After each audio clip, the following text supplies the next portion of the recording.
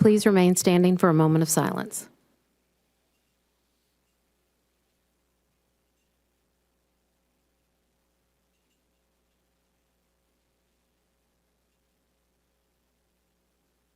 You may be seated. I'll ask the trustees to join me in front of the dais for recognitions.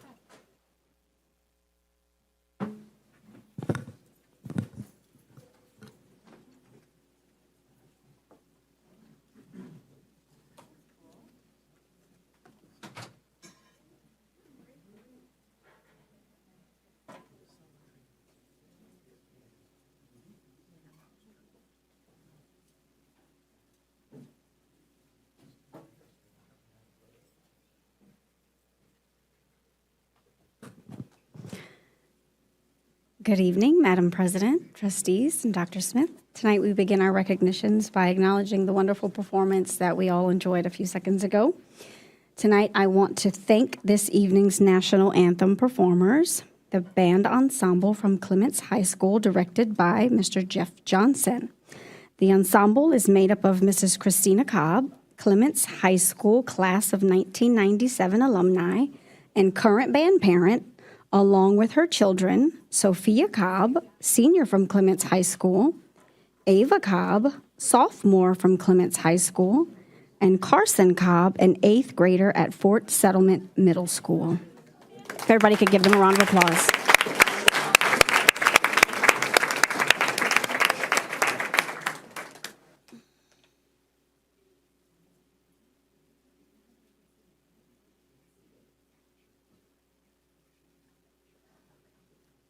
Tighten up just a little bit, please.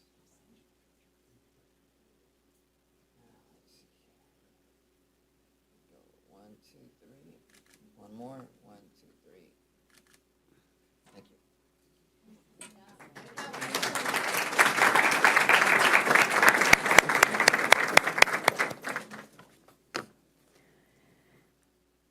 Our first recognition goes to Sir Tarsha Middle School Honors Orchestra under the direction of Heather Davis and Guillermo Tiente, the directors. First, we have harp specialists, first place for the Middle School String Orchestra and American String Teachers Association's National Orchestra Festival. Representing the Honors Orchestra tonight is student Renee Q.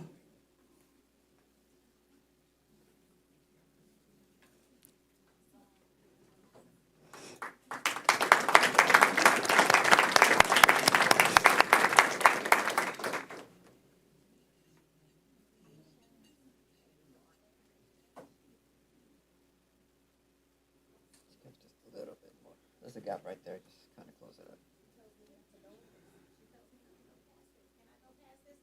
Yes. There you go. There we go. 1, 2, 3. One more. 1, 2, 3. Thank you.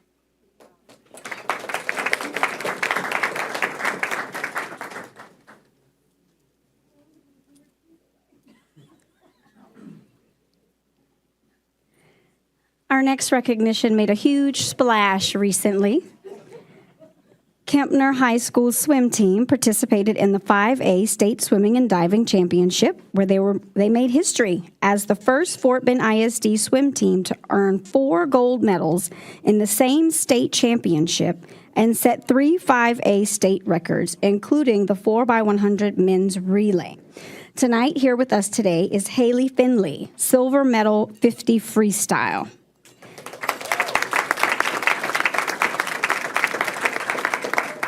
Jack Boyson, who is not able to be here tonight, won 2 gold medals and a new 5A state record in the 50 and 100 freestyle.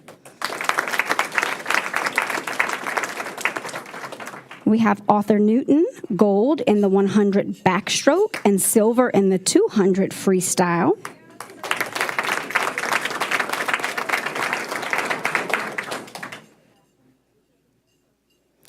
And our men's 400 freestyle relay took home a gold medal and a new 5A record, as well as the men's 200 freestyle relay gold medal. We have here with us Jack Boyson, Arthur Newton, Justin Chacon, Tyler Thurman.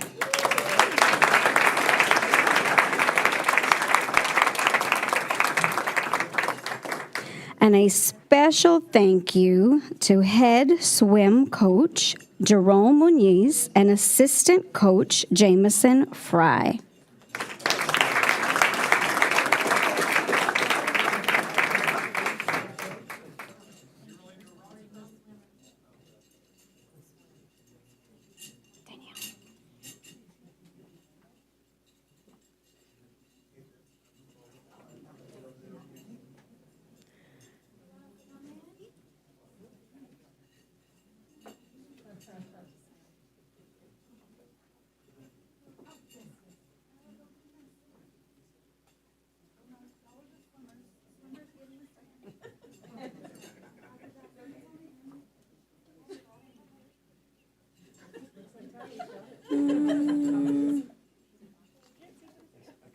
Well, actually, a little bit this way. There you go. 1, 2, 3. One more. 1, 2, 3. Got it.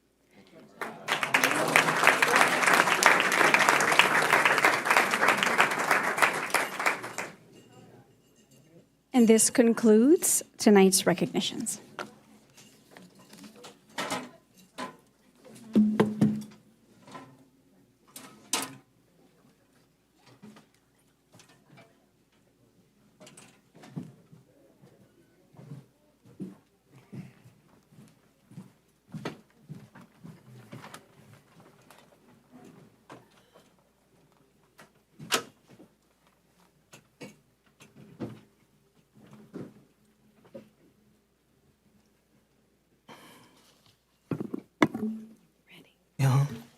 All right, next up is the superintendent's update. Dr. Smith. Yes, ma'am. Thank you, Madam President, board members, and others that are in attendance today.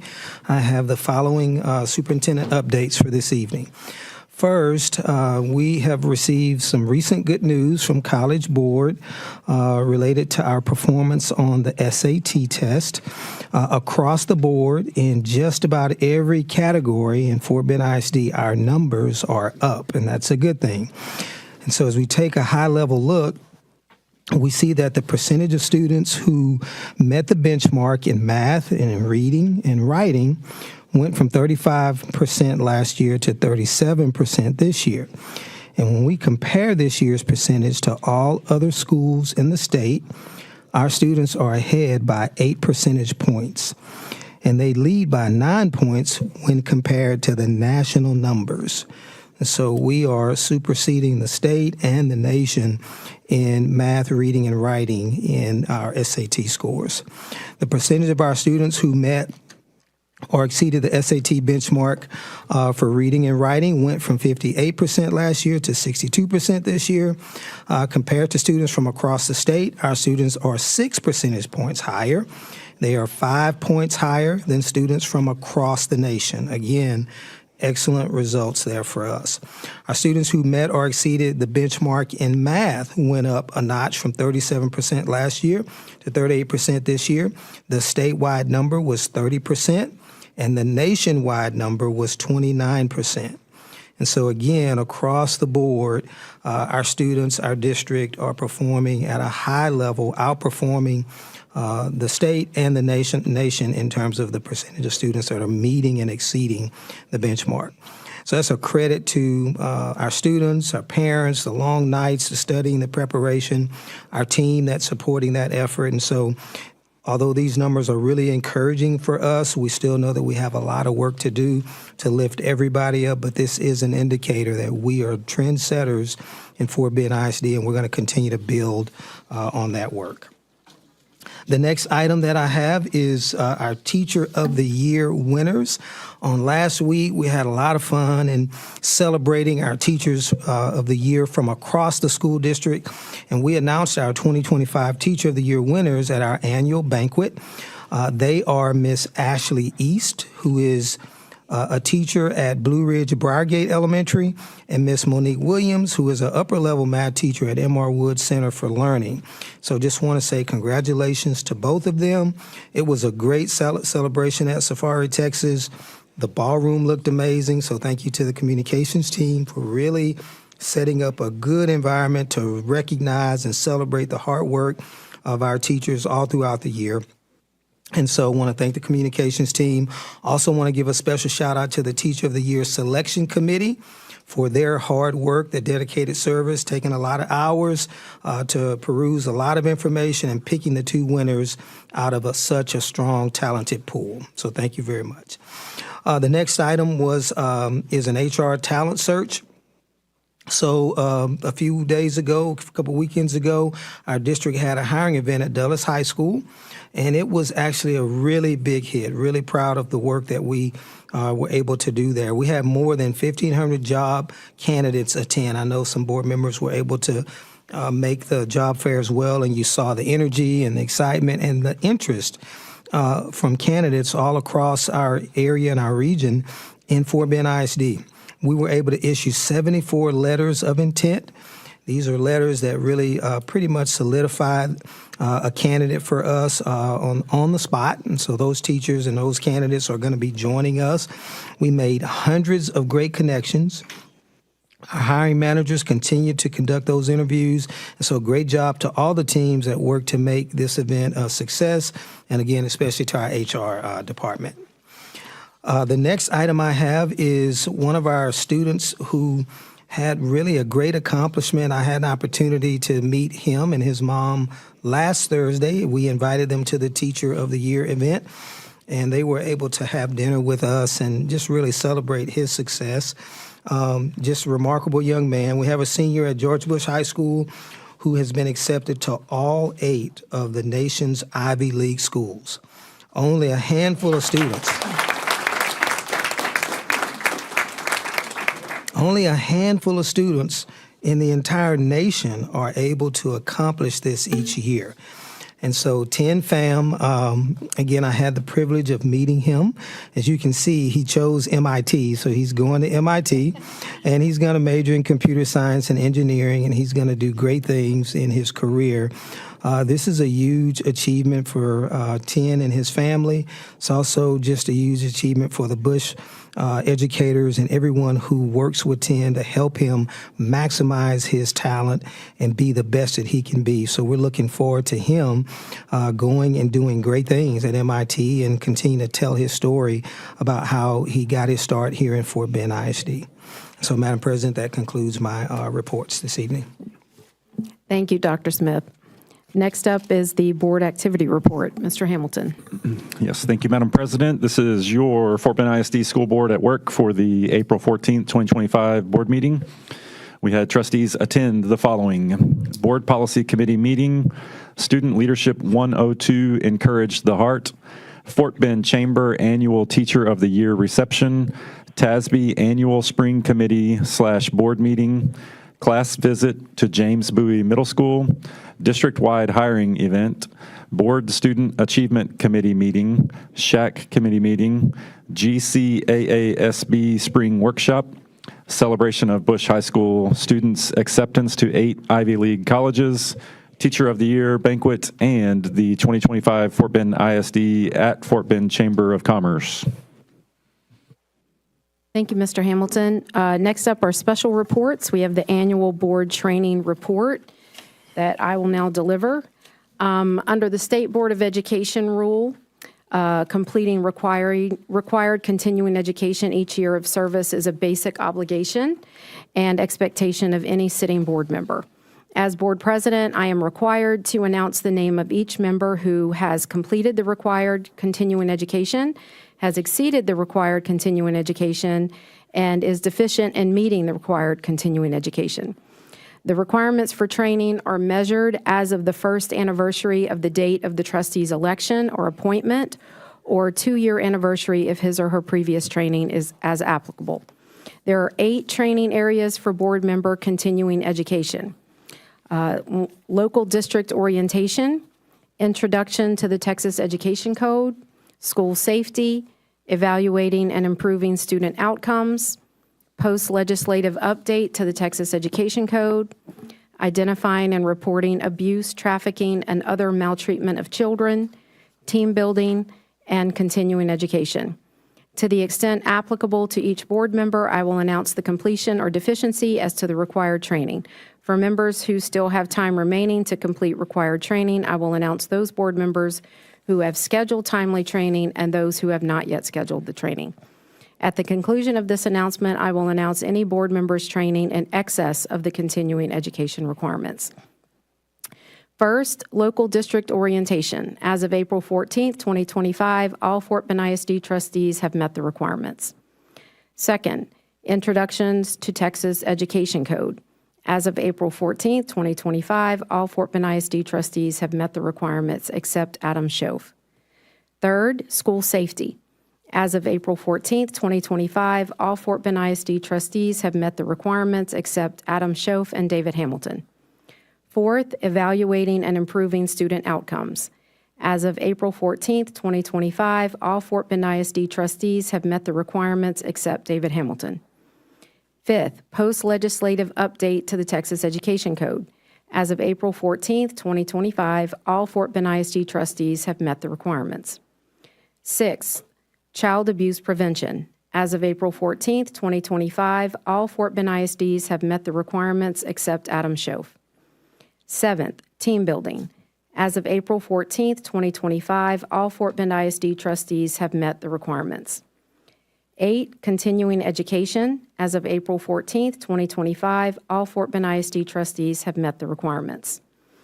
And last, as of April 14th, 2025, the following Fort Bend ISD trustees have exceeded the training requirements: Kristen Tassan, Angie Hannon, Rick Garcia, Shirley Rose Gilliam, and Sonia Jones. This concludes my report.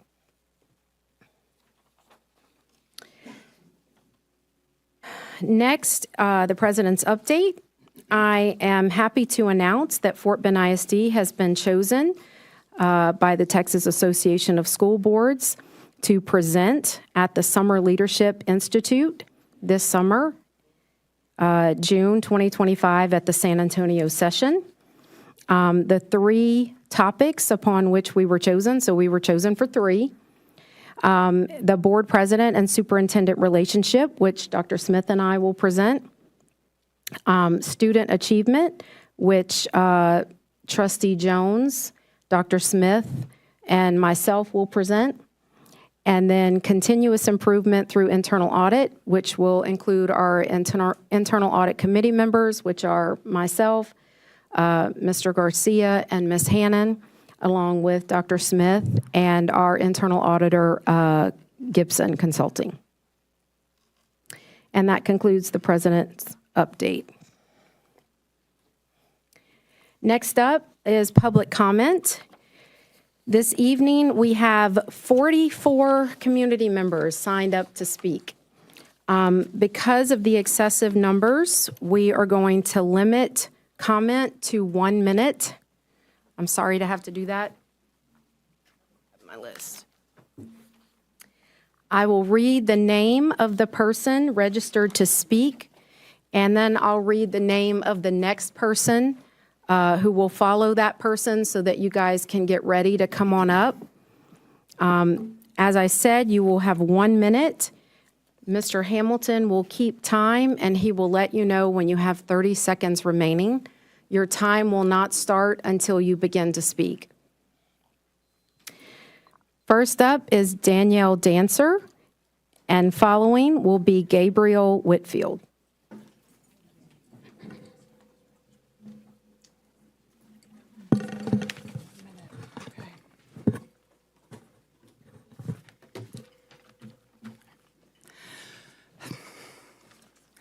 Good evening, everyone. My name is Danny Dancer. I'm a Fort Bend ISD parent, and I'm here to speak in strong opposition to the proposed parental rights and responsibilities policy. I had 3 minutes worth of remarks prepared, but I'm just going to focus in on this idea that it's somehow about parental rights. Let me be clear, this does not respect parental rights. It prohibits the required use of personal names and pronouns, even with a parent's full and written support. If I, as a parent, tell you who my child is and you refuse to acknowledge them, you're not respecting my rights, you're undermining them. And also, what this policy will do is it will absolutely limit compassion, turn educators into enforcers, silence critical conversations, and endanger trans and non-binary students, non-gender conforming students. This policy is not about education, safety, or even parental rights. It is about imposing a singular worldview on every student, every family, every teacher, regardless of individual needs. And before you vote, Time. I want to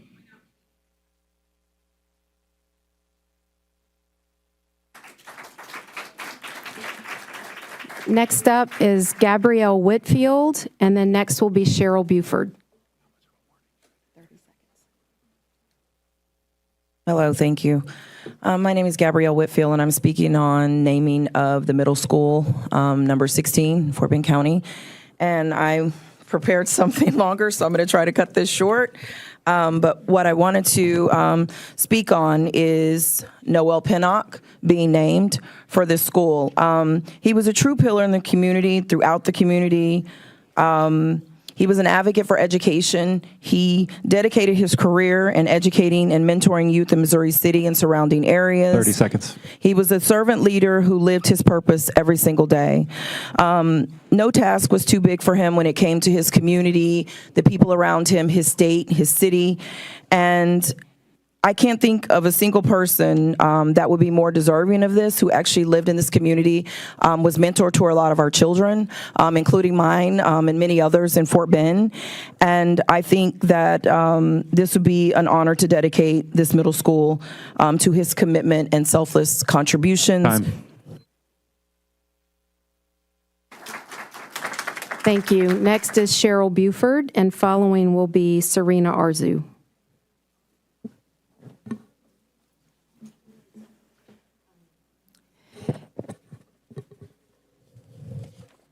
Good evening. I am speaking tonight in support of the Parental Rights and Responsibility Policy. This policy offers a compassionate and common sense approach that will maintain a welcoming school climate with guardrails to promote safety, opportunity, and well-being for all of our students. As the name implies, it ensures that parents' rights are protected and that they are fully aware of what is going on in their schools. 30 seconds. We must learn from the experiences of other districts. Loudoun County Public Schools in Virginia allows students to use restrooms corresponding with their gender identity, and a 15-year-old trans girl sexually assaulted 2 biological girls. When Loudoun County kept the incident secret, that's when the second girl was assaulted. While not the Time. norm. Thank you. Next is Serena Arzu, and then will be Josh Jenkins.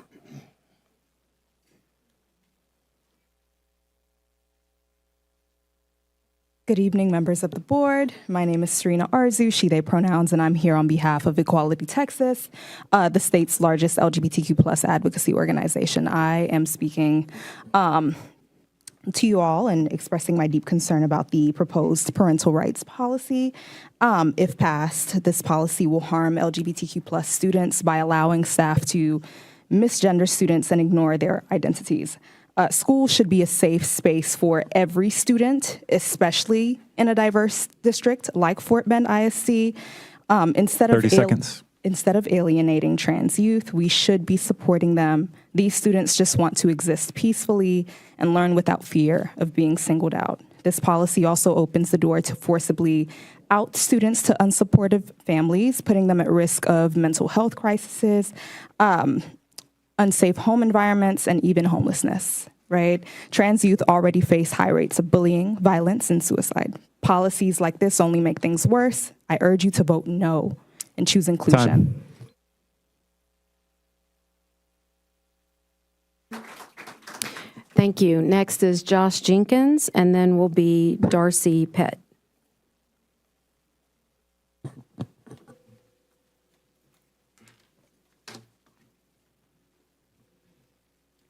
Good evening. My name is Joshua Jenkins, and I'm a happily married gay man of 2 with 1 child who attends the school in this district. My greatest supporter, my mother, passed away 2 months ago, and she always told me, speak your truth. So this one's for you, Mom. Here's what I know to be true. My family dynamic makes people uncomfortable, and I would be naive to think otherwise. But I'm not here to address the board. The decisions, this one and many others, were made long before these meetings. They had the votes, they have the support. I'm not here to talk about bathrooms, sports, or so-called parental rights. So-called experts will speak on that. I'm here for the 30 community, seconds. for the families, and the most important, the kids. As someone who wrote 2 suicide letters in high school after being relentlessly bullied for being gay, I want to say this with my whole heart. I am terribly sorry. They can pass their policies, their hate, but they cannot silence you. You matter, you are seen, you are loved, and you belong here. There is so much love and acceptance outside of these walls, I promise. Hold on, find your space, surround yourself with people who lift you up. This moment does not define you. These policies do not define you. Time. Fear and ignorance.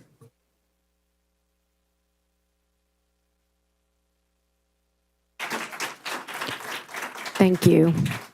Next is Darcy Pett, and then will be Glenn Hopkins.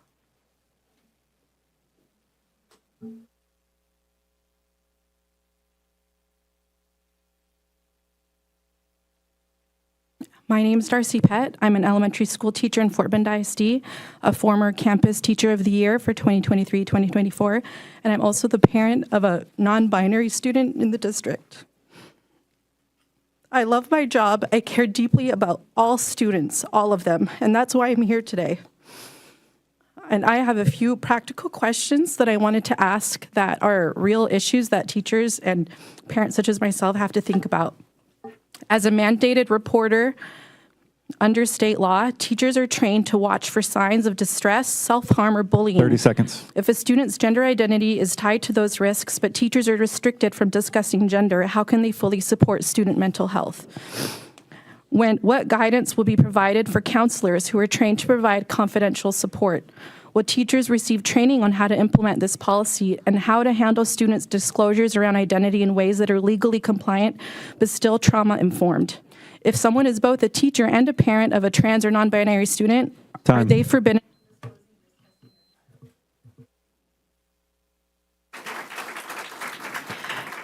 Thank you. Glenn Hopkins, and then Karina Anderson.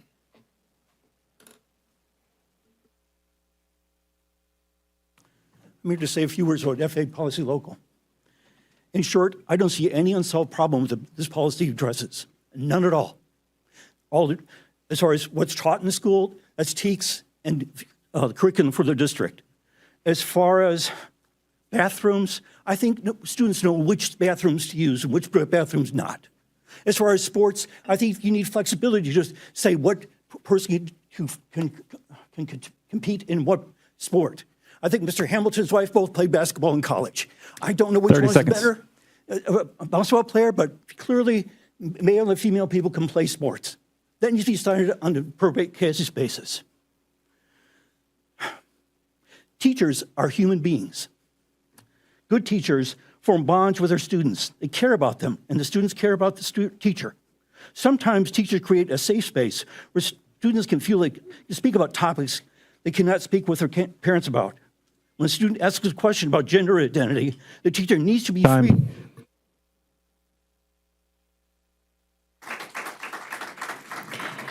Thank you. Karina Anderson, and then Dr. Ivan Young. Dear members of the Fort Bend ISD School Board, we, the 533 members of Delta Sigma Theta Sorority Incorporated, Suburban Houston Fort Bend Alumni Chapter, are writing to urge you not to adopt the Bluebonnet learning curriculum for our schools. While efforts to enhance the instructional materials in Texas are commendable, this curriculum raises significant concerns about its impact on our community, inclusion, and Fort Bend ISD's mission. Lack of inclusion and individualization. The curriculum's rigid design and uniform lesson plans limit teachers' ability to adapt to individual student needs, 30 undermining seconds. differentiation, a core principle of effective teaching. The Bluebonnet curriculum also raises questions about teacher preparedness. Many of us value the role of faith in our personal lives. However, public school teachers, particularly from diverse religious backgrounds, are neither trained nor equipped to navigate such sensitive materials while ensuring constitutional boundaries are upheld. Expecting teachers to address this content without adequate preparation only adds to their burden, exasperating burnout and potentially leading to more attrition. Time. The potential. Thank you. Next, Dr. Ivan Young, and then will be Dustin Rhodes. Good evening. I'm Dr. D. Yvonne Young. It is with great pride and heartfelt conviction that I submit the name of Noel Pinnock for middle school number 16. His tireless commitment to justice and this community caused Noel to increase student graduations, to bridge gaps in communities where the gaps between police, law enforcement, and academics typically would fail some of these students that were marginalized. Noel cared, he made a difference, and he dedicated his life to the extent 30 seconds. that the United States Congress, the White House, the state of Texas, and many elected officials on both sides of the aisle celebrated his legacy, and I urge you to name that school after Noel Pinnock. Thank you. Next is Dustin Rhodes, and then Erica Ritchie.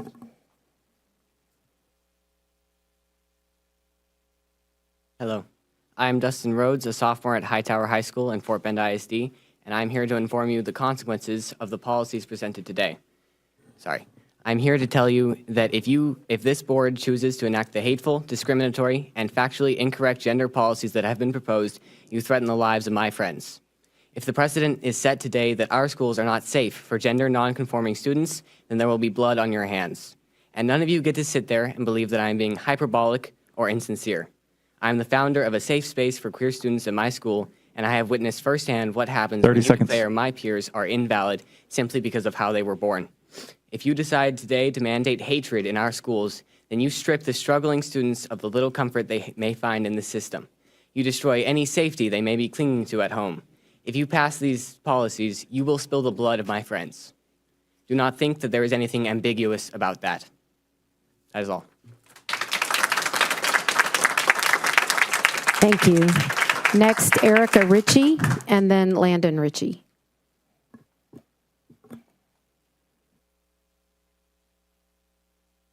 Good evening. My name is Erica Ritchie. My pronouns are she, her, and I am the proud parent of 3 children who have attended or are currently attending FBISD schools.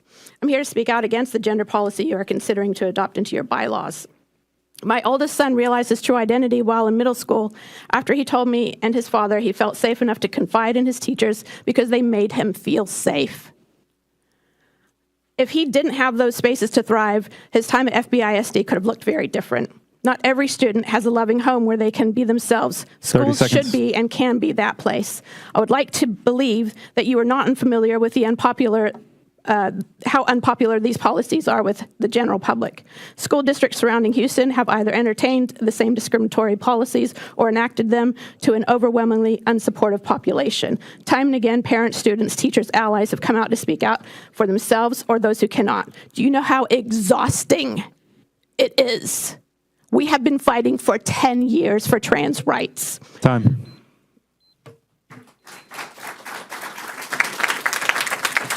Thank you. Landon Ritchie.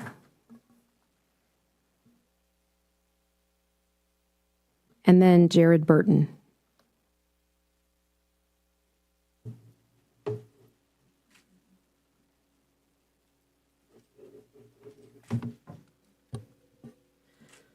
My name is Landon Ritchie. I use he, him pronouns. I'm the policy coordinator for the Transgender Education Network of Texas. I'm also a product of FBISD, having been a student at Dulles from 4th grade until my graduation in 2020. I was supported at school, life-saving support that this policy would prohibit. This policy will ensure that trans and gender expansive students stifle themselves and will expose trans youth to the risk of being outed to unsupportive parents. It will exacerbate the risk of suicide and self-harm that trans and gender expansive youth face because of discrimination, lack of support, and social stigma. It will make sure that trans and gender expansive youth are segregated, othered, and will place additional targets on the backs of already vulnerable students. When students feel secure at school, they are better able to learn and their educational needs are better met. Ensuring those conditions should be the primary concern of educators and administrators, not, as we are seeing by the proposal of these policies, using vulnerable students as political pawns. Queer, trans, and gender expansive youth are not asking for something outrageous.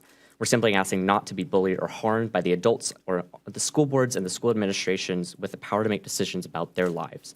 Trans and queer youth belong in school, they belong in Texas, and they deserve safe.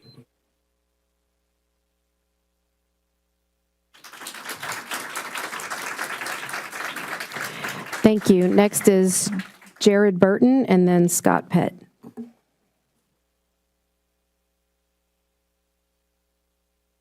Hello, Board. My name is Jared Burton, and I'm a student from ISD, which pioneered the gender fluidity policy. I've lived under this policy for half of my high school career, and I will tell you shortly, I know many closeted students, and they don't hide being queer from their families for fun. If their parents ever found out, they could face abuse, be kicked out of home, or worse. Sometimes they simply fear that it could change their parents' love for them. And believe me, these fears are never unfounded.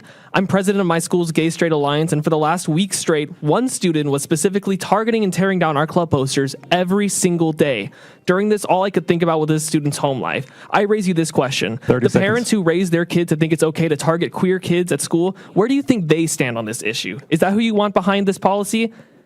And these are just posters. Imagine how this child feels about actual queer people. When the policy was passed in our district, queer students were harassed and called slurs. At one school, their Gay Straight Alliance could hardly find a teacher sponsor because their previous ones are harassed by students and parents until they gave up the club or left the school. It hurts students and teachers. Your students deserve better. Don't make the same mistake we did. Do better. Do not pass this policy. Thank you. Next is Scott Pett and then Carolyn Hopkins.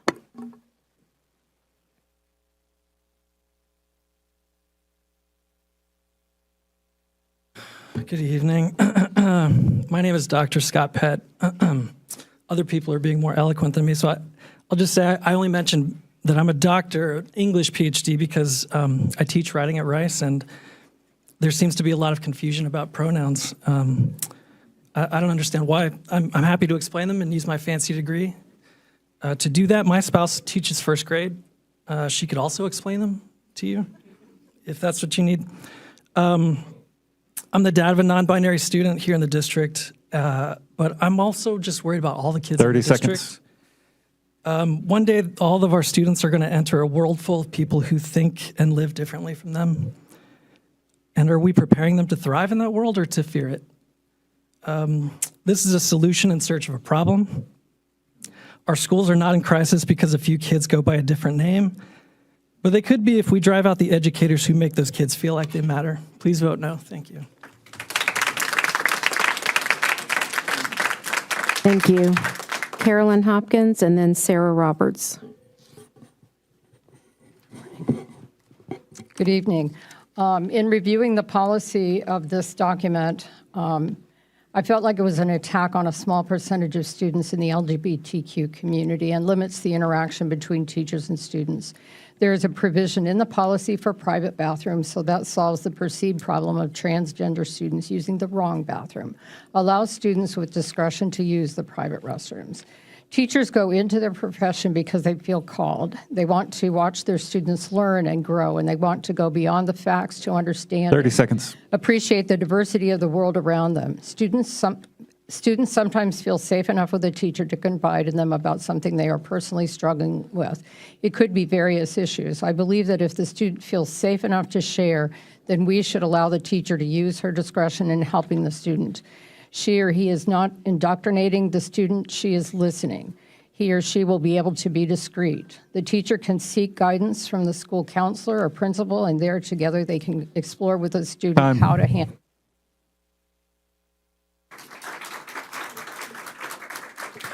Thank you. Next is Sarah Roberts and then Dr. Elwyn Lee.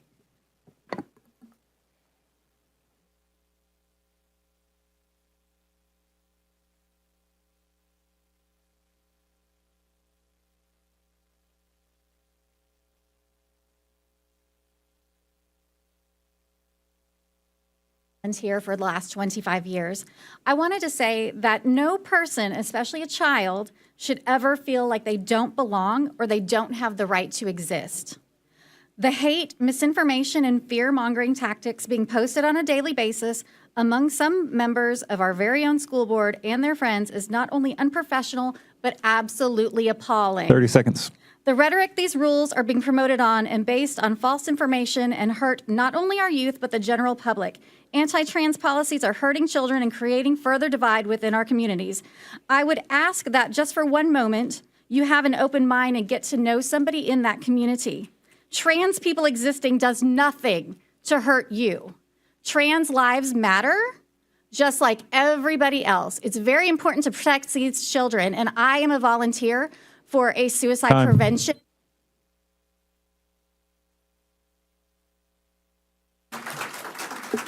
Thank you. Next is Dr. Elwyn Lee, and then Brandy Dowda. I rise in support of the nomination of the name of Noel Pinnock for Middle School 16, FBISD.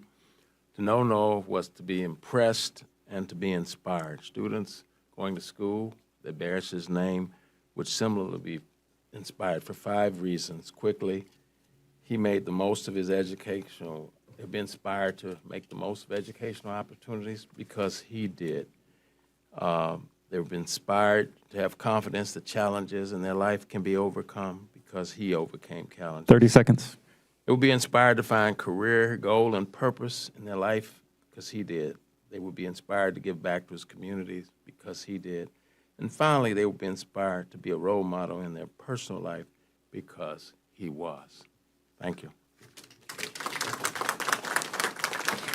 Thank you. Next is Brandy Dowda, and then Dr. Christine Gentry.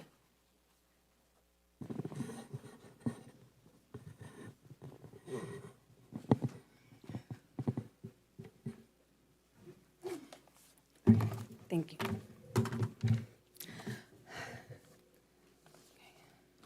All right. Good evening. My name is Brandy Dowda, and I am a teacher in Fort Bend ISD. Everything created by God is good, and nothing is to be rejected, provided it is received with thanksgiving. 1 Timothy 4:4. I am here to support my students, to support a teacher that I work with who has a trans student. This policy is harmful to our community. I have seen comments from board members saying that this is not a discriminatory policy, that we accept all and are welcoming of all in Fort Bend ISD, and I believe that to be true. But this policy is the opposite 30 of seconds. that. This policy endangers the lives of students.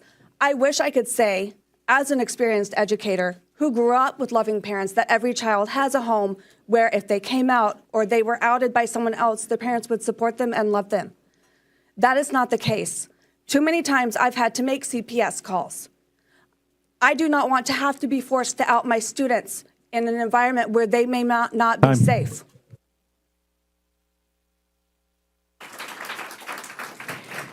Thank you. Next, Dr. Christine Gentry, and then Derek Dawson.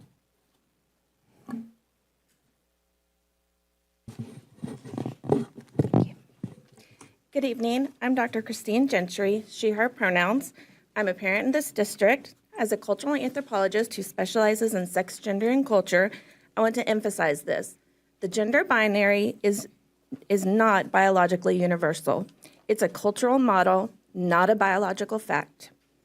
Many individuals, particularly those who are intersex or transgender, do not fit neatly into it.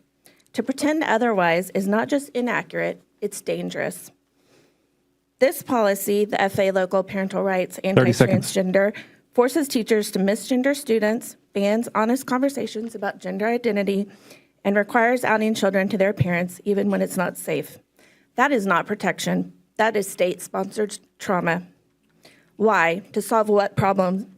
Parents are telling me their trans kids are doing well, respected by peers, supported by teachers, helped by counselors. Why are we doing this? Trans kids face higher rates of depression and suicide. Every major medical sector.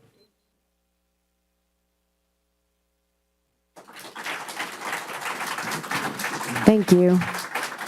Next is Derek Dawson, and then Omawale Allen will be next.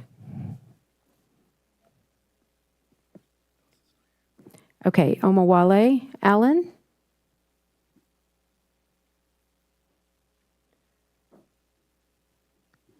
And then will be Johnny Rhodes.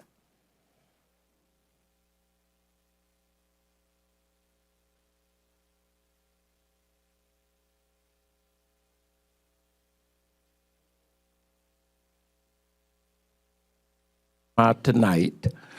I want to talk about trans, but I want to talk about trans in a different way, and that's transformational, catalyst, change agent.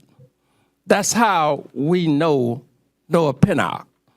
When President Obama was launching My Brother's Keeper, he needed somebody to understand the milestones from 0 to 6, getting kids ready to learn before they enter school, to dealing with college and career, and dealing with 30 seconds. kids who needed a second chance.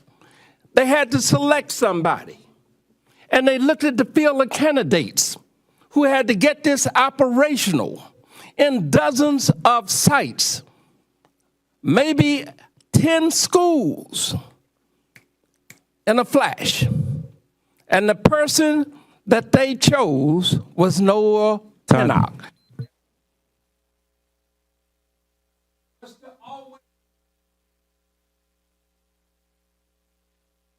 Time. And so, board, I hope that you will give the highest consideration to a transformational agent, Noah Pinnock. Thank you. Thank you. Next is Johnny Rhodes and then Corey Stevenson.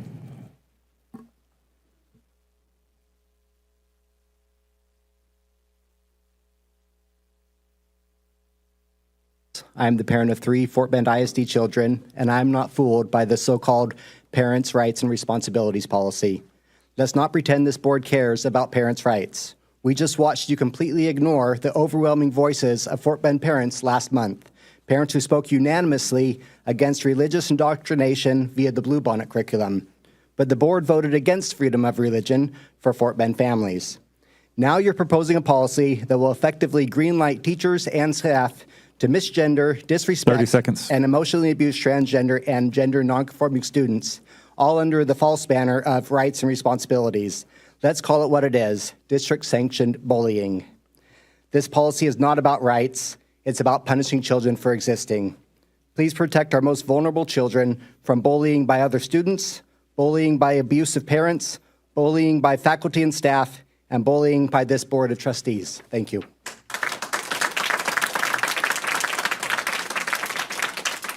Thank you. Next, Corey Stevenson and then Shell McClue.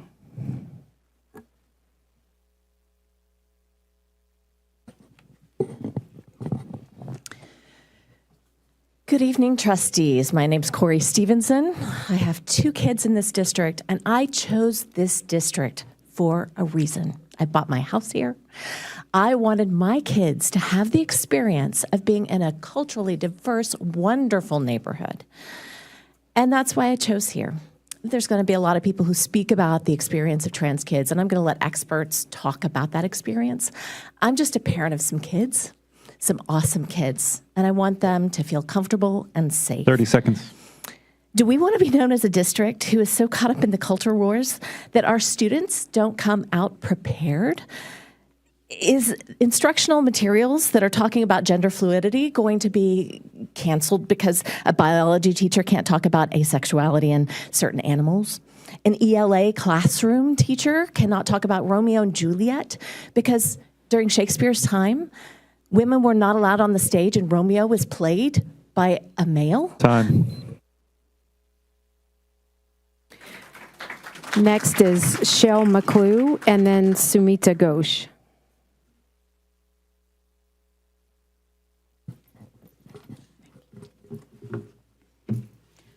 Good evening. I'm Shell McClue.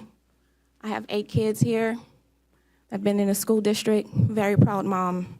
But I'm here to stand in the gap for those who have been bullied, including one of my babies in particular. My child has been bullied from middle school. And I'm gonna read this so that I won't get too emotional. But my child has been bullied severely to the point to now that my baby has been diagnosed with an eating disorder, and I'm severely fighting for her life. 30 seconds. She's on a 504 plan. The schools should know exactly what's going on with her. But I get a phone call from the transportation department one day after she had a panic attack on the school bus, complaining that my baby took too long to get on and off the bus because they had other stops to make. This should not be happening. And I'm speaking up for all the parents who are quiet and silent because we want our school district to work. There's a lot of work that needs to be done. And I'm going to keep.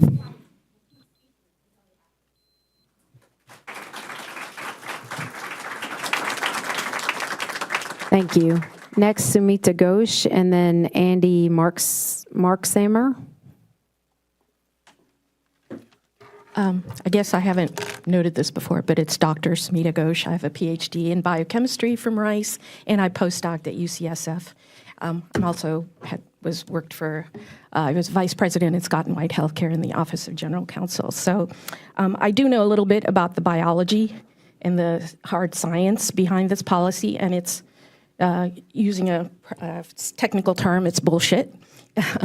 It's not valid. The definitions themselves of biological sex are completely wrong. It has absolutely zero consideration for the biological basis for intersex and all that. I can think of nothing more vile and small and pathetic than terrorizing the smallest, most vulnerable community of people who want nothing from you except the right to exist. And that's in the words of the philosopher Pedro Pascal. I'm here on questioning why the focus is on the genitalia of children. Teachers don't need the burden of examining what kids are. And I ask that you delay the vote on the FA. Thank you. Next is Andy Marksamer, and then Andrews Hernandez. Okay, my name is Andy Marksamer. I'm a parent of a middle schooler here in Fort Bend ISD. You know, it's interesting about this Parent Rights Act policy. You say it's about parental rights, except if the parent approves the name and the gender change, the school has no obligation to use it. Teachers and administration can continuously call students anything they want, regardless of the parent's rights. So that's not a Parents' Rights Act at all. I want to talk about bathrooms because nobody's really talked about it, and about trans people because I have a very close family member who's trans who like pretty much can't visit me in Texas anymore because this state doesn't really be very friendly to them. Okay, trans people are routinely subjected to harassment and assault in bathrooms. 68% of trans people are verbally harassed, and 9% have been physically assaulted in a public restroom in the last 12 months. Sadly, 8% of trans people have faced kidney infections and urinary tract infections. Trans people are normal people. They have normal jobs. They pay taxes. They have families. They are normal people. They have spouses. Time. Next, Andrews Hernandez, and then Tegan Morgan.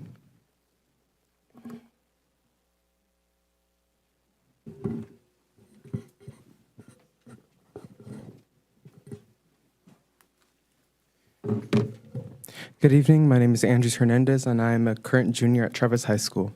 I'm speaking to oppose the parental rights and responsibility policy. This policy will make our schools that I attend, as well as my peers, incredibly unsafe. If this policy were to be passed, not only will the mental health crises in our youth rise, but the homelessness and suicide rates as well. To be frank, I'm incredibly scared, not only for my peers, but for myself, as I am a gay man myself. My mom waiting in the car for me has no idea 30 seconds of this meeting I'm attending. If this policy were to be passed, I would be kicked out of my house, and I'm sorry, I'd be kicked out of my house and be homeless myself. So I beg you, please, have compassion in your hearts when you are voting on this policy. Thank you.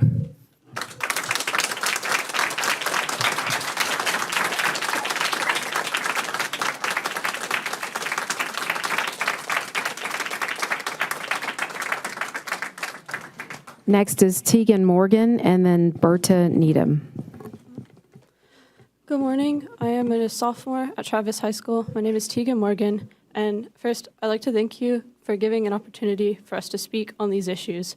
I think this is a great demonstration of the freedoms that this country claims to stand for. But this policy will erase those freedoms for people who are already a marginalized group in this community. School is the place where we should be discussing these issues. Tons of kids are learning their way through the world and trying to figure out who they are, who other people are, and how to live in a world with people other than just their family.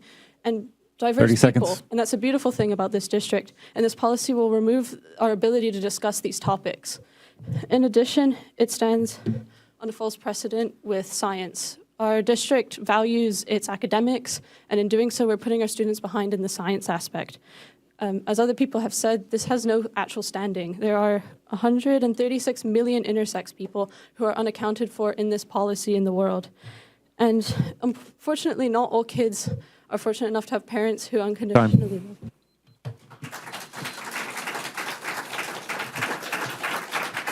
Thank you.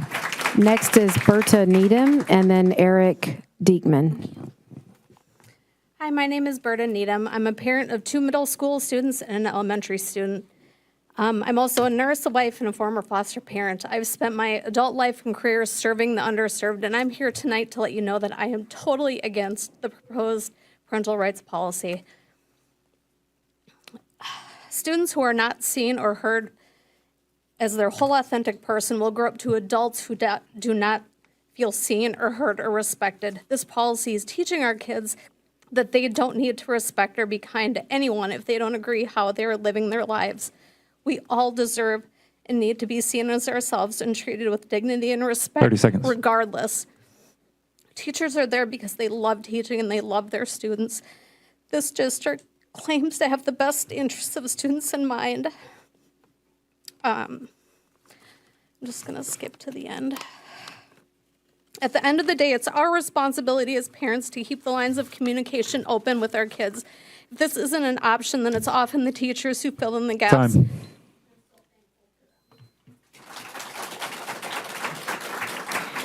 Thank you. Next is Eric Diekman, and then Con Ho. No need for a 30-second warning. Thank you. All students rely on the leadership at their school for support as they endure the harrowing experiences of adolescence. Trans and non-binary students rely on these people as well. But the policies Fort Bend ISD is looking to set in place will not provide this solace. These policies will only serve to alienate these students even further. These policies will serve to bully them and make their lives even more unbearable. Trans and non-binary students should be allowed to have their officially documented gender reflect the gender with which they identify. It is crucial. These students should not be forcibly outed to their families. Coming out must be their decision only. Trans rights are not special treatment. Trans rights are human rights. Thank you. Thank you. Next is Con Ho, and then Joanne Gonzalez.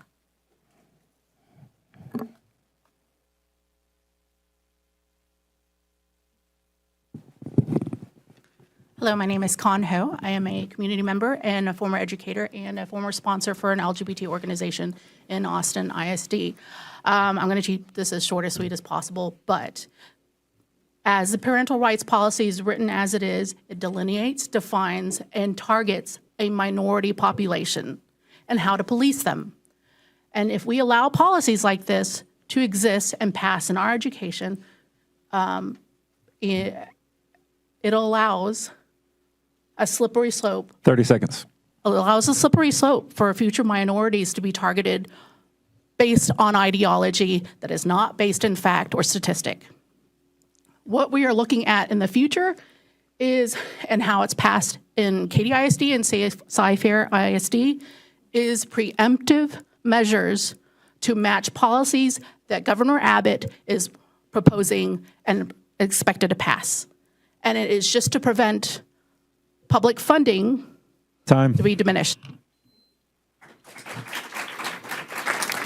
Thank you. Next is Joanne Gonzalez, and then Jen Shermer.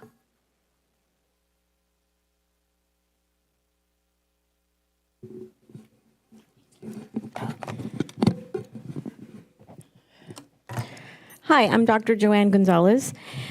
I don't know how we got here with this policy. So many issues with it. Parents, we need to talk to our kids. This policy is unfair to all students, and it does not address a student that is intersex. It's not appropriate or ethical to try to figure out if someone is or 30 seconds. as some traits may be subtle. It's important to respect that student's privacy as it's deeply personal. You shouldn't make any assumptions about a student's biology or identity because some are uncomfortable sharing that.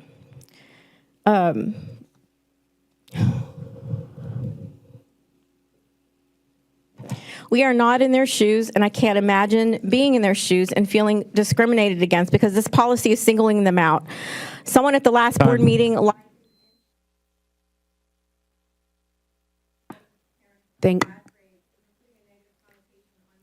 Thank you, ma'am. Yeah, thank you. Next is Jen Shermer and then Michelle Bowie.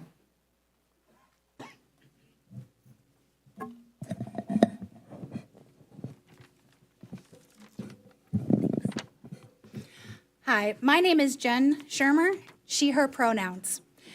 As a Texan and a parent of 2 girls, the policy on student welfare, parental authority, and gender fluidity matters is a harmful policy for all of your students. The proposed policy is harmful to every child, but also completely erases the fact that some of your students may be intersex or gender expansive. Just by using a child's chosen pronouns and letting them explore the gender spectrum, you could save 30 them seconds. from depression and suicide ideation, according to the American Pediatric Association.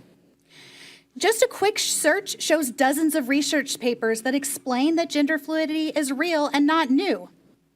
I asked my girls, one in elementary and one in middle school, how they felt about having a transgender person in the bathroom or locker room with them.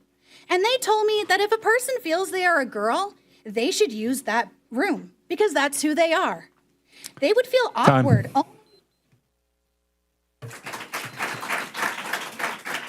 Thank you.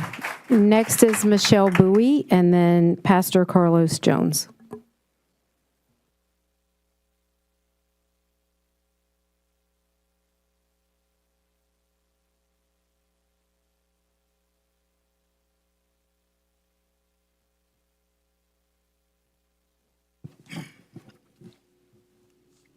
Hello.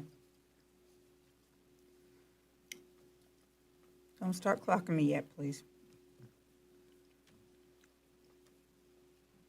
I am here to talk about a great man who was a public servant to this community, whom cast his net to many.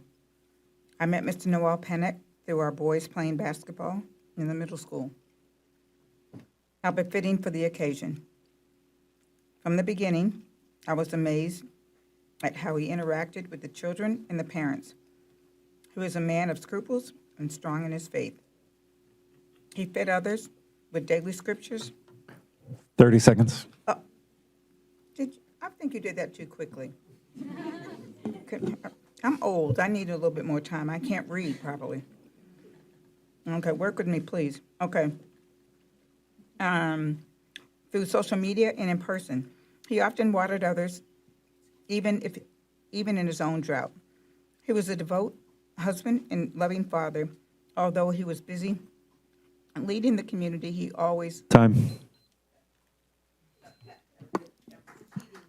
Thank you. Thank you, ma'am. Next up is Pastor Carlos Jones. You can give your paper to the sergeant next to you and he'll bring it to us. And then will be Elwyn Lee.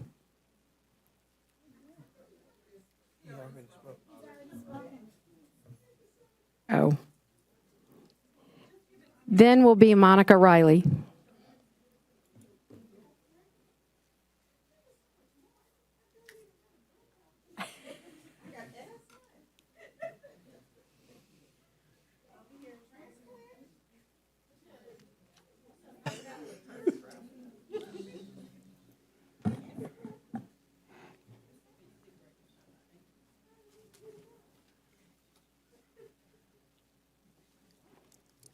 Good evening. I am Pastor Carlos Jones, the president of the Fort Bend Pastors Association, and we are for the parent rights and responsibilities. Since when did our schools turn into a battleground and breeding ground for issues of sexism? Why are our children being the target of an over-sexualized agenda? Who would have thought that a 2-minute experience to the restroom would then make its way to the Fort Bend ISD boardroom as a symbolizing moment of identity? Today, we embark upon a crucial moment in our education system, where the voices of parents, the rights of children, and the principles of our community must unite. We gather not as individuals, but as a collective force committed to the welfare of our youth. We must be clear, the foundation of our educational institutions rests on the bedrock of biological truth. This policy is about safeguarding our children, ensuring that all students, regardless of their background, have access to space that respect their dignity and privacy, affirm identity, and protect our children. Moreover, we must address the issue of gender fluidity in our classrooms.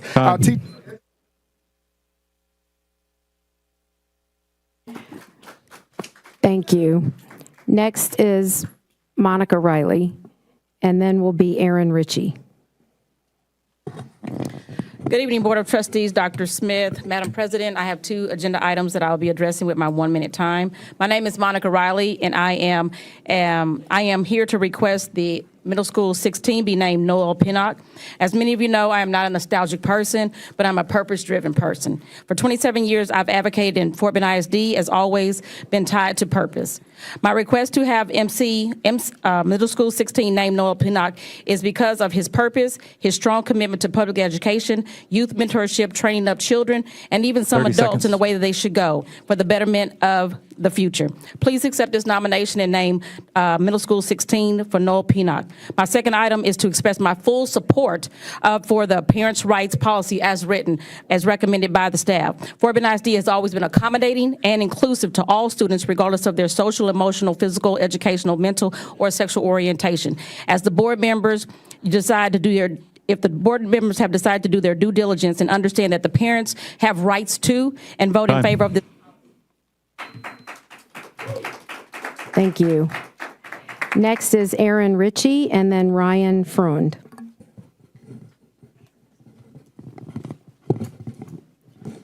Good evening, board members. My name is Aaron. I'm a father of 3. All 3 of my kids have attended or graduated from a FBISD campus. One of my kids transitioned in middle school 10 years ago through the support of the administration, students, teachers. This was a very smooth transition, and because of the support that my kid received at the campuses they attended, they were able to go from dreading going to school to looking forward to school and participating in school activities. 30 seconds. The supportive policies were instrumental for my kid to have what all kids should have, going to school feeling safe and respected so that they can focus on learning and growing. Trans students are being bullied by the most powerful people in the country and state. This bullying has now made it to our community. I'm asking a few of you to stand up and say no to bullying and vote no against this policy. Thank you. Thank you. Next is Ryan Freund, and then Afshi Charania.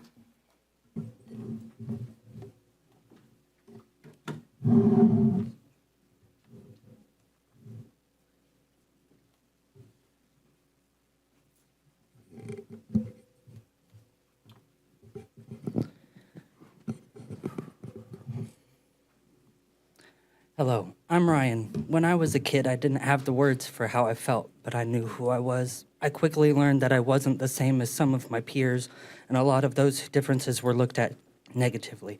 I hid my feelings away as much as I could, but by the time I was in 7th grade, I was self-harming to cope with depression.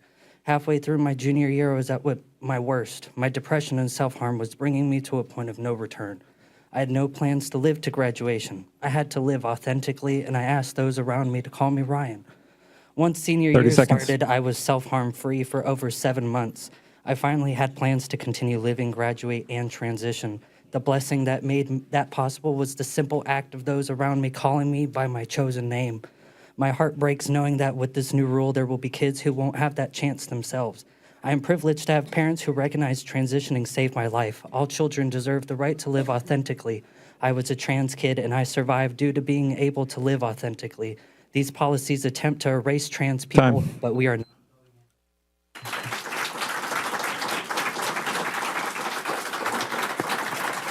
Thank you. Next, Afshi Charania, and then Courtney Cobble.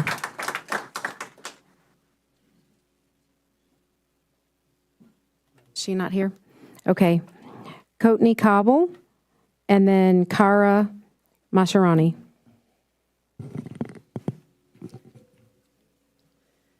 Hello, I'm the parent of 3 students in Fort Bend ISD. My children are not LGBTQT, but I am a strong believer in the constitutional right to free speech, including a person's right to describe themselves. Freedom of expression, once a celebrated American value, would be inhibited by this policy, and I am appalled it is being considered. It is not about bathrooms. It is not about parents' rights. This policy is nothing more than a form of bullying by adults against students who do not share their political beliefs. It is about stomping down on individuals' rights, targeting those who are most vulnerable, in this case, children in our school district, simply because you can. It is not a teacher's right or business to out a student. A teacher's job is education, and the school's job is to provide a safe place for that education to take place. If a student hasn't told their parent they want to be called a different pronoun or name, but they feel loved enough by a teacher to entrust them with that, maybe there's a reason they haven't told their parents. And are students going to be aware of this policy? Are they going to entrust a beloved teacher with this private information, only to have that teacher turn around and have to tattle on them?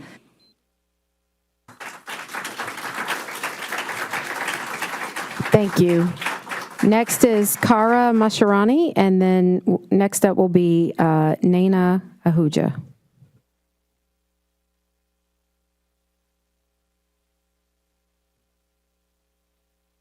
We are opposed to the adoption of this new gender policy, so-called parental rights policy. These rules promote hatred and bigotry. All children have the right to the same opportunities to learn and to participate in school life, no matter what their gender, gender identity or expression, their race or nationality.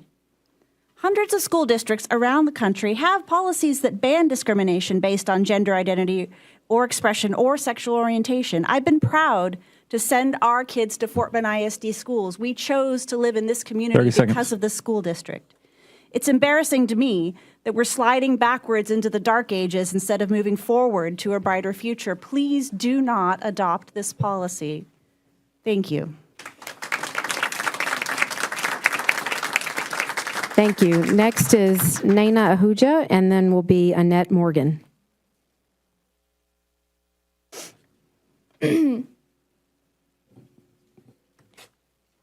I'm Naina Ahuja, and I'm a high schooler from Fort Bend. Within the Parents' Rights and Responsibilities policy, the board believes, quote, a parent's role in guiding the beliefs and protecting the health and well-being of their children is paramount. It's insanely ironic the policy advocates for protecting the health of children when it does the exact opposite. Proponents of the policy may cite the suicide rates among trans students as a reason for parents to get involved, but it's important to investigate why these suicides occur in the first place. It's because of the persecution and prejudice they face, which this policy champions. Not teaching about gender fluidity or not introducing students to the idea doesn't make it go away. This is the equivalent of telling your students their identity isn't normal. In 2024, NPR found these anti-trans laws caused suicide rates to increase by over 72%. It's hypocritical to pretend to care about students' mental health when the leading cause of depression is their identity being limited to the spaces of consent. Where does the district's concern for student health go when parents and educators begin to deny their children their identity? This is a matter of life and death.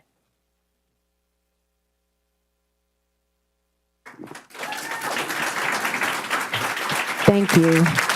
Next is Annette Morgan, and then finally will be Jennifer McClurkin.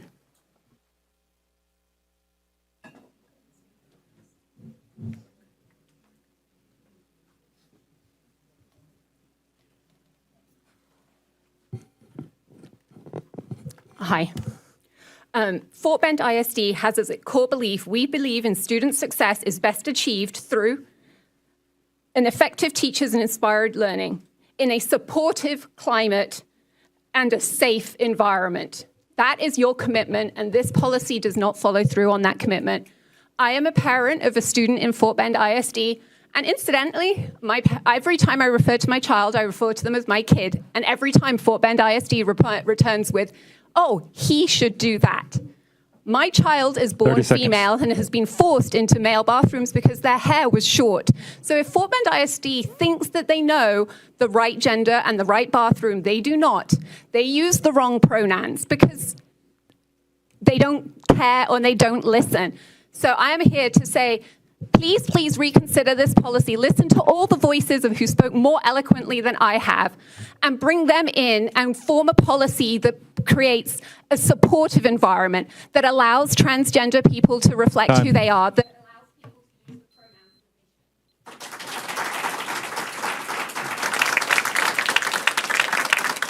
pronouns. Finally is Jennifer McClurkin.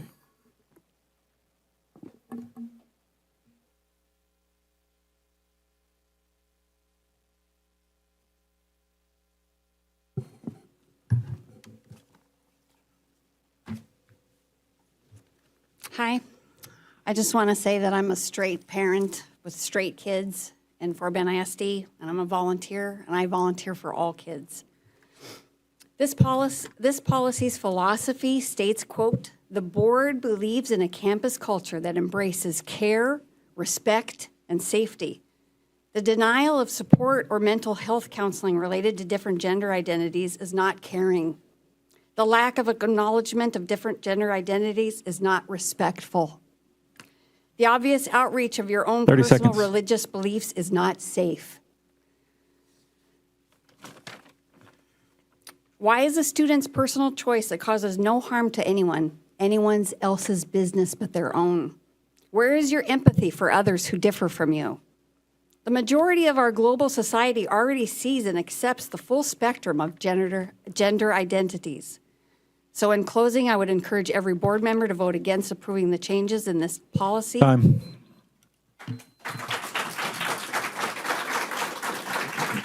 Thank you. We're going to take a 5-minute recess, and then we'll be back to start with information items. The time is 7:21, and we stand in recess.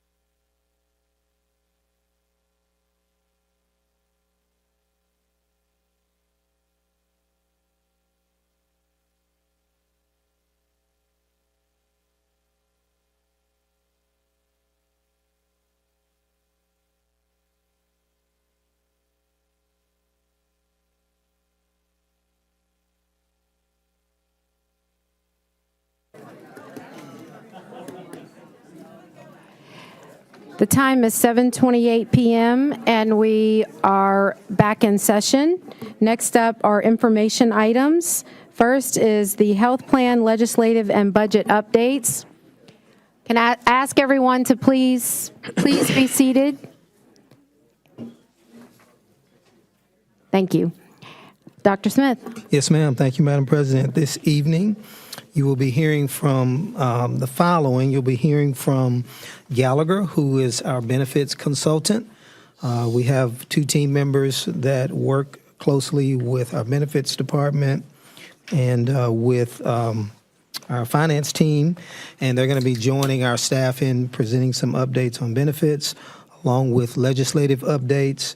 And then we will also provide some general budget updates for the board. And so I will turn it over to Ms. Kathleen Brown to get us started.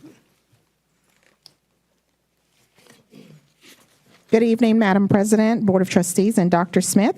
As you've heard Dr. Smith say, we're delighted this evening to have our Director of Employee Benefits and Wellness, Mrs. LaShonda Walls, who will be giving you an overview of our health plan, and she will specifically be focusing on our plan statistics, our health plan cost, and then the contributing factors to those costs. You'll also have an opportunity to hear from Mr. Eco. He's our consultant from Gallagher, and he'll be talking to us this evening about our plan changes, the changes that we've seen from 2023 up until this point, and why those changes were recommended and then implemented here in the district.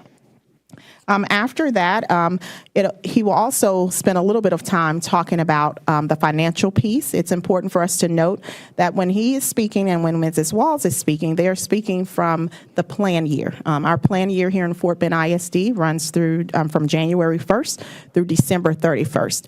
Mr. Gwynn will then follow Mr. Eco and speak to us as it relates to our fiscal year and what that looks like, and how we offset those costs in the district internally with our fiscal year starting July 1 through June 30th.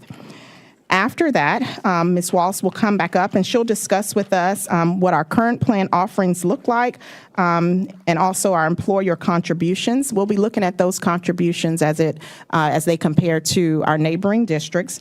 And then following that, we'll close out with some solutions and next steps. We all know where we sit currently, and we want to talk to you a little bit about what our plans are moving forward. Following that portion of the presentation, Mr. Gwynn will close us out with providing some legislative updates and budget updates. So at this time, without further ado, I'll turn it over to Ms. Walls. I do want to bring your attention to a document that was passed out to you. There's a one-pager that highlights and gives an overview, yes ma'am, of the information that Ms. Walls will be sharing with you. And then you also have 2 slides, and those 2 slides will be referenced by Mr. Eco during his part of the presentation. Thank you. Ms. Walls.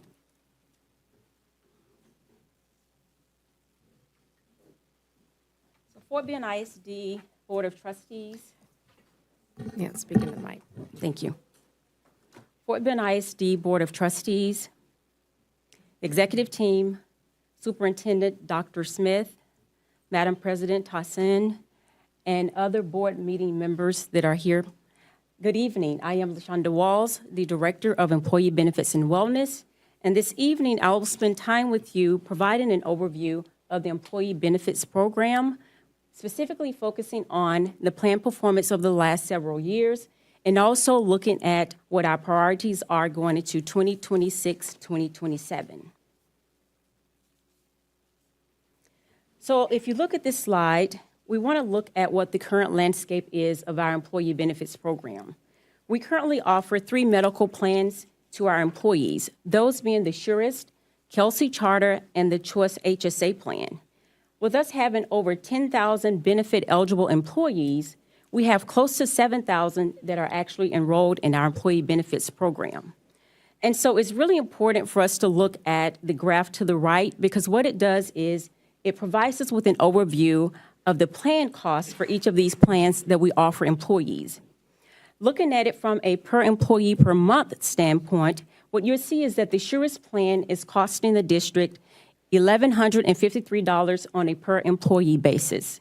The Kelsey Charter plan is costing $696 per employee per month, and the Choice HSA plan is costing $722 per employee per month. And so a good way to look at these numbers is, what is the district contributing to the overall plan cost? So we know what the plan cost is for the plan, but what is the district contribution? So if you look at that $6,840 number, that is how much the district contributes to our health plan on an employee basis per plan year. If we want to look at it from a monthly basis, we'll break that number down into $570, and that's the district contribution per employee per month. And so it's important to focus on that number, because when we talk about the overall deficit, which we'll get a little bit more into later in the presentation, the district contribution and the employee contributions in terms of what they pay in premiums play a factor into our overall deficit. So we can't talk about the overall health plan cost without talking about the key health plan cost drivers. And so when we talk about health plan cost drivers, there are a number of variables that we're looking at. Those variables include plan design. Are we offering the right mix of programs to our employees when looking at co-pays, deductibles, co-insurances? Another is consumer behavior. Are employees choosing those providers that have the highest quality and are most effective in terms of cost? Inappropriate utilization is another factor that plays into this. Are employees choosing to go to the emergency room in those situations where they could be going to an urgent care? And last but certainly not least, the administrative cost. Is the district getting a return on their investment based on the employee programs that we are providing, such as our Surgery Plus program? So those are just some of the variables that play a part when looking at our overall health plan cost. But when we look at this from a 2024 benefit plan perspective, there are three factors that are attributed to our overall plan cost. And those are the medical inflation, pharmacy claims, and high-cost claimants. When we look at medical inflation, specifically that 14.9%, a huge factor that contributed to that is our inpatient hospital stays. We typically average about $29,000 per hospital stay, but in 2024, that number increased to $33,000 per hospital admission stay. And so that accounted for over $3.5 million in our overall plan cost. When we look at the pharmacy claims, we had two huge factors that played a part. One was the Surest Plan prescription drug benefit. And so that plan used to be a coinsurance type benefit, but when we implemented it, we switched to a copay benefit. So what that meant was the district itself incurred additional costs by going from a coinsurance to a copay type benefit. And so we did see increased plan costs associated with that plan. But one of the largest factors goes back to the recent FDA approval of the GLP-1s. And so those medications that treat diabetes that have also been approved for weight loss management contributed over $5 million to our overall health plan cost. Two of the highest cost medications that we have that were dispensed last year in 2024 is the Mounjaro and the Ozempic. So those two prescription drugs, in addition to some of the other things that have been managed on our prescription drug benefit, accounted for over $5 million in spend. And then last but not least, the high-cost claimants. And so when we talk about high-cost claimants, I'm referring to claims that exceed $245,000. And so when we talk about high-cost claimants, we're talking about individuals that are getting treatment to treat chronic conditions, things such as cardiovascular disease, cancer, and premature births, which are three of the top diagnoses that we see within our plan. And so when we look at the average of what we typically see in terms of high-cost claimants and how much the percentage that they play into our overall plan cost, we usually average about 20%, but in 2024, that average increased to almost 30%, which is the 29.3% you see there. And so again, we have millions of dollars that were included in our health plan costs in 2024 because of the increase in high-cost claims, because of the increase in utilization of some of those high-cost specialty medications, and then last but not least, in terms of our medical inflation. So this slide provides an overview of how the plan has performed over the past several years. And so I'm going to ask our benefit consultant, Derek Eco, to come up and speak to how the plan has projected over the past several years, And then once he goes into that information, he will turn it over to Mr. Gwynn, who will also spend time talking about what the district has done in response to the projections.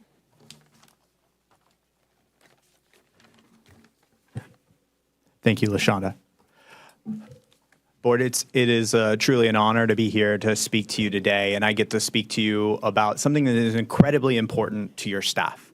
Every single day, people are going to have to interact with these benefits that are on it. And when we're talking about the health of our employees, that is of paramount importance.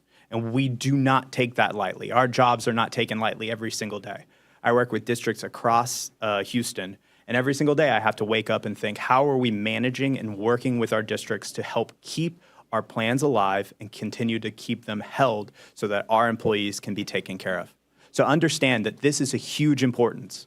And we put it off sometimes and we don't think about it. And I get that because that's how we treat health insurance. Most of the time we buy it and we say, hey, I don't want to ever look at it again, right?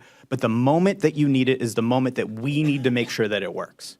And so that's what we're here to talk about today, is that we have been working hand in hand with your team to understand how your plan is running and how can we get it to run more effectively. As your benefit consultant, my job is to look at the data, to understand the data, understand the trends, and then to try to make inferences of those trends to get ahead of it. How do we stop the growing inflation of cost? And that cost is growing. Currently, medical and RX costs are soaring above average inflation, well above it. And you know that. You all are seeing the price of eggs go up now. Just imagine the price of going in to see your doctor, the price to go into a facility where they have to pay nurses more and more now, right? We've seen the inflation of those costs. We know that they are coming, and we have to deal with that. So over the course of the last 3 years, we've been making specific plan changes to help us deal with that. And understand there are a few methods to deal with the growing costs of deficit. One, and first and foremost, is to be able to increase your budget. Now, just like you all, with all other districts, right, we have a hard time increasing that budget. We understand the problems that are existing right now. Our budgets don't just grow, right? Our head count's not just growing. Is our average attendance growing, right? Those are difficult conversations. So increasing our budget becomes difficult. The next step in being able to deal with is, how much does the plan cost? What does the plan provide, and what does that do? Where can we shift the cost? And so we change plan designs. That includes changing a deductible or a copay. So when somebody goes at the point of sale and purchases and goes to see a doctor, that may rise, that may cost more. And then lastly is the employee premiums. How much dollars come out of their paycheck every single time to pay for this? All of those grow together to help us manage our budget. And that's what we've been trying to work towards. In 2023, we had 5 plans: a choice PPO, a Nexus ACO, and a choice HRA, as well as what you know today as the Kelsey Charter and the High Deductible Health Plan. Those 5 plans, when we looked at a retrospective analysis on how they were running, the 3 worst performing plans were the choice PPO, the Nexus ACO, and a choice HRA. Those are a lot of words to say they didn't run well. And there was a lot of reasons for it, whether it was a growing cost to the network, open access to really expensive facilities, or just potentially that's where the sick people went. But regardless, we outlined that those plans needed to be dealt with, okay? We moved in with a really large deficit in 2023. We showed $8 million, and in a minute, we're gonna do a retrospective analysis of our deficit year over year to say, hey, this is how we projected. This is where the deficit ended, and these are the things that we did to combat that. In 2023, after we saw the looming and growing deficit and working with your team, we made the difficult choice of disbanding 3 of those plans and instead incentivizing the Kelsey and the High Deductible Health Plan and then adding in the Surest plan. Surest was a brand new plan to the market. And let me be very clear. This is the largest and most aggressive swing that any district in the area has done with their benefits, all right? It was a new program, and it was what, in our estimation, the right move at the right time. Now, Surest was projected at that point to help us clear the deficit. We worked with United Healthcare to build a decrement, assuming through their request for proposal, because they were out to market in 2023 as well for the 2024 plan year, and they provided information to help us understand what could the impact of Surest be. We placed that into the plans, and we moved to the surest plan as of 2024. Offset that, in 2024, we also had our worst year performing as a district ever. We had inflation of about 13%. Your overall costs grew at 13%. Average trend at that moment was about 7 to 9% if you're factoring in medical and pharmacy. So we added a new plan, at the same point had the worst year that we've ever had from a health claims perspective. LaShonda just shared with you the reasons why. We had an increase in inflation of inpatient and outpatient claims. We had an increased influx of diabetic medications. Mounjaro became the preferred prescription over smaller and cheaper medicines that could manage diabetes but not as effectively. All right, we saw an increase in high-cost claims. And so we moved into 2024 plan year with a thought that Surest was going to save us. Now, while it did help us save what we estimate is about 5%, it did not solve the deficit. And that was the intention and the understanding. It didn't do that. So in 2025, we made even greater plan design changes.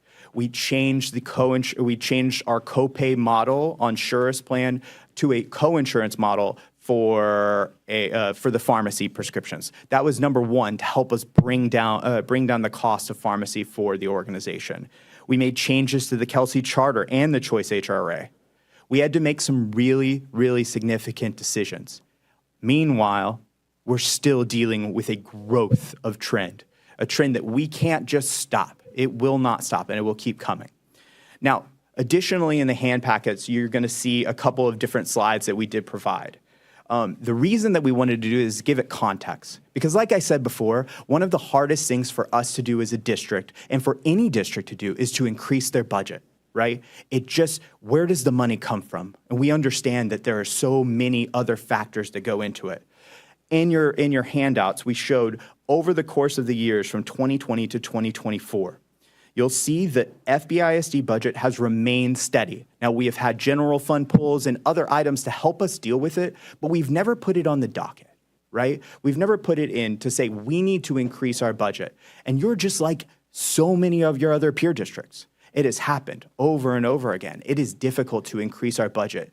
But every year we have a trend that grows and compounds year over year. And without a change to the budget, the only things that we can do are increase our employee premiums and change our plan designs. At some point or another, the plan designs hit a maximum. They become a place where they are no longer competitive. You're no longer competitive to the neighbors to the south or to the north, right? So do we lose teachers? Do we lose people because of benefits? We don't want that. So then we tap out on our plan design changes. Well, then the next point is, well, then we have to increase employee premiums. We are incredibly, and I say we, I feel like I'm a part of the organization, all right? And you can laugh at me all you want, but I've been with the district for 3 years. We've been connected to the district for years, and I take this personally. FBISD continues to be ahead of the game with regards to our contributions, well ahead from a district perspective on a employee only, but really where we pace everybody is our contributions for family members. Whether it's having your spouse on the plan, your children on the plan, or your whole family, we continue to outpace our neighbors in that regard. That becomes a problem when we're trying to compete against them. And their plans may stay the same, but their costs have grown. So we have to continue to look at that, unfortunately, and say, do those costs have to increase? On this packet, you'll also see the net cost per enrolled. And as you can see, year over year, our costs have increased. The one time that we did see it in 2022 to 23, we actually did have a decrease in costs. We ran most effectively in 2023 out of the last 5 years. Now, we don't call that an anomaly. We call that good luck. We also call that good plan stewardship. Your plan continues to work effectively versus national trend. You all are well under national trend. If we did nothing, we didn't run it effectively, you all would be soaring past it, but you do run effectively versus national trend. Now, if you can see at the right, you can see how our budget has been. In 2020, we ended the year with a surplus of about $7.75 million.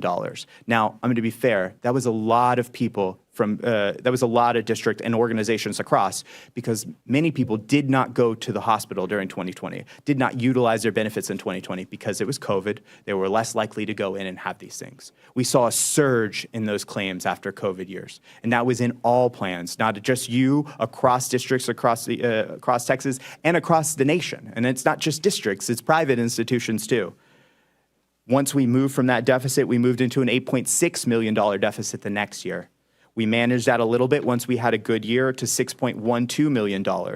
And then in 2024, we ended at $14.4 million.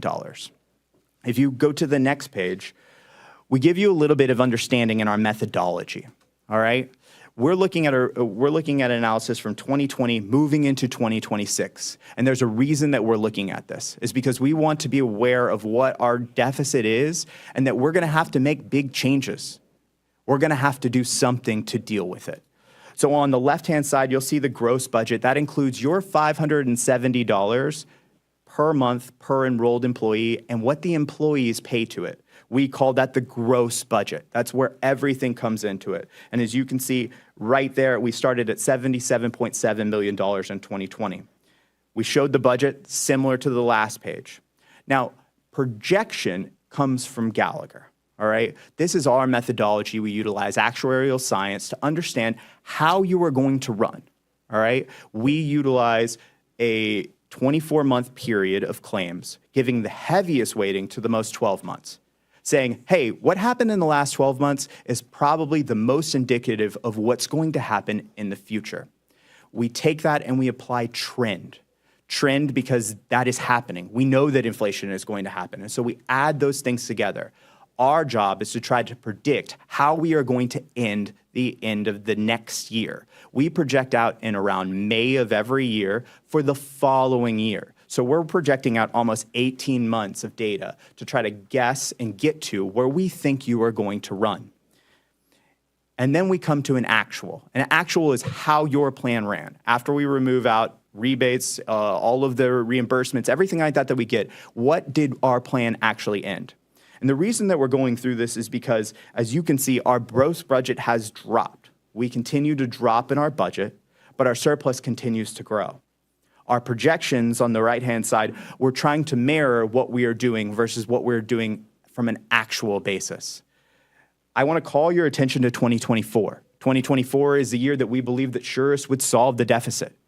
We believed that because we thought people would migrate into certain plans that they did not. We believe that because United Healthcare gave us a decrement that stated that this was going to help us get to it. It did not do that.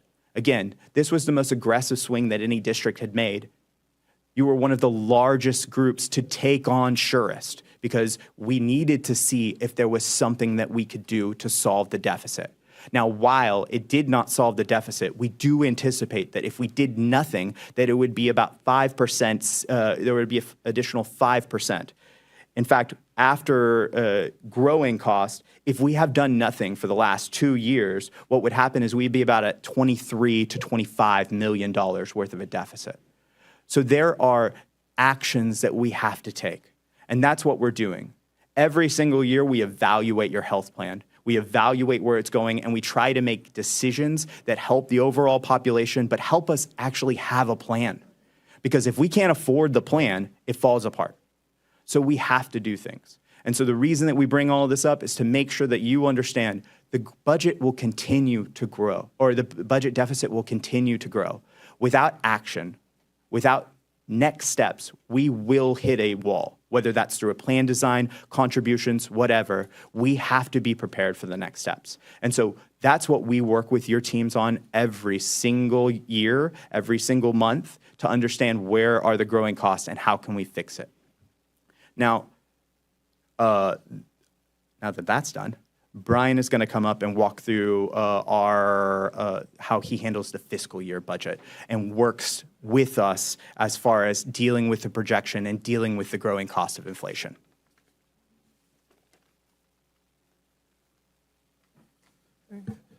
Thank you, Derek. And where I'll start out with is if we go back, one of the confusing things about budgeting for the benefits plan is that we operate on a fiscal year from July 1st through June 30th, and our plan year runs on a calendar year basis from January 1st through December 31st. And so as we talk about that, so what I'm going to share with you, as you've just heard Derek talk about, he's talking about the plan year. I'm going to say what has happened specifically from the fiscal year basis. And so if we go back to plan year 2023, so that would be our 23-24 fiscal year, we were projecting to end with an $8 million deficit. And so in the general fund, we transferred $8 million over to the plan, and we ended up with about an $800,000 positive balance, meaning we transferred slightly more than what we needed to. And so in reality, we had a $7.2 million net deficit in the 23 plan year.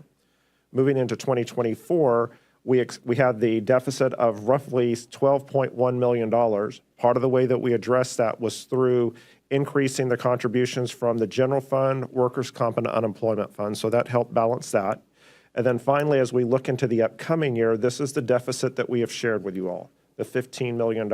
And so one of the things that Derek alluded to that gets, that's the complicated part, is that you'll see what LaShonda presents to you is that from a competitive standpoint, how much the district is contributing to the health benefits fund, we're among the top contributors.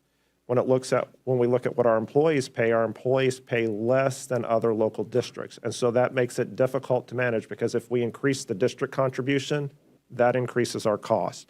If we increase our health employee premiums, that increases what they pay out of pocket for their plan. And so it's a very delicate balance on all this to make sure we stay balanced.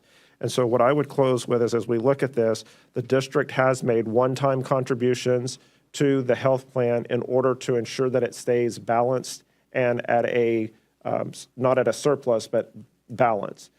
This is something that we've seen other districts do, and so we're not unique in that respect, but it is as Derek mentioned, a very difficult conversation. And so again, we have made transfers in 3 successive plan years to help balance the health benefits fund, and you can see the amounts here. Again, it was $7.2 million net in 23 for the 23-24 year. Then the prior year, and the upcoming year, I'm saying that wrong, for the 23-24 year, 24-25, give me a second, I feel like an auctioneer here for a second. For the 23 plan year, which represents 22-23, that was the $7.2 million net deficit. For the 23-24 plan year, the year that just ended, that was a $12.1 million deficit that was offset from the general fund, workers' comp, and unemployment funds. The $15 million deficit that we're anticipating for next year has still yet to be determined how we will address that. That's where we're working with Derek and his team to ensure that we address that. And I'll turn it back over to LaShonda. Thank you, Mr. Gwynn. I don't know if there's anything else for me to say. I think Mr. Eco and Mr. Gwynn said it all. Bring this down a little bit. Okay, so what we'll do is take a look at the next slide, which provides an overview of what our current plan design is. And so going back to the total number of employees that we have enrolled in our benefit plan, we're at about 68%. And so if you look at the mix between the 3 plan offerings that we have, over 3,000 of those employees are enrolled in Assurance Plan. So as we talk about that plan not being the highest performing plan, what we do have to understand is that it is the plan that the majority of our employees are enrolled in, because it is the only plan that offers a $0 deductible. When we look at the plan cost, which is on a per monthly basis, what you'll see is that the employee-only cost is a cost in terms of premiums that has remained constant over the past 3 years. So going back to Mr. Gwynn's conversation around us increasing premiums on the family tiers, we have continued to remain constant on the employee-only tiers, but we have increased by 6% on the family tiers. And so one of the reasons why we focused on those tiers, not only because from a benchmarking perspective, we see that we lag quite significantly behind the other peer districts, but in addition to that, the majority of our plan cost is associated with spouse and dependent claims.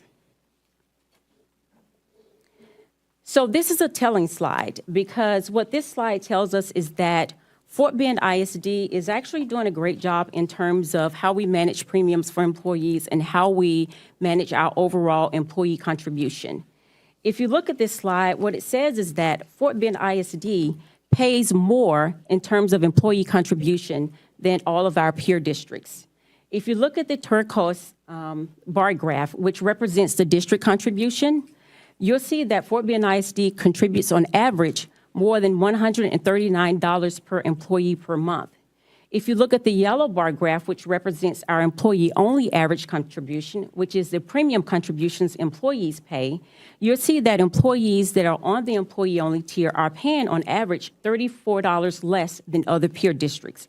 And last but not least, looking at the employee plus family tier, you'll see that Fort Bend ISD employees that are on those tiers are paying on average $193 less than other peer districts. And so that's why over the past couple of years, we've looked at making incremental increases to the family tiers because of how significantly we lag behind the other peer districts. So in terms of solutions and next steps, it's really important that we focus on managing the overall plan cost, but more importantly, we have to focus on the benefits that we offer to employees. We want to make sure that we're offering benefits to employees that are cost effective, but at the same time have a premium cost that employees can afford. And I stated this earlier, the last thing we want to do is have employees have to decide between putting food on their table or offering adequate insurance for their loved ones. And so we have a really huge task in front of us to try and balance the healthcare fund, going back to the conversations that we had about the deficit and the $15 million projected deficit for fiscal year 2026. And so we're working together, business and finance, HR benefits, and our consultants, Gallagher, we're working together to come up with solutions for the upcoming 2026 benefit plan year that will try and stabilize our benefit plan, but do that in a way to where it doesn't impact the employees too much. One thing to note is that in 2026 and 2027, that is a rebid year for our medical carrier, which means we will be taking it out to bid. And so we just want to be mindful of that as we look at solutions for 2026, because what we don't want to do is implement significant changes for 2026, and then during the rebid year implement significant changes based on potential changes to our carrier. And so over the next couple of months, we'll be looking at the overall benefit plan. We'll be looking at options in terms of whether or not we have the correct mix of benefit plan options that we currently offer, whether or not we need to look at changing some of the copays or the out-of-pocket costs, and also looking at the actual plans as we go back to talking about Surest being our lowest performing plan, costing the most amount in terms of our overall plan cost. And so in June, actually, we'll be coming back to you to talk a little bit more about some of the changes that we do have upcoming for 2026 benefit plan year in terms of some of those ancillary products. We currently have active bids out for our dental, vision, life, disability, and our surgery program. And so those are benefits that could potentially change in 2026, but also could reach some additional savings. So with that said, I will open it up for any questions that you may have for us. Thank you, Ms. Waltz, Mr. Eco, and Mr. Gwynn. We'll now take questions from the trustees. Ms. Jones. Thank you, President Tyson. Thank you, Mr. Gwynn. Thank you, everyone, for that great presentation. Pretty much you answered my questions, or a million of my questions on number 8.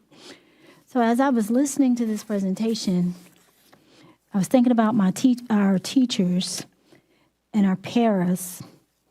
The late Marvin Zindler once said, "It's hell to be poor."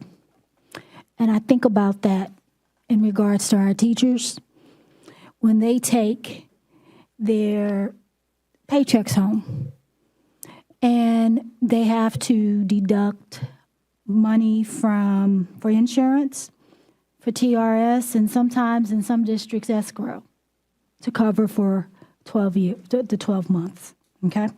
So I'm thinking about that.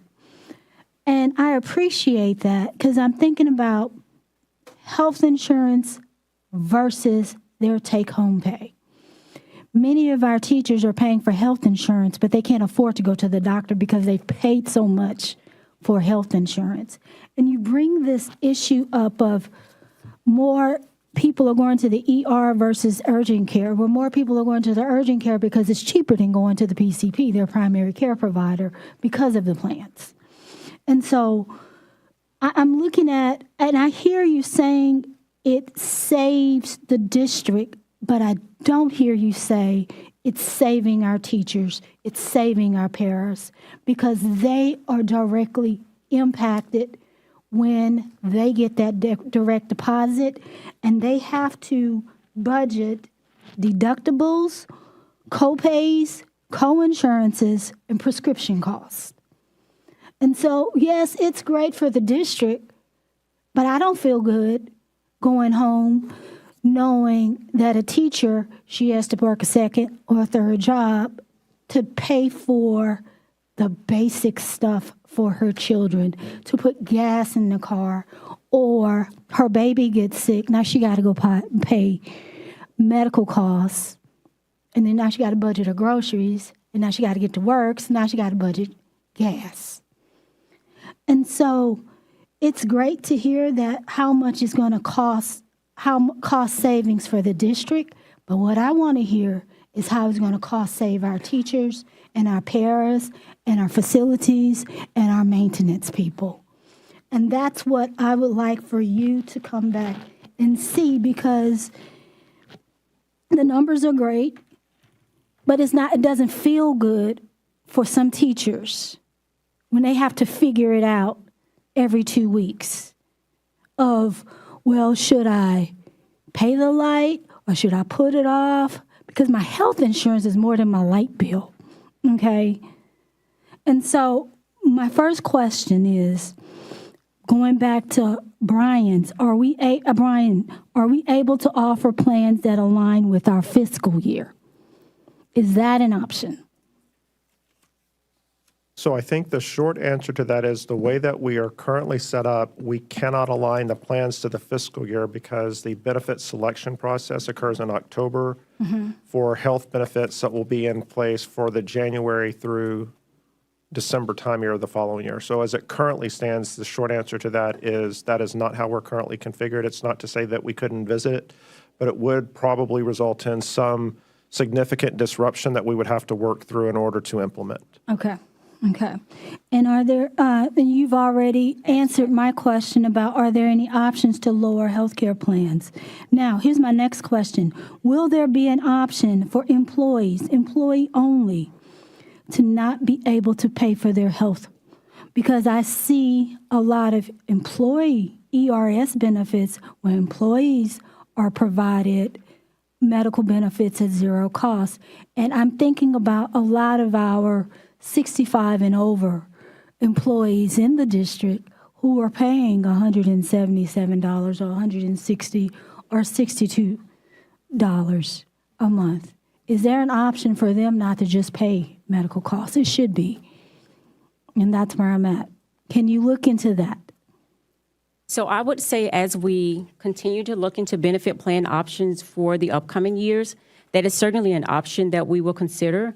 I think the biggest challenge right now, though, is managing the existing deficit that we have and making sure that we can balance that so that we can be able to offer a benefit plan that potentially could provide a zero-cost share for employee-only coverage. Because I think the goal for us, and I think Trustee Hamilton made an issue of this, of how much our employees are paying for health insurance. And so that is our concern as far as we're concerned about the deficit, but we're also concerned about what our teachers, does it benefit our teachers to work for us? Does it benefit our paras to work for us if they're paying more in health insurance and they can't even afford to go to the doctor or they can't afford to go to get their medicine? And so that's what we have to look at. My next question is, what's the average deductible for employee only and employee family for spouse? What's the average? For our plan or just in total? Sorry. Will you clarify? You're saying average, is that among peers or is that currently for you all now? For our faculty. What is the average deductible? So, yeah, so it's $750 for Kelsey, $4,000 for the Choice HSA, and then for Surest, it's $0. Now, Surest is a $0 is a deductible, right? But they pay a copay for all items in that plan. Okay. And they pay a different copay depending upon the location that they go to, if it's a high efficiency provider versus a low efficiency provider. So I would say the average roughly is probably around $1,500 to $2,000 for the employees from a deductible perspective. Mhm. And then on the high end for the families, it's roughly $3,000 to $4,000. Now, those integrate. So every individual has an individual deductible, and the collective family has their own family deductible. So they work together in conjunction. So if a family was on the Kelsey plan, for instance, and you had 5 members of the family, right, and one person got really sick, that one person would hit that $750 deductible first. Okay. And then their benefits would kick in after with their co-insurance. Gotcha. That person is covered, right? And then Okay. the remainder of the people on your family, the more that they pay into it, they all equal up to the family dollar. So it's a way to help kind of indemnify costs for employees or members on the plan. Gotcha, thank you. Welcome. And what are some of the benefit maximums for co-insurance that you're looking So to? Yeah. So the maximums, as you can see on this one, are illustrated here. So out-of-pocket maximum means that after you've spent up to your deductible, everything after is paid at a percentage basis. Every dollar that an employee or a member spends goes towards the out-of-pocket maximum. Once you have hit that number, then you no longer pay for anything else with regards to medical as long as it is covered by the plan, okay? So if it's covered by the plan and in-network within the plan, you've met that maximum. And so those are varying levels. With Surest, it is at a higher number because you have a open access to the largest network, okay? So that's why it works in that regard. It has the highest out-of-pocket because it is the most valuable of a plan. And so there's a reason for having it to have the highest out-of-pocket. Because it does cost more for us to maintain, and so it has a higher value.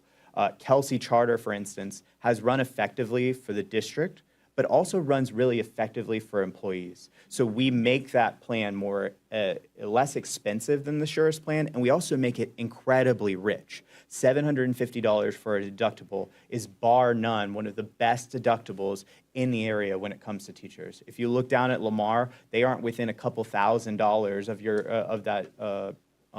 that deductible. Same thing with Katy, Alief. All of those are far above that.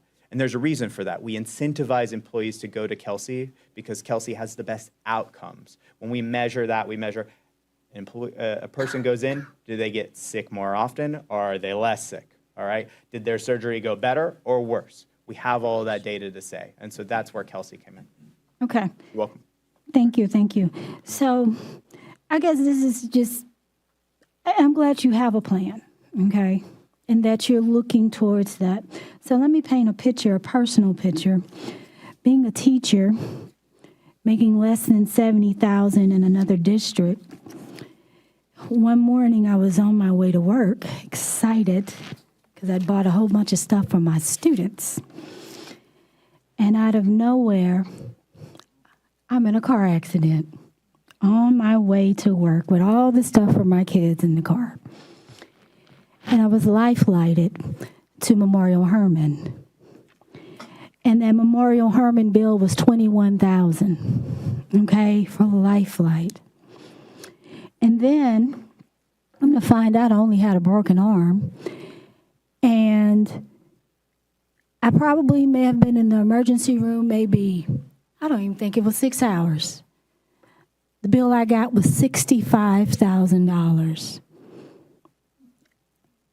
I'm like, okay, they reset my arm. I was in here about 2 hours. I sat outside in the emergency room in the hallway, and they charged me $65,000. Well, they charged my insurance company. When I got the final bill, I had to pay $6,900 of that bill because of my insurance. Yes.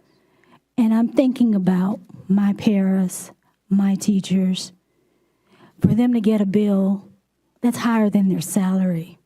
Not to mention the non-contracted doctors, not to mention the x-rays, not to mention the physical therapy.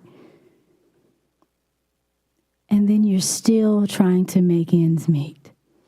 So when you go back, you keep that in mind, and you keep our faculty, and you keep our teachers, and you keep our paras of the things that they have to pay for. And that's all I have to say. Thank you. Thank you, Ms. Jones. Mr. Hamilton. Yes, thank you for that presentation. How long has Gallagher had been handling employee benefits for Fort Bend ISD? Do you know? So it's been since 2019. Gallagher has been the consultant for Fort Bend ISD. Okay. So forgive me for a little bit of a Captain Obvious moment here. So we are a school district, in case anyone showed up at the wrong place tonight. Ha ha. So the reason I say the obvious comment there is that when we go over budget in a non-teaching and learning category, every dollar that we go above budget in something that's not directly teaching and learning is a dollar that we have to take away from the teaching and learning side of the equation. And so if we go back the last 4 years and then the projection for this year, that's almost $50 million in going over budget. And so that's $50 million that because we're a school district, if we had been on budget, we would have $50 million that could have gone towards teaching and learning over the last 4 years and this year. So I just had a few questions. So another Captain Obvious question for an insurance agent. Do higher than expected costs affect premiums going forward? So you're a self-funded health plan, but yes, as growing costs rise, they would potentially affect premiums. That decision is made during the I guess, plan year, right. And that's made with your approval, as well as after the benefits committee is met to discuss, is this the next step in what we should do or not? Right. But yes, growing claims can result in that debatably on what we decide or how we deal with the budget deficit. Right. So I'm glad to see that we have not reduced our contributions over this time period. So that's good news that we've maintained as our costs have risen. However, the increasing premiums combined with our contributions remaining flat mean that the higher costs on the premium side have been shifted onto the employees. Is that correct? Yes. So if you think of it in the way that we've dealt with some of the plan design changes, that does shift the cost burden over to a member. Right. The same thing, if we do increase a premium, then it would cost the member more on average. So yes. Right. So this is more subjective, but just based on feedback from employees, the sense that I've, sometimes we don't get good news as often as we get bad news as trustees. But I've gotten quite a bit of feedback that the sense is higher costs and less great service or less great quality of care. So that's just kind of a subjective point there. But then I wanted to ask, obviously there's probably a long list of this, but what are some cost-saving measures that you would recommend an employer our size implement? So we work with this on an annual basis, but even more on a monthly basis. We're talking about options. Currently, right now, we're looking at plan design options and premium change options to be able to help deal with the growing deficit. As LaShonda had mentioned earlier, one of the items that we do want to take a closer look at is now that we're 3 years up on our contract with United Healthcare, to see if there are other opportunities for other administrators to help us deal with the growing plan costs, whether that is better discounting with local and neighboring facilities, where potentially a Blue Cross or an Aetna network may have a better discount with the same services that you're getting now. Additionally, there are more aggressive third-party administration options where we're looking at potentially doing direct contracting or more interesting plan design changes that can only happen during an RFP because you're in a public setting. We can't cut our contract in the middle of it and flip out. We have to take a measured approach, wait for that time to come. Now that we're up on that 3 years, that is part what we are evaluating. And then in the future, evaluating other options as well. Whether that is more aggressive options there or all the way up to, is TRS an option? Those are all questions that we have to evaluate, and we're evaluating on a regular basis to make sure that is. We don't ever rest on these items, so they are constantly growing and evolving as we're there. So you mentioned, sorry. Well, I do want to point out one thing, and this is the conundrum that we're in, and I think it ties in also to what Mrs. Jones said, and that is, if you look at this chart in particular, I realize there's a lot on here, but if you start with that far left turquoise line, the district's contribution, and Mr. Hamilton, you pointed out that it's remained flat over time, and that is accurate, but it's also the highest among our peer districts. And so if we raise that rate, the issue that we run into, that means the district is contributing more towards health insurance, but has less to do some of the other things that you pointed out.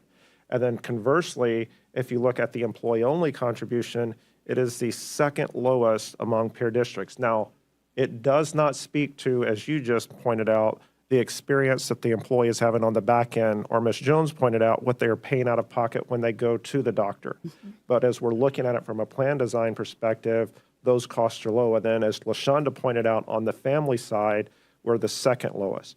And so as we're being financial stewards of this, we have to carefully balance what the employee pays out of pocket versus what the district pays. And so I just point that out because you mentioned the fact it stayed flat, and I want to acknowledge, yes, it has, but part of the reason it stayed flat is because it is higher than other districts are paying. And I do want to emphasize, we're doing those one-time payouts. Derek can attest to the fact we are not alone in that. As a matter of fact, about 2 weeks ago, the CFO of Conroe reached out to me and asked if we were having to do that. The answer was, of course, yes. And so we're not unusual in that respect, but as you all are pointing out, this is a very touchy subject because we want to minimize the impact we have on employees, but also be good stewards of taxpayer funds. Thank you. So you mentioned a new plan that was intended to eliminate the deficit with the spending. Was that new this year or new last year? It was new in 2024. In 2024. So this is year 2? Yes, it's year 2. Yeah, so it was designed to eliminate the deficit, and then we had a $14.4 million deficit. Yes. Followed by a projected $15 million deficit. Yes. So the projected $15 million deficit, and let's be clear, I think you said $50 million. That would not be an accurate statement. Remember, these compound. They're Almost. holding on a deficit, right? So what we're holding now from a deficit perspective, all the way up till the end of next year. And again, that's a projection. We're getting out 18 months ahead of ourselves. We think that we're going to end at about us needing to get $17.8 million. But with Surest, what was assumed would happen is United Healthcare has run this plan before, and so they said when, on average, people that adopt this plan and have the migration into this plan run at a more effective pace, and they give a decrement associated with that. We utilize that decrement with our projections to analyze what we think the plan will run.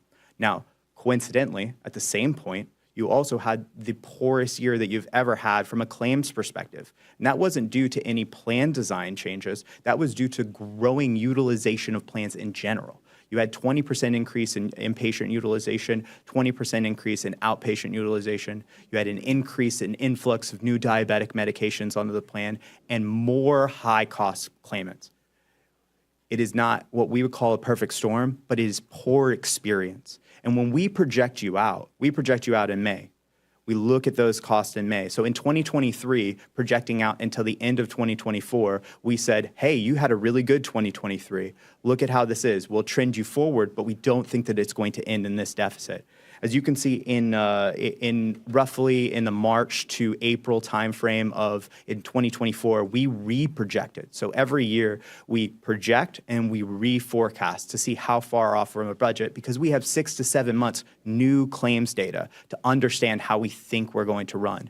And even then, we projected you out utilizing the new claims data that came in throughout 2023, and we ended up at $80.9 million in a reforecast of what we assumed.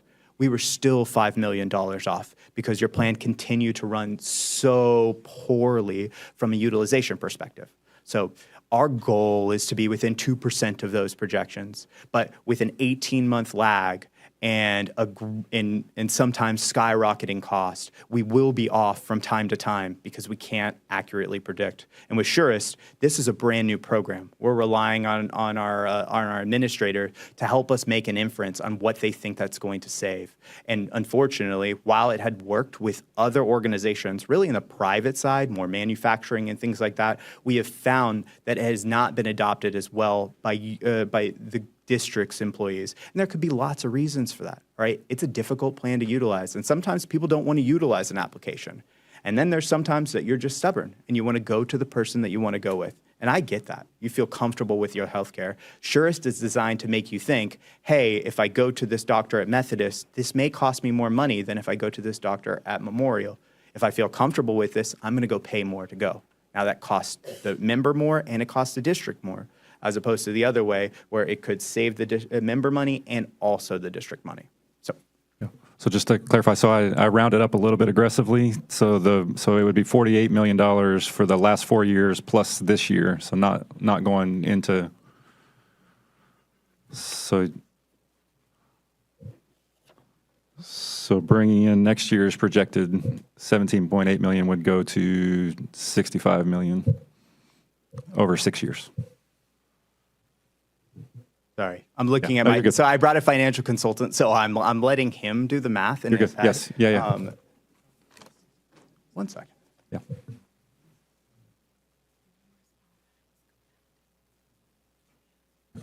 Mr. Hamilton, I believe what you're saying is you're looking at the compounded amount that the district has paid. So just to clarify, we have cleared the deficit, but as you're mentioning, the amount that we are paying successively over years, yes, is going to.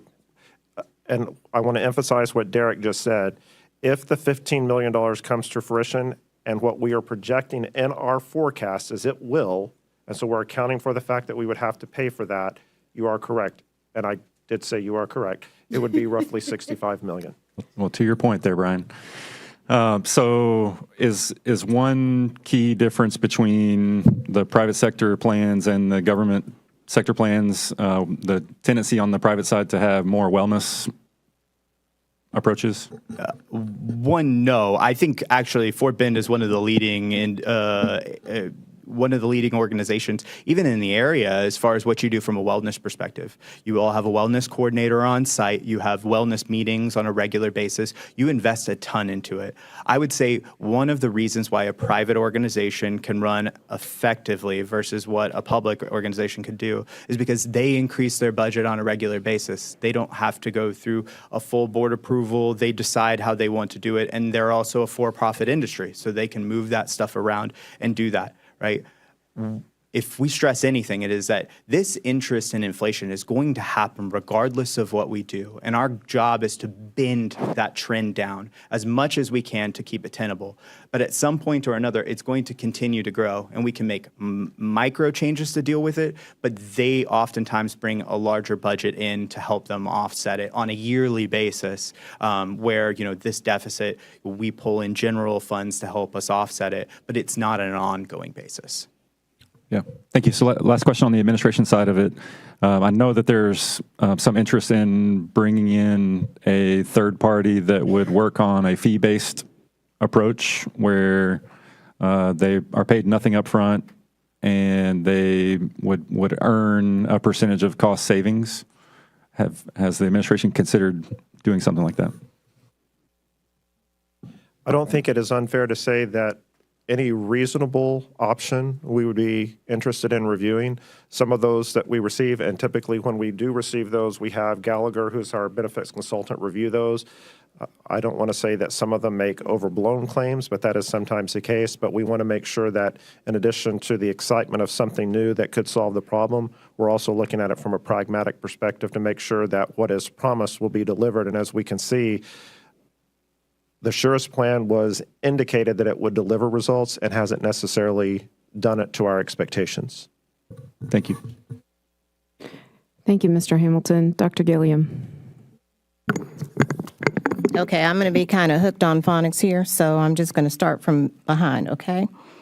As I'm sitting here, I have a girlfriend of mine who I want to share with you, okay, because it has been I've had these conversations for the last 2 years about insurance and what's happening. So just an FYI, families' prescription cost has all surpassed all of last year. My flex spending is already done. We went from less than $75 a month in cost, RX cost, to around $300 a month. A script went from $15 to $123, and 2 went from $10 each to $84. So total shock. And when I just heard what you said as far as we're looking at, the utilization. So utilization would be poor if you can't, $80 for something that cost $10 prior to. And so I'll read one more and then the monthly plan cost is not the real cost. That is only competitive if you don't have to use it. Heaven forbid you need medicine. We will pay probably $5,000 this year in medicine. And it basically, they can't afford it. So basically, a self-funded program is not working. What can we do? I'll add this one more. They choose Surest because the kids are out of the city, and Kelsey is basically the only place that they can afford, and they can't go anywhere else. What can we do? So I'll address your question first, and then I'll turn it over to Derek Eco. So based on what you just explained, I would say that employee is definitely on the Surest plan because that is one of the plan changes that we implemented for 2025. As I stated earlier in the presentation, one of the reasons why we saw increased cost associated with our prescription drug program was because we had the copay benefit in place instead of a coinsurance benefit. Since I've been here at the district, and even before I came, we've always managed a coinsurance type benefit for our prescription drugs. When we implemented the Surest plan, it came with a copay benefit for the RX. And so during the year of 2024, that's when we realized that the plan was assuming additional costs because of how the plan changed for that benefit specifically. So 1/1 of 2025, we changed it back to a coinsurance. And so employees did see an increased cost as it relates to their prescription drug benefits. However, what we tried to do is educate them on the additional health optimization programs we have in place to help offset some of that cost. And so if you refer to the one pager that you have here, it speaks to some of those programs that we have in place. For example, even though those employees went from paying a copay to a coinsurance, if they were to utilize the mail order benefit and get a 90-day supply, the maximum they would pay out of pocket for a 3-month supply is $150. And so that's another one of those really great benefits that we have in place for employees that you typically won't see at another organization, even in the private sector, because to provide a 3-month prescription at a maximum cost of $150 is a really good benefit. But we have a number of employees that are taking these maintenance medications and they're still going to the retail pharmacy and filling them, and they're paying their coinsurance now. Whereas if they just switch to the 90-day supply benefit, they could get those 90-day supply prescriptions for a max of $150. And so we've been trying to do targeted mailings to those employees that are taking maintenance medications and also educating them by sending out emails to remind them that this benefit is available to them. So that you're absolutely correct in that they're seeing an increased cost as it relates to those prescription drugs. But again, that is because we switched from the copay to a coinsurance benefit for this year. And so we continue to educate employees, and I've spoke directly with many employees since we've made that change. And they've called me back and have thanked me for educating them on the 90-day supply benefit. In addition, I want to add that this year we expanded that benefit to where if an employee doesn't want to use the mail order benefit where it's actually mailed to their home, we now have 3 pharmacies that they can go to and actually pick up a 90-day supply. A lot of employees don't like to use mail order because of the heat here in Texas, and so they prefer to go to the retail pharmacy. Well, now they can do that and still take advantage of that 90-day cost savings by going to one of those 3 pharmacies. So how long have we had that? So we implemented that benefit as of January 1st, 2025. So this year. Okay, so and how was the communication? So we heavily communicated about this benefit during open enrollment. I'm sorry, say that again. We heavily communicated this benefit during open enrollment. We visited all the campuses, all 90-plus campuses, and gave formal presentations to talk about the new benefit programs we had in place. We also sent mailings to the employees' homes to talk about this new benefit, and then, of course, our standard communications that we send via email. Okay. Thank you. Thank you, Dr. Gilliam. Ms. Hammond. Thank you, Mr. Eco and Ms. Walls and Mr. Gwynn. And so I am certain that you've said this, but I need you to explain it in a different way for me because I did not get it the first time you said it. So on this page where it says the projected deficit for next year is 15 million. But then when I look at this, I see the projected deficit is 17.8 million. And so I don't understand why I'm looking at two different numbers. The number that we're representing here, the 15 million, is based on our fiscal year. And so that would start on July 1 and go through June 30th of next year. The number that Gallagher has presented is based on the plan year, which would run from January 1st through December 31st. And so there's 6 months of our plan year that is in one fiscal year and 6 months in another fiscal year. So that's the explanation. Okay, and you did explain that. I'm sorry, but I was not, my head was not wrapping around that. Okay, so then the follow-up question to that is, and I think you mentioned it, but help me understand why our budget is so far from what we know we're going to actually incur. I mean, looking at the longitudinal data here, we're not going to, we're some wood, unless we incur another pandemic, we're not going to have a surplus. Like that was the anomaly that caused us to have a surplus. So why is, when we're budgeting, why isn't it closer to the actual cost that we know we're going to incur? So I'll start with when we make the budget decisions, our anticipation is it will meet the cost that is being projected. And so this is one of those cases where, and I'm going to go forward one slide, is part of we have assumed that the inflation will occur, and in this case, the inflation has occurred higher than what was budgeted. The pharmacy claims occurred higher than what was budgeted, as well as the high-cost claimants. And so although we are budgeting for a growth factor, what we found, at least for the last 3 years, is that, and Derek, correct me if I'm using the wrong term here, the trend is not complying with what we were anticipating. And so we're coming in higher, and it's happened now 3 years in a row. And so the question is, do we have a reset in terms of what we budget? If the answer to that question is yes, and I don't want to repeat this too many times, but it would mean revisiting these numbers, i.e., what is the district contributing, what is the employee contributing?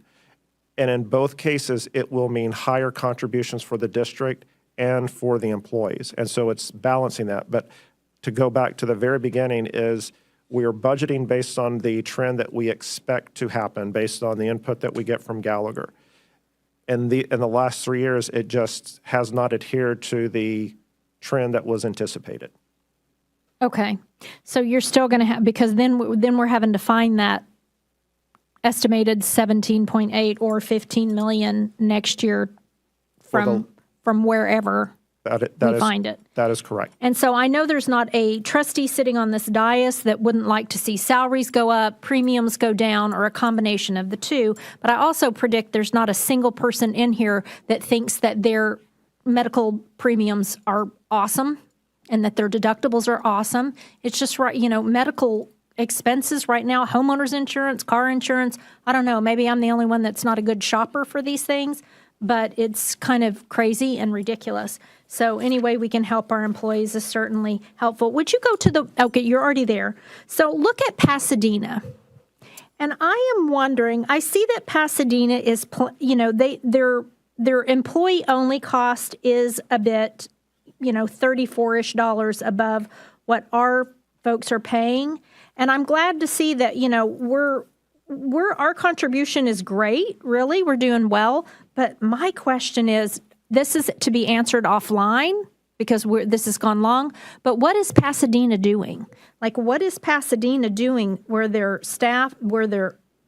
district's only contributing $322 and just if you don't have to answer it.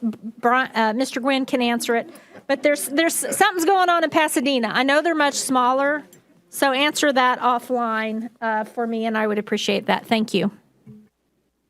Thank you, Ms. Hannon. Mr. Garcia.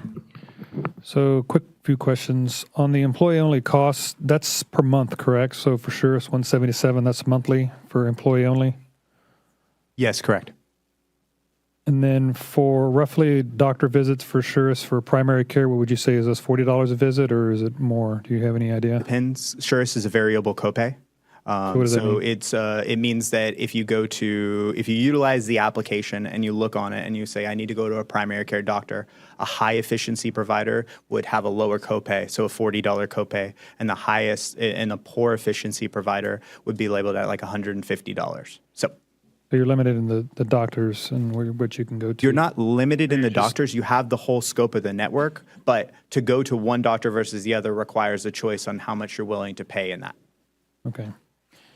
And I know that a lot of people were upset about because they had their doctors, but they had to switch because of cost. But then they were, you have to pick and choose, right? So, and I don't know if I should ask this question now or for the legislative update. But if the state, let's assume the state increases the basic allotment, and they mandate 40% for raises, but they also have a bill pass where they give in teachers a separate raise for $4,000 or $5,000 or whatever, what we're hearing. If they increase the basic allotment, they say 40% goes towards staff raises. Does that also include benefits? So we could say we'll take the $4,000 or $5,000 that the state gives us to raises for teachers. But in regards to the basic allotment, can we allocate more of a portion of that toward health insurance as opposed to additional raise? Does that make sense, what I'm asking? So that is a legislative update question, but I'll answer it here. In short, the way that House Bill 3 was written back in 2019, it allowed districts to utilize a portion of the health benefits contribution towards compensation adjustments. The latest substitution of House Bill 2, which is scheduled for a vote this week, removed compensation and replaced it with salary, meaning that we can no longer use the insurance premiums as an offset to any salary adjustment for teachers. Gotcha. So they get a raise on top of the raise within the basic allotment because we can't use it for overall compensation. You have to be used for salary. I got you. Correct. Okay. Thank you. No more questions. Thank you, Mr. Garcia. So I just have a couple of questions. What method has the district used in the past to pay down the deficit? How have we handled that? It's been handled with one-time contributions from the general fund, the employee unemployment fund, as well as the workers' compensation fund. And have we done that every year? We have not, no. It's been, I can provide the board with when we have done that. It has been done for the last 3 years, but we've also gone, I believe, 4 years post-COVID where we did not have to make a contribution. Prior to that, it was about every 2 years when we would have to do that. But it has not been consistent, but it has been something that's been done, I'll say, semi-regularly in the past. Okay. And so in this budget, Ms. Hannon was asking about the budget. I think it was Ms. Hannon. Are we budgeting for the deficit? The $34.7 million that I'll review with you in just a few minutes does include that $15 million deficit as part of the health plan. Okay, so we're not, that's the short answer. That deficit's not included in the budget. Well, yes, it is, because the $34.7 million assumes we would have to make some adjustment to cover that $15 million deficit. But it's not in the $71.7 million that's listed on this sheet. She's right. That's the point, is that we're not, yeah. I know the answer. I know the answer. I'm asking the question so that everybody else can hear it. Yes. Correct. Yes. Yeah. Okay. Okay. Yeah, Did you want to? yes, ma'am, Go I ahead. did. Thank you, Madam President. I wanted to make that very important distinction that as we build the budget and define what's in the budget for the next upcoming year, it's a current practice that I'm uncomfortable with, and we're going to look at how we can do that different. But we are not budgeting. I want to be clear about that. We are not budgeting for that deficit. We know it's coming. We just take from the general fund to address it, but it's not on the front end built into the budget. And that's important because if we did that, then we would have more clarity on every other line item expenditure of what can be done and what can't be done. So that's a very important distinction to make. Thank you. That's why I was asking the question. Okay, thank you guys. We appreciate the presentation. We're going to move on to legislative update is next. Is that right? Yeah. Yes, and I'll try to be brief on this because I know that we've spent a lot of time on this. And so where I'll start with is on the legislative update, as I just mentioned, House Bill 2, which is the primary funding source for the education funding for the upcoming year or for the upcoming biennium, included an additional included changes. So the substitute version of House Bill 2 increases the basic allotment by an additional $140, and so it goes from $220 to $340. And so we could see that occur, assuming the approval occurs on the Senate side as well. There's an adjustment to the golden penny yield, and that's pretty important. In the past, it was legislatively mandated that they had to change the golden penny yield. However, they are now freezing the Tier 2 golden penny yield at $129.52, and each biennium they would visit that amount and make an adjustment for it to account for that. In the current biennium, or for the upcoming biennium, they are increasing it by $55. That matches the golden penny yield increase that we were seeing prior to the substitute. And so they would increase the basic allotment by an additional $55 to account for that. So it would be $65.55, assuming everything goes forward. There are a number of special education changes. The primary one being they would move to an intensity-based model. However, the commissioner will have to set what those weights are. And so at this point, we don't know what that would look like, but we know that it would be additional funding likely for the district.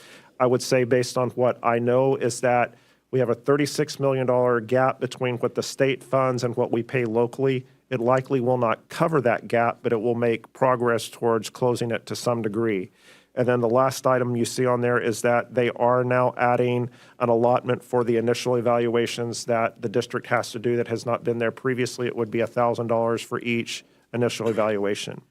And then on the issue of raises, 40% of all the new money that the state allocates through this House Bill 2, 40% of that would have to be spent on raises, 75% to classroom teachers and 25% to non-classroom staff. And then the thing that I'll end with, I say all of this, is that there will be major reconciliation between the House version and the Senate version. The Senate version looks nothing like this. And so ultimately, once the reconciliation happens, then we'll know what we can expect to receive. And so this is all, again, through the lens of the House, not through both chambers. For the budget update, as you all are aware, the legislature is currently in session. And as we're not going to have clarity on what the budget looks like until we have finality on what they're going to do. And so that weighs heavily on us. We've shared that we're anticipating a shortfall of $34.6 million. And then last time we walked the board through 3 potential options to address that funding shortfall. And so I won't touch on each of these because we've short of time, but on option 3 is where we landed. And that is we would use a combination of reductions, potentially disaster pennies, and fund balance to help us address the budget deficit. And so if the state comes through, then we may not have to use the disaster pennies. If they don't come through at the level that we need, there may be a need to rely on those.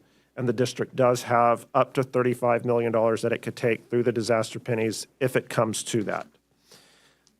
Since we've last met with you all, staff has been working to identify areas of the budget where we could make reductions that don't impact campuses or student programming.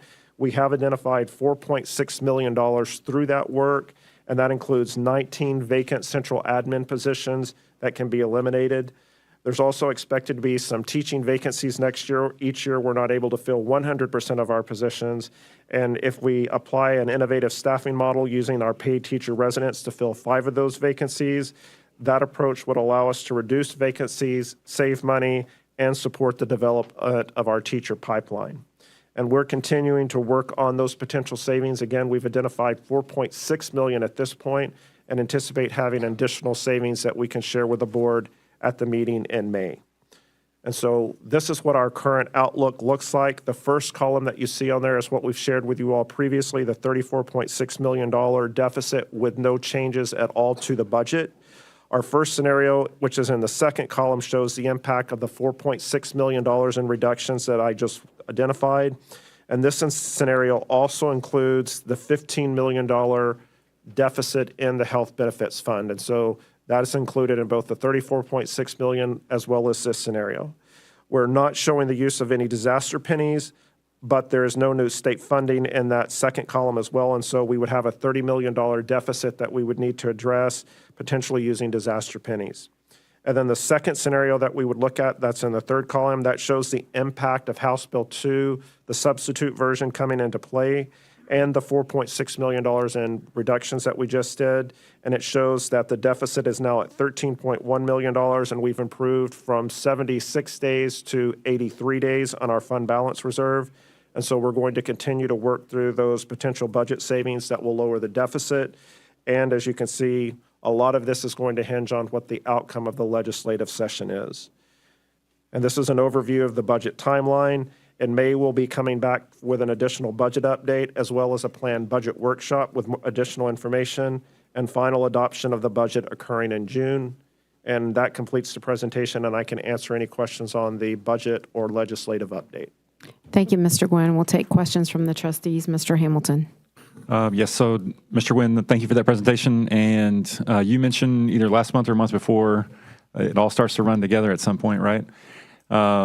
That most, maybe all of our contracts typically have language that say that if the funding's not there, then we can get out of the contract effectively. That is correct. So we're in a dire situation financially. We're looking at a significant budget deficit with healthcare costs. Comments were made recently here in this room about potentially increasing the student-to-teacher ratio. We're questioning whether or not we can give adequate raises to our employees, all of those things, obviously. And so before, I would say at least a couple of those are on the extreme end of options. And so I think plan A is not to end contracts preemptively. However, I think we should be looking at some contracts that we could possibly end preemptively before we go to raising taxes on property owners or increasing the student-to-teacher ratio. So I know I asked that question as far as getting some recommendations on which contracts we might end before we go to those other extreme options. I'll point to a couple of line items on here. So you'll notice that part of those reductions, there's $1.38 million, and I'm at the bottom portion of this list now, $1.38 million in operations and maintenance reductions, as well as about $610,000 in software reductions. In some cases, on the software reductions, we're able to transfer those to the instructional materials allotment and pay for those. So Edgenuity, as an example, can do that. And so some of these will be a discontinuation of contracts between both of those line items as we indicated. And so this represents what we have found to date, roughly $2 million of contracts that could potentially be eliminated or significantly pared back. Yeah, okay, thank you. So just would encourage the administration to continue looking for opportunities to cut in other ways before we go to those more extreme measures. And then also just wanted to comment, I totaled up the new approved spending last week during the agenda review, and so I'm happy to see that maybe this was coincidence, maybe this was responding to the situation that we're looking at, but there was just a lot lower dollar amount that we're approving in new spending tonight, and so just as we have these extreme situations that we're looking at, I'm glad that we're slowing down and or reducing spending. I do want to address one point that you made, Mr. Hamilton, and that is when we talked last time with you all, we indicated we were looking at everything from utility savings up to and including changing the ratios for student to teachers based on feedback from the board at that meeting. Nothing that you have seen here, nor anything that we intend to present at this point would include any adjustments to student to teacher ratios. Okay, thank you. Thank you, Mr. Gwynn. Thank you, Mr. Hamilton. Mr. Garcia. Thank you. And so if we're increasing the basic allotment $340 per student, 80,000 students, that only comes to $27.2 million, and then 40% of that must be spent on raises, which, if I'm doing the math, equates to somewhere around, if you're just divvying it up by, the number of employees we have, just under $1,000 per employee, and obviously it's going to be divided equally since we have, teachers and then paras and bus drivers and things like that. So I guess, is this just for teachers, the funding, the 40% on raises, that just for teachers? So the way that they have the legislation written on the House side is it is a 40% increase, 75%, which must go to classroom teachers, the remaining 25% for the remaining staff. Okay. I do want to, based on the brevity of the presentation, if House Bill 2 as written were to move forward, the district would receive about $30 million in new money associated with that. And then, so one of the things that I was thinking about it, because I'm optimistic that the raises will pass, depending on which bill. With this, then additional money, since we can't put this money in for compensation and strictly raises, we've thought about some sort of a bonus structure, whether we just give teachers, if they get a $4,000 or $5,000 raise based on which version of the bill comes out, and then we have the basic allotment increase where the 40% has to go back to salaries. Maybe the district could consider something where they're doing like a Christmas bonus or something like that. Something that occurred to me. One question that I had regarding, so vacant positions, these are admin positions, and then do you know how many, so the paid teacher residents to Title II, can you explain that to me again? Sure. So currently the district has the paid teacher resident program that was approved as part of the current year budget 24-25. We funded that with a one-time SHARS windfall payment that we received, which now, of course, we're losing SHARS funding. But the intent would be to maintain that program going into next year, but shifting the funding from that one-time general fund source to Title II for an additional year. So we would maintain those maintain the teacher resident program going into the 25-26 school year. And so it's a reduction to general fund costs, but we would maintain the program through Title II. Okay, I understand. And does these reductions include the cost savings from the school consolidations? The 1.5 per campus? Yes, so Briargate, or I should say Aldridge and Mission, because those were implemented for the current school year, those savings are included already in our existing budget. Okay. And I don't want to speak too much ahead of what Greg Gibson will say, but we do have that cost savings audit that will be coming forward from him.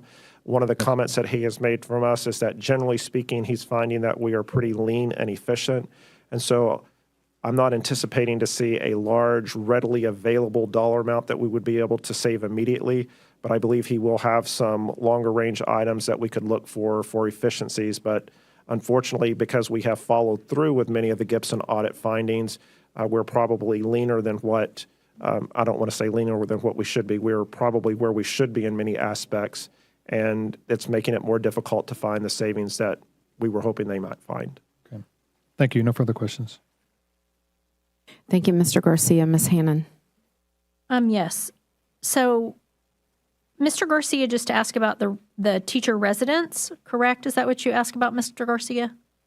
Yes. Okay. And you said it was paid for out of the one-time SHARS For thing? the current year, out of the general fund, yes, ma'am, it was paid Okay. with we received but a double year. But there are no full-time equivalents there? I'm not sure how we're saving. So we're not, the idea is to move that funding source to Title II, and so the teachers would follow that as well. And so it's the funding source for those positions that would move to Title II. So you're using Title II instead of, instead of another funding source. And then the innovative staffing model, is that the model at Pecan Grove and Madden? Or My understanding it is not, but I'll lean to. I mean, I know that it's not a huge and it's 5 full-time equivalent, but I don't know what the innovative staffing model is. The innovative staffing models allow us to use paid teacher residents in teacher vacancies under the oversight of a host teacher. And I can send in a follow-up the different models that we're entertaining. Okay, but that only affects the reduction of 5? Yes, ma'am. Okay, thank you, Ms. Williams. Thank you, Mr. Gwynn. Thank you, Ms. Hannon, and thank you for the presentation. I'll send in any questions I have. Next up is our Academies and Choice Programs information item. Dr. Smith. Yes, ma'am. Our Chief of Schools, Dr. Stevens, is going to lead that. I'm sorry, Chief Academic Officer, Dr. Stevens, is going to lead a presentation on Academies and Choice Program highlights. Thank you.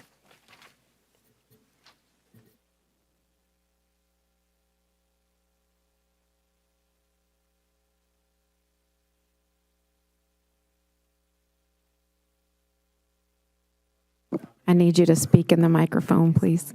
Oh, I need you to get another mic. No, I don't want those that are streaming to not hear. All right. Thank you. There we go.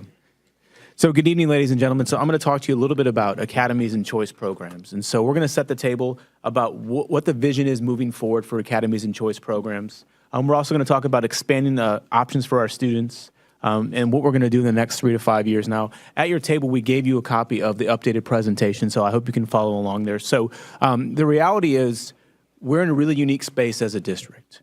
As we reflect on the educational landscape, it's clear we need to think differently about what we offer our students. No longer are we the only option in town. Currently, we have 5 charters that operate within our boundaries that take our students.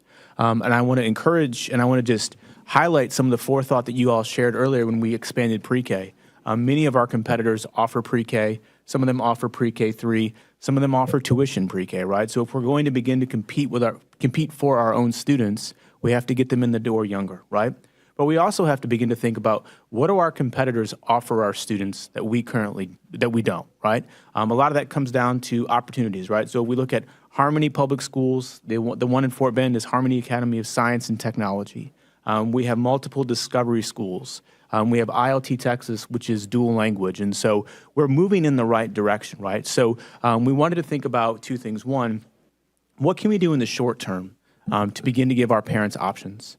And then 2, how can we overlay the work that Beth and her team are doing in long-range boundary planning to show that we're really serious about this work moving forward. So the first thing that we landed on is we're going to be piloting a program this year. These are premier opportunities, right? So we started this to think about what are the benefits that our students get? What do they like most about the academy model, right? The academies are rich in experiential learning opportunities. So every single academy model student gets to do hands-on things multiple times a year. They get to do field trips, right? Some of these are fairly low cost, right? If I'm in the Math Science Academy, I'm going to do the egg drop, and I'm going to build a ski lift. I'm also going to take a tour of a medical center, right? So these are things that we can afford for our students, right? But what would this look like if we scaled it down to our younger students, right? So we're calling these premier opportunities. So our plan is to pilot 5 of these in the fall. 5 programs in the fall. So one is our Energy Explorers. It's a fancy way to say that these students will investigate energy in different things. Gulf Guardians, so they'll explore the biodiversity of the Gulf. So that's the animals, that's the plants, that's the habitats.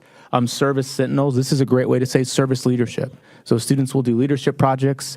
We'll have Digital Defenders, so that's all about digital media, communication, and then transportation. So students will examine the different ways transportation has changed. And so what does this actually look like, right? So we have these cute little characters that we came up with. You can kind of figure out who's who. We have our Gulf Guardian, our Service and Leadership, our Energy Explorers, and our Digital Defenders, as well as our transportation. But on a practical level, what would this look like if I was a student or I was the campus piloting this? So it's a great question. So if I was the Service Sentinel campus, It's a great way to say this campus is going to focus on service and leadership, right? So at this campus, students are going to explore the qualities of effective leaders who serve their communities, foster collaboration, and inspire positive change. They're going to dive into the principles of how servant leadership, such as humility, accountability, compassion, and learn how to apply these values, right? But what does this look like practically? Well, it's super simple. We're going to have service experiences for our students, one in the fall, one in the spring. We're going to explore partnerships like letting our fifth graders design a business and then take a tour to Junior Achievements BizTown in the Heights. We're going to have an independent leadership project. We're going to have assemblies with Houston Food Bank, United Way, and our Shared Dreams, and as well as other partnerships, right? So these are all opportunities for our students. They're low cost, they're not no cost, but what this will allow us to do is this will allow us to kind of work the kinks out. And then as we come alongside Beth and her team, we'll begin to get into what do our premier programs look like. So this is some of the work that we talked about, but I jumped a little bit ahead. So what does this look like in practical terms? So April, we're going to continue to flesh out the program structure. May, we're going to refine the curriculum. And that's something that I really want to make certain here. This is not a new curriculum. We're not going to have to go out and rewrite everything. This is in addition to what our schools already offer. So it's, hey, taking an extra 25 minutes here, taking an extra 30 minutes here, doing a lesson on this, having an extra assembly. So it's not a new curriculum. It's not anything new. It's giving our students differential learning experiences, right? So we want to continue to leverage the great partnerships that we do have. So we already have great partnerships with Texas A&M Galveston. That'd be a great visit for our students that are exploring the Gulf. We already have good partnerships with Shared Dreams. We already have partnerships with the Houston Food Banks. So what do we need to do to make these partnerships a reality for these 5 schools? So we'll work on that. In the summer, we'll host PD for the campus leaders and the principals and the APs and the teachers. And then we'll launch in August, and then we'll continue to refine these. And the plan will be that as we refine these 5, over time, more schools can come on board, and there'll even be an option for a school to say, hey, I like your 5 things, but I think I can do one better, right? So when we look at sustainable leadership, if the campus leaders have agency and voice and choice in the process, that's going to make whatever they choose that much more effective. So the short-term plan is to build out embedded opportunities that allow our parents to see that we are committed to providing differential learning experiences. The long-term plan is working alongside Beth and her team as we look at standalone premier programs. So these are some things that we spoke about last board meeting. Those would be either a two-way or an immersion language program. It would be having conversations about scaling the GT Academy down to elementary. It would be launching a laboratory school, and it would be potentially launching an international school. We know that Fort Bend County is one of the most diverse counties in the country. How do we lean into that diversity? How do we give our parents and students options? And the great thing about these elementary premier programs is that they don't stop in 5th grade. So as we crafted an elementary program, let's say we crafted a dual language program.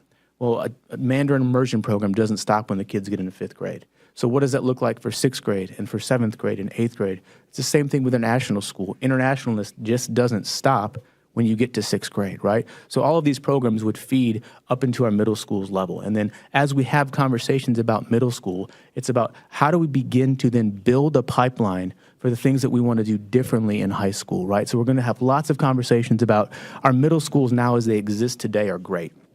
How can we make them better? It's about giving our kids options. And how can we embed more STEM? So we're going to spend time this summer working on more STEM PD. We're going to spend time over the next few years thinking about how we can get students more interested in our CTE, how we can get students to take that career exploration course, and how we can push them into more CTE. So when it is time for them to make a high school choice, they know, hey, I'm kind of interested in this, and I kind of want to do this, and I think this program is for me. And that's going to lead us into our high schools, right? So we understand the academy model exists. We understand there are some benefits, right? But that doesn't mean that we can't think differently and ensure that it exists to provide strength to our district. So we want to lean into the academy model, right? So we want to begin to establish Reese as a hub for CTE and a hub for STEM. Right now, we have some programs that are offered at the home campus, some programs that are offered as an academy, some programs that might even be offered at Reese. What we really want to do is have each of our high schools offer a suite of comprehensive CTE things. These are not things that we just offer right now, but it's even as forward-thinking as we want them to be able to get an FAA drone pilot's license. So that's different because right now our kids are playing with drones and they're having fun with drones, but they can't take that drone experience and go out into the real world and get a job. So as we work alongside the FAA to get everything stood up, we plan to offer FAA drone pilot license, but not just at one school, not just a part of one academy. That's across all of our comprehensive high schools because we want each of our high schools to offer first-class, cutting-edge education to our students. But then we want our students to be able to choose Reese and go to Reese for things that they can't get at their home school, like cosmetology, like culinary, like cybersecurity. So we want Reese to be that standalone place. We really are going to have long conversations about how do we realign our resources to ensure that they are meeting students' needs, but at the same time allowing us to compete and at the same time ensuring that our students are prepared for high growth, high demand jobs now and in the future. And so the good news is that we are committed to walking alongside Beth. So again, this is about a 3 to 5 year project, right? So we can look at how do we utilize those underutilized elementary schools? What do we do for those underutilized middle schools? Are there programs that we can put there that'll bring our families back into Fort Bend ISD? The short-term answer is yes, but we're excited to work alongside Beth, work alongside the rest of the team to explore options not only for our underutilized campuses, but for all 83 Fort Bend ISD campuses as a whole. So I know I threw a lot at you, but this is really what I want you to think about. So as we think about premier programs, premier opportunities, it's really a three-legged stool, right? So the stool is the education we provide our students. We're going to continue to strengthen our traditional education. And so some of that work's going to begin this summer when we get the results of the audit. The audit's going to tell us, hey, you have opportunities to continue to strengthen your instructional approach for students. You're going to also have opportunities with your premier programs. So those are those standalone programs that we talked about, perhaps an international school, perhaps a dual language school. And then you're going to have opportunities with your premier opportunities to continue to strengthen the education that you offer your students. All this to work alongside the long-range boundary planning options to make Fort Bend ISD the destination district for families and students in Fort Bend County. Thank you, Dr. Stevens. We'll take questions from the I didn't trustees. mean to drop that. Sorry. You did a great job. Thank you. All right, Mr. Garcia. Thank you. Dr. Stevens, this is amazing. This is great. I like that we're thinking outside the box. I think we've had this discussion before, doing more with less, and we just had a presentation on the budget. And there's been a lot of conversations about having to make hard choices and close schools and close programs, and we're not doing that here. We put our students first. We're putting our students first. And so whatever the challenges we may have with the budget, we're figuring it out. We're getting putting ourselves in a situation where Fort Bend ISD is poised to be the best school district in the state of Texas by thinking outside the box and doing more with less. So I'm glad to see the progress we're making, focusing on the jobs and the skills of tomorrow. Drone program, I've been having a lot of discussions with my 8th grader about drone and getting his pilot license and things like that. So that's actually really exciting. I doing the leadership TASB master trustee training, and one of the places we went to was El Paso, and El Paso has had to close schools, not because of anything voucher related, but just because the population isn't there. The population is shrinking, and so they've had to close, I think, 6 or 7 schools. But some of the things that they did, and I just wanted to throw that out there, that I thought was pretty interesting. They were converting some of their schools that maybe half utilized and incorporating sort of a dual elementary school on one side of it and then a Montessori school on the other side of it. And so that started to draw in and attract more students to come into the school. I think their program is now K through 5th. I actually think it's pre-K through 5th. And so as we're thinking about some of these schools that are underutilized, there's some options that we could do to increase capacity, be more competitive with some of our outside competitors. And I'm driving down West Belfort, and I'm seeing another charter school pop up over there next to some high-performing schools that we have in the area. And so what are we doing to be competitive and seeing things like this and really thinking outside the box amidst some of the challenges we're having? I commend you and I commend the team, and I just encourage you guys to just keep going. So I wanted to throw that out there. I thought that was an interesting idea. I've got lots of ideas. I just came back from College Station and Same situation over there, doing more with less. That's all the public schools are doing right now is how can we utilize the spaces that we have? How can we incorporate programs and reach out to the community, reach out to community partners to get opportunities for our students here. So those are some really good, exciting things, and I'm glad to see that y'all are on top of it. Thank y'all. Thank you, Mr. Garcia. Mr. Hamilton. Yes, thank you for that presentation. So I think I mentioned last week, so Trustee Hannon requested a policy that came to the policy committee, and then in that conversation, you Dr. Stevens, you were very excited to talk about some of the dual language expansion and also this type of stuff. And so I'm glad that excitement got, everybody got to see that excitement tonight. And so these are exciting topics. So just a question. So this could be the kind of the 5 channels or expanding the GT program.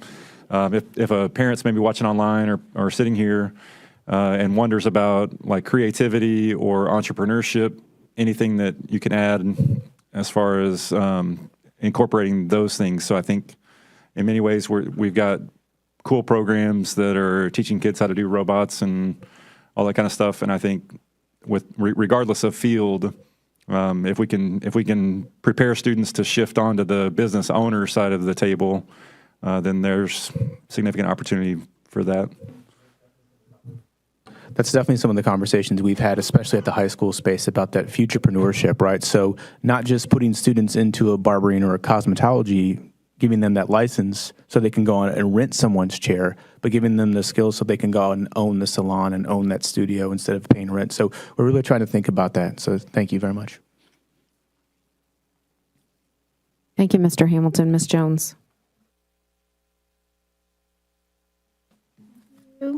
Dr. Stevens, thank you, President Tyson. I think this is phenomenal.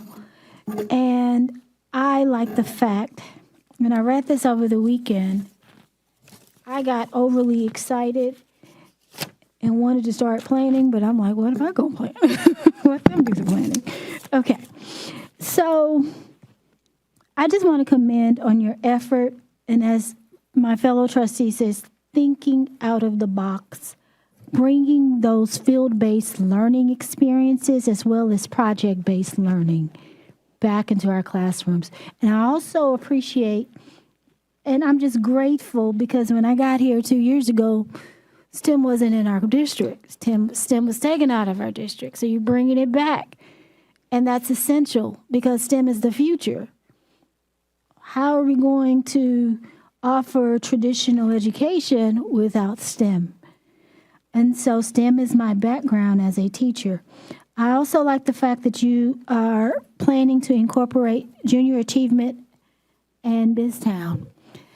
Junior achievement is where I started. I never had an idea or thought about being a teacher until I actually started teaching junior achievement. Living on Sci-Fair, that's what the parents did. It was like, okay, moms, stay-at-home moms, we're going to teach junior achievement, and that's what the school kind of put on us.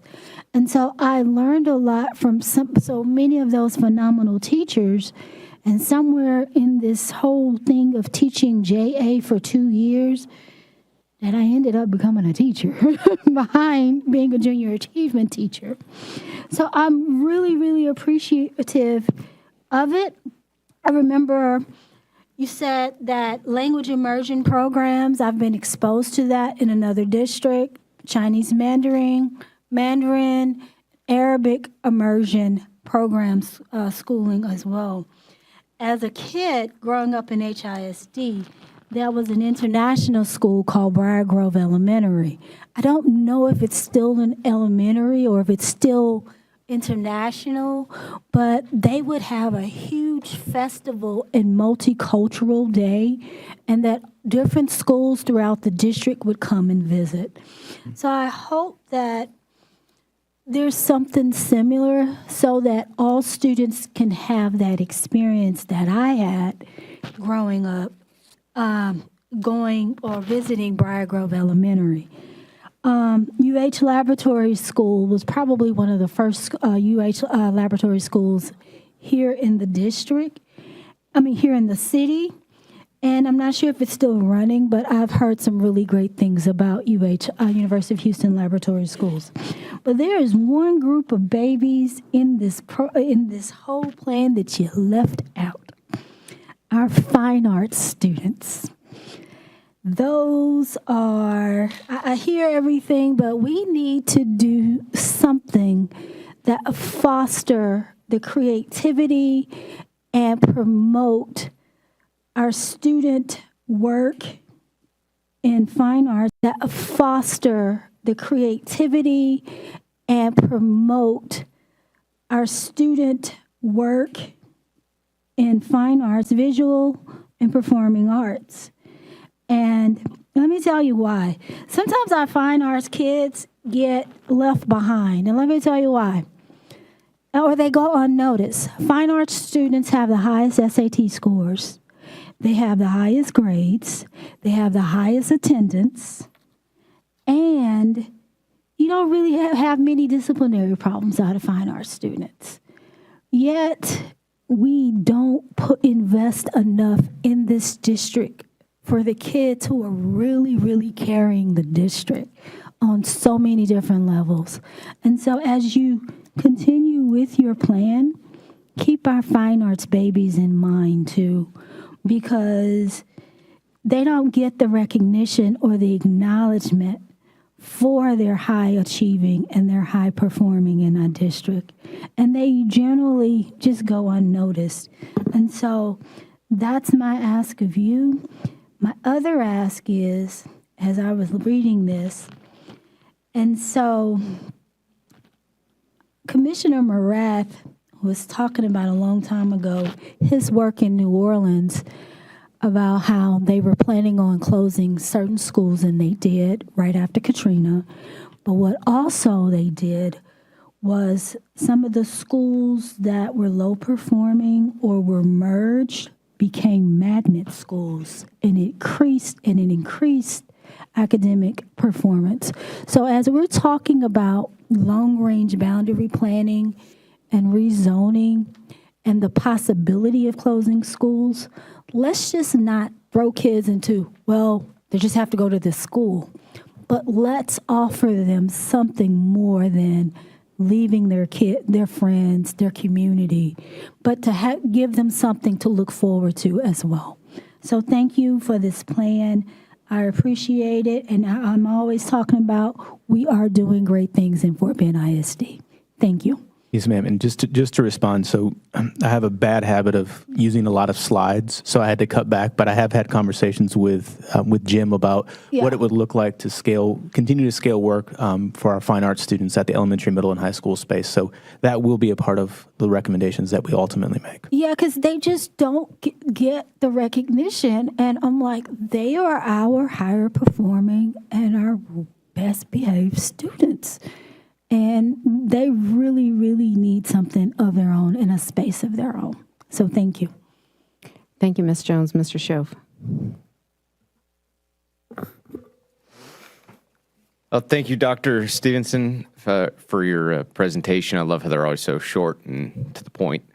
So I'm a licensed pilot. Been flying since I was in high school. I got my pilot's license, and I was on track to finish my airline transport certificate up until the people elected me into this seat, and that had to be backburnered. So something that's common, I have my FAR 107, which is the drone operator license, and it took me all about probably 30 minutes to get, but it's a little bit different for if you're already a certificated pilot. But what's common in the aviation world, particularly flight schools that are training specifically for flight students to go directly into the airlines, is they work them through the private pilot rating, instrument rating, commercial rating, flight instructor, multi-engine, multi-instrument instructor. So, through the ratings, and then over the course of about a year, somebody who's never flown an airplane before is now a flight instructor. So FAR 107 for drone operator you can get your drone operating license, your commercial drone operator license at 16 years old. And there's no age cap for being a drone operator instructor. So has the district explored the options of trying to get students certified, not just as a drone operator, but as a drone operating instructor in order to start training other students in their 107? We haven't had those deep of conversations yet. I can tell you we are working. We've got the clearance from the FAA to begin offering that program in the coming years. We're also having additional conversations about just aviation and aircraft maintenance in general. So when we bring our final presentation back or final recommendations, once they align with board budget priorities, we'll have that information for you. Awesome. I'm looking forward to it. So, you know, and where I'm so excited with drone operator, one of the biggest problems that I have with the way we operate with CTE and the Reese Center is it seems like it removed a lot of these programs from the campus, and we are a massive district, and having kids drive clear across district to get a state certified class kind of sucks for the kid. But this is something that I think that we can put in the classroom or in the individual schools. And I mean, just in one semester, they can have their drone operator license. So I'm excited to see where this goes. Thank you. Thank you, Mr. Schoaf. Dr. Gilliam. Thank you. Don't want to be Debbie Downer, but I guess as I was sitting here, I think it's a great idea. I'm 100% in. But I'm going to say Stephanie Williams, Melissa Hubbard, Glenda, Jim Drew, even Dr. Smith. And we've seen this before. And so in Fort Bend, meaning that there were, I believe we were trying to, what did we call it then, Dr. Smith? We had the academies. There was an academy in every school or what have you. I love this, and I would just suggest that we really go back to what happened to those things, because we're a different kind of a community, and sometimes people just don't want to. Our students don't always want to do certain things. Okay. There will be a bunch of them that will want to. Don't get me wrong. I don't want this to be Debbie Downer. I just want us to really focus and find out what was it before that this did not consistently, that we weren't able to keep it. And of course, we have brand new people, and I expect it too, but I'm just kind of throwing it out there. Okay, Beth, you know, so... So we can do this, and I'm looking forward to it because I was one of those teachers that wanted to go and do those things. So anyway, I think it is absolutely phenomenal. I am 100%. Sometimes when I say something negative, then there are a lot of folks that are thinking that I'm not putting it down at all. I think it'll be great. I just want us to make sure that when we plan for this, that we truly look to see what happened in the past so we don't make those mistakes again. Okay, thank you. And not that there would be mistakes. Okay, thank you. Thank you, Dr. Gilliam. Ms. Jones, do you have something real quick? Oh, I didn't know I was next. Okay. I'm going to piggyback off of Dr. Gilliam's. I'm going to say this. The goal is to push Fort Bend forward. We can't change what happened in the past. But we can't play Monday morning quarterback either. And so, one at a time, please. No, but this happens all the time. She has. Someone talks, and then somebody else has to Dr. Gilliam. But I'm going to say what I need to say today, because that needs to be said. So press your button, and I'll call on you. But Ms. Jones has the floor. Thank you. okay. So we are pushing forward. We're pushing our students forward. Of course, we are a diverse district. We're different people. First of all, we're dealing with kids, okay? Kids. Kids do what adults tell them to do. And so at the end of the day, we are offering programs that will benefit their development academically and socially in some areas, okay? So that they can be able to compete with other students within the country. And so I get what you're saying about who dropped the ball, but we can't stay there. We have to move forward. We have to push our kids forward. We have to push our district forward because that's the priority. You know, I always say God don't have time for people who looking in the back, who are in the past. He wants people who are looking forward and who are pushing towards the future. And that is the goal for Fort Bend ISD, is to move towards the future. Thank you. Thank you, Ms. Jones. Ms. Hannon. Thank you. Thank you, Dr. Stevens. So I'm going to say thank you first to Dr. Smith, and I'm also going to say thank you to this board, because until this fall, this board that I've been a part of, we had not come together to create goals and priorities. We were helped along by the staff. And what I'm seeing here is a product of our first priority, which states increase successful student outcomes through enhanced learning opportunities. So I know that Dr. Smith is listening. He's looking at the goal that this board set, or the first goal, and this is the product that we see here tonight. Okay, so I'm assuming, you know, we get to look at the CIPs. I've never really looked at the DIPs. We've looked at the department improvement plans. But by listening to this, I can tell that the department is also looking at improvement with goal 1. So I'm going to say to Ms. Jones's point, and I'm glad that you and Jim Drew are looking at fine arts, because I do think our performing arts and our visual arts, it would be a wonderful place to have that in the elementary schools in a different way than we have the normal outclass situation. I think that would be a huge draw to bring many students into this district. I want to talk about the premier opportunities for these little service leadership and the aquatics piece and the renewable energy and those types of things. I think that sounds wonderful. And again, I'm going to be like Dr. Gilliam. I don't mean, this isn't to disparage it, but I also know the extent to which we ask our teachers to do a lot, right? Our curriculum is already, 5 miles wide and 10 miles deep kind of thing. And so when you mentioned that, I thought about the Texas Performance Standard Project that we say enhances our learning opportunity for our GT kids.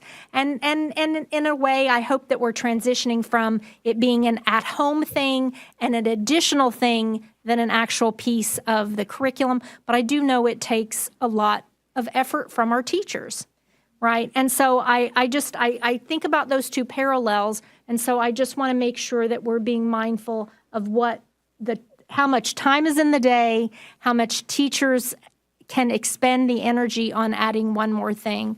And I am all about enhanced learning because I really do think it's important. The other thing I'm also going to follow up, and I'm going to ask Dr. Smith this, because at the very end, you get me very excited thinking, finally, we're going to bring, language immersion program or a two-way dual language back. But at the very end, I heard you use the word perhaps.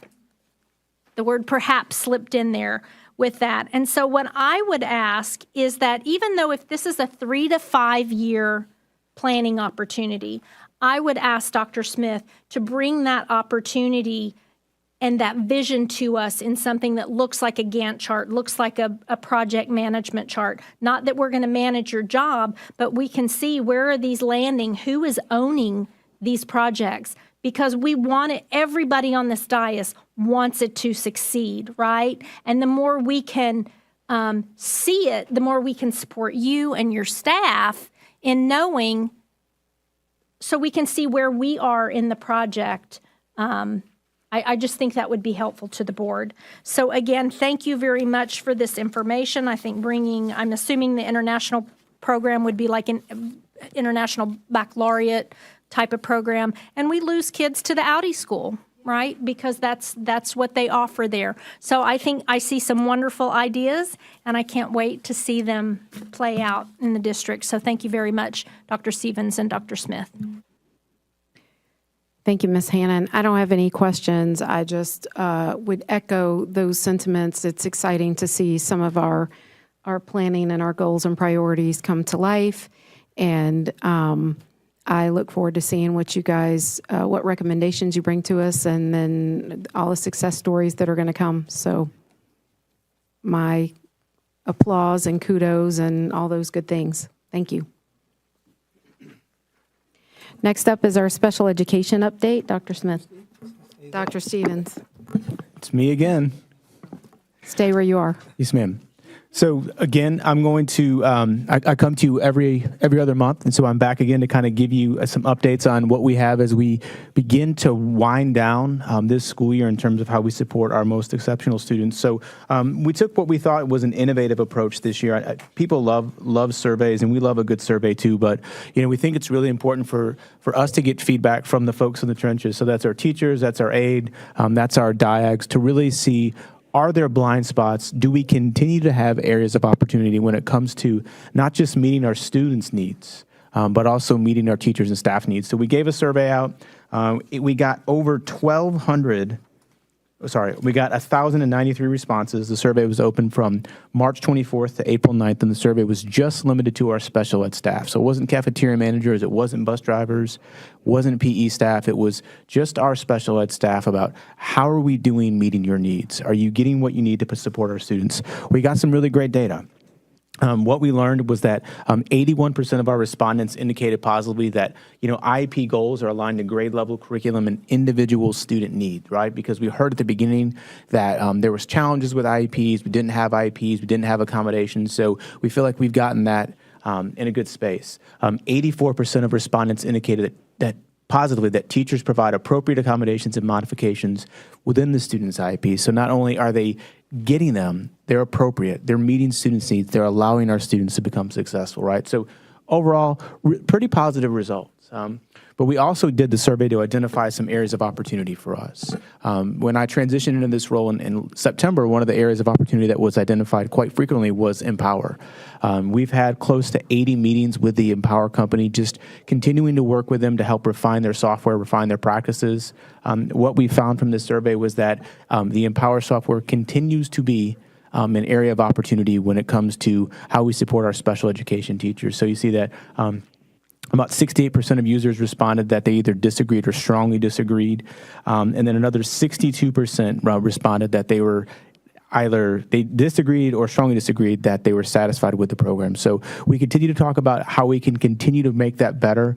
We do realize this continues to be a challenge for our teachers, but overall, when we looked at the results of the survey, this was probably the biggest area that we still have that we want to focus on moving forward, because we know that if we can tackle this evaluation software issue, then it's going to make our evaluation issue that much less of an issue. So we are committed to continuing to investigate this moving forward and potentially bring recommendations over the coming months about what we can do to solve this challenge. So, and then one of the other areas of opportunities that we know is that we need to continue to regain our parents' trust. So we convened our special ed task force this year. One of the issues that we heard is that parents are really comfortable in elementary school. When maybe a student has that same teacher for 5 years, parents get a little trepidatious when it's time to go to middle school. And now there's, 6 or 7 periods in an out class, and then that continues in high school. And so what we really saw was this erosion of trust, because I have this one person who I can call for 5 years, and then all of a sudden it's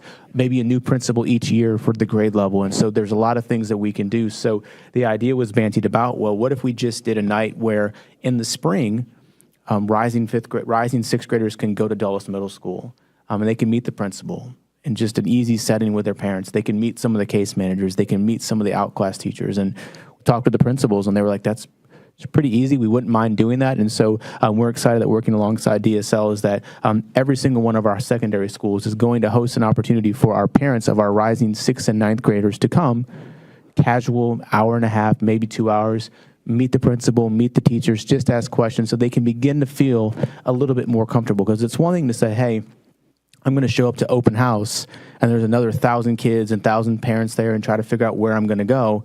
But it's another thing to say, hey, I'm going to show up and I'm going to be one of maybe 50 or 60 or 70 kids that are going to show up and have an opportunity to walk my schedule. So we're really excited about this. One of the other things that we learned is, so I got to spend some time attending our CPAC meetings. So that's our Special Ed Parent Advisory Council meetings.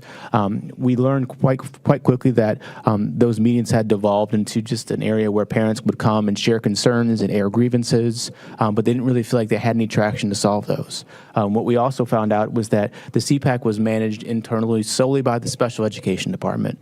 So there was no real oversight from the admin building, but there was no support for us to leverage what we already have, and that's the great, the volunteer application that the Collaborative Communities Group puts out. So we put this application out, they can vet us, they can ensure representation from every campus, and so we've actually been working to bring that application in-house, so when the collaborative, not the Collaborative Communities, but when the volunteer application goes live in a couple weeks, the Special Education Parent Advisory Council is going to be on that. So we're going to have district support for that group so they can feel like, hey, I do have a grievance, I do have a concern, someone can actually listen to me and help me move that forward. So we're really excited about that. The last piece of feedback that we got was that while we do provide parents with some great web resources and access to just certain things, they could probably be better. So we are continuing to work with our communications department about refining our website and our other resources that we do provide for parents.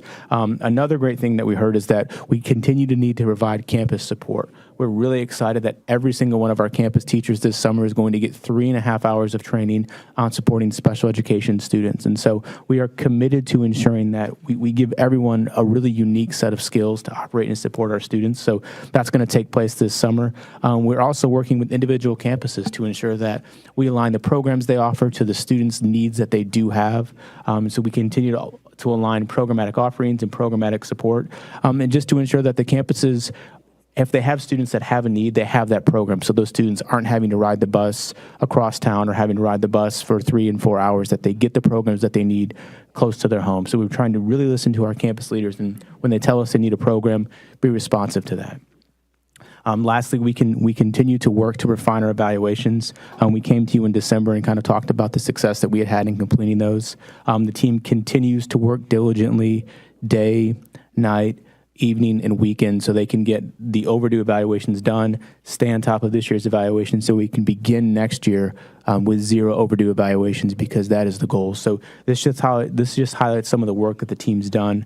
And then again, we just kind of continue to project out. This is some of the work that the team's going to continue to need to do between now and July 30th. And so the SPED team never stops. The work never stops. They work tirelessly. It is a testament to them. They continue to do a great job in getting our kids evaluated, getting our kids reevaluated. And so that's a testament to their hard work. And so one of the things that we noticed was that the old adage is you need to work smarter, not harder, right?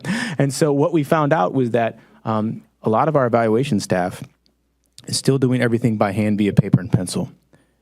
And so we recognized that if we were able to shift some of our evaluations to all digital, that would dramatically reduce the amount of time it took for them to complete evaluations. And so I'm pleased that we were able to work alongside IT. We've got iPads purchased for everyone. We've got 2 iPads, one for the evaluator, one for the student. So starting now, when it is developmentally appropriate, students will be using an iPad to complete the testing. And so that will dramatically reduce the amount of time that our evaluation staff is having to do with transcribing things and rewriting things. It's going to make it so much easier. And that does a couple things. One, we do know that a lot of the evaluation paper is not going to be produced anymore. And so as those things get sunset, it wouldn't force us to make a decision. We were able to kind of plan, get ahead of the curve, get the iPads ordered, and then begin to work on a training plan this summer for those staff that do need that additional support.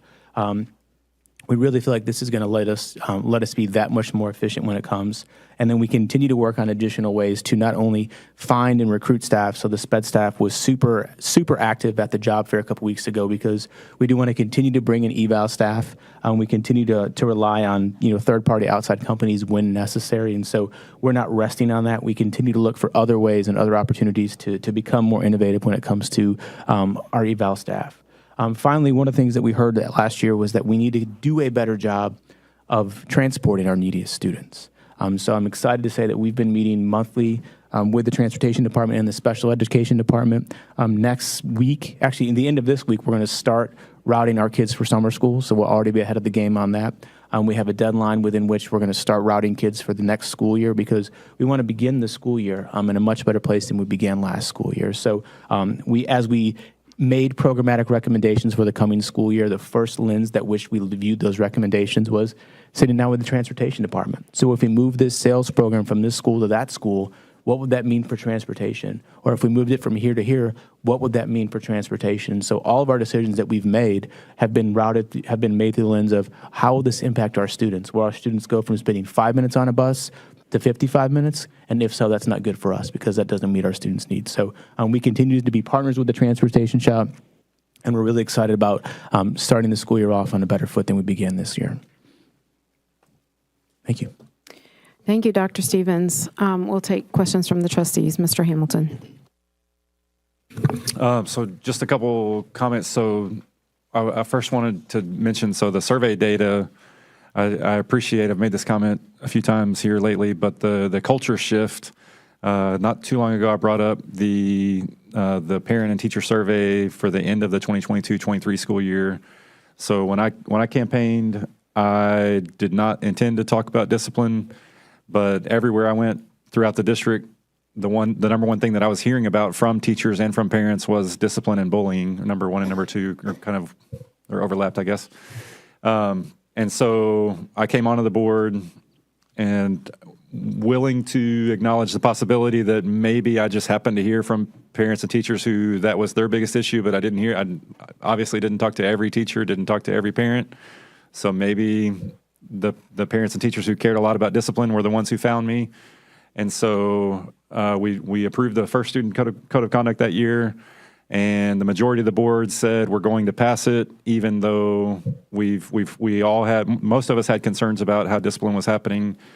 And then, so this is maybe 9 months after that, at the end of the school year, almost half of our parents and almost half of our teachers said in the surveys that discipline and bullying were major issues in the district. And in my opinion, the sense was that the survey data didn't show what we wanted it to show as an organization, and therefore we just kind of acted like it didn't show what we didn't want it to show. And so I appreciate that you're putting, that's not good survey data on the software program. But I appreciate that there's just a change in tone of genuinely seeking out feedback and genuinely responding to that feedback, even if the news is not necessarily what we want to hear. So I wasn't really clear on what was the name of the software?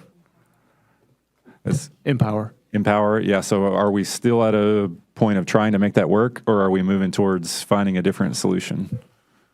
We are still evaluating our options. Okay. The challenge would be if we were to change today. Right.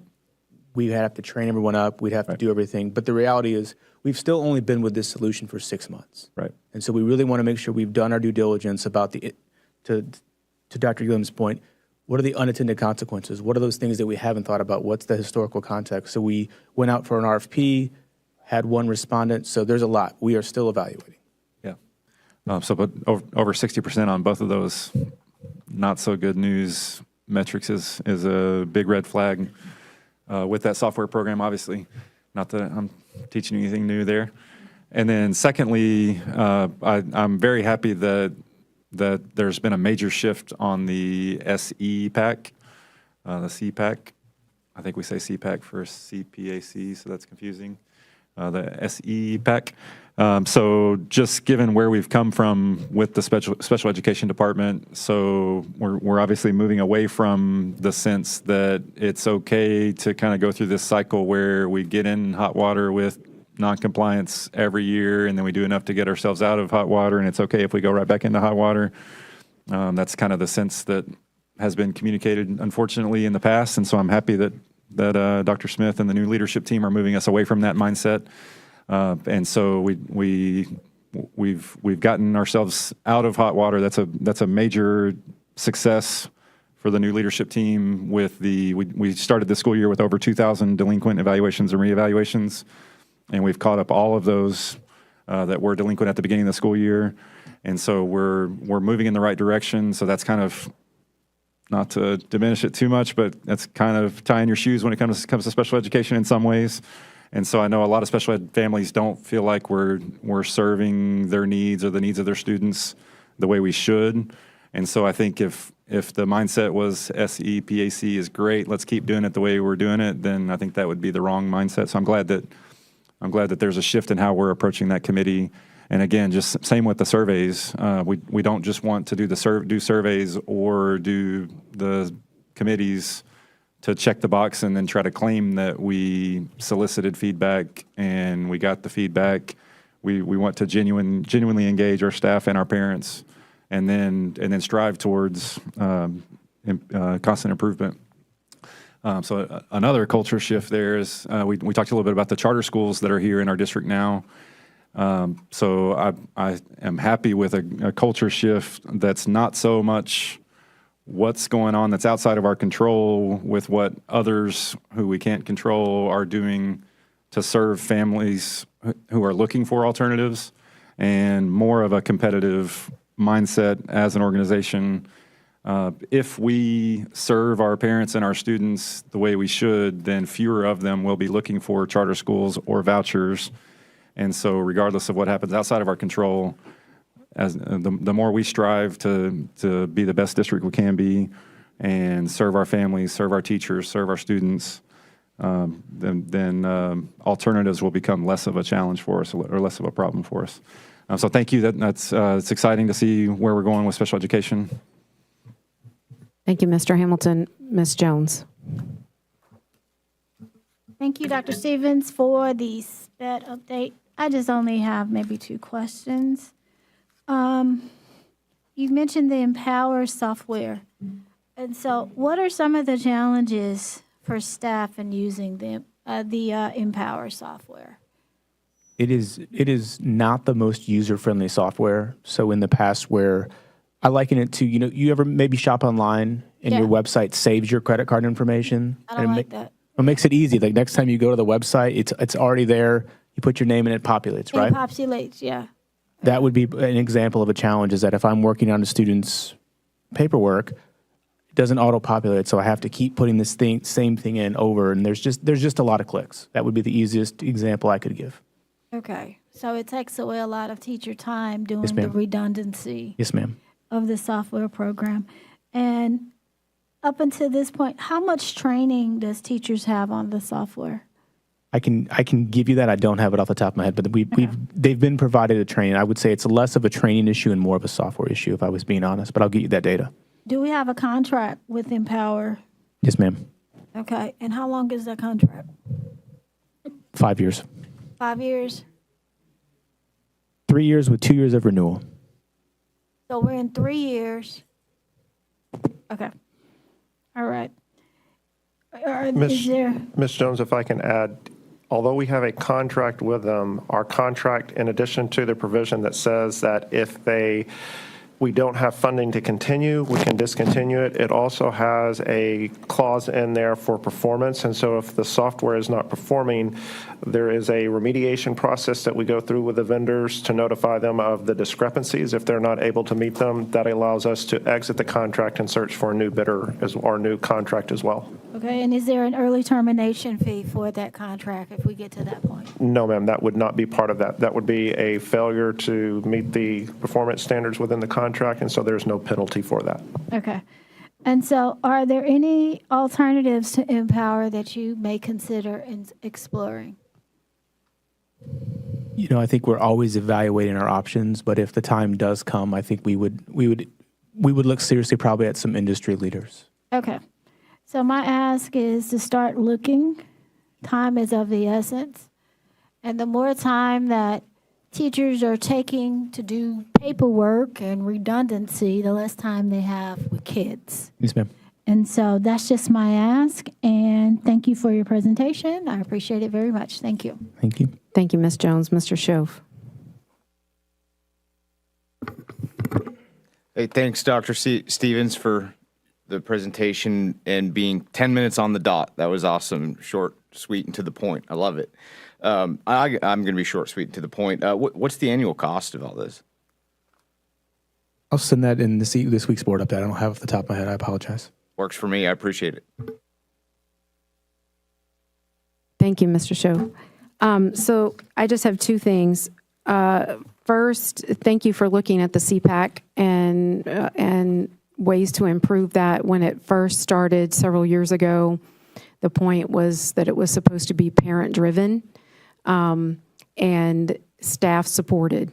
And so I just want to make sure that we are continuing to let the parents drive that process. So that's just a comment. The other thing I would say is when we're looking at campus support, and you talked about the 3.5 hours that all teachers will receive on supporting exceptional learners.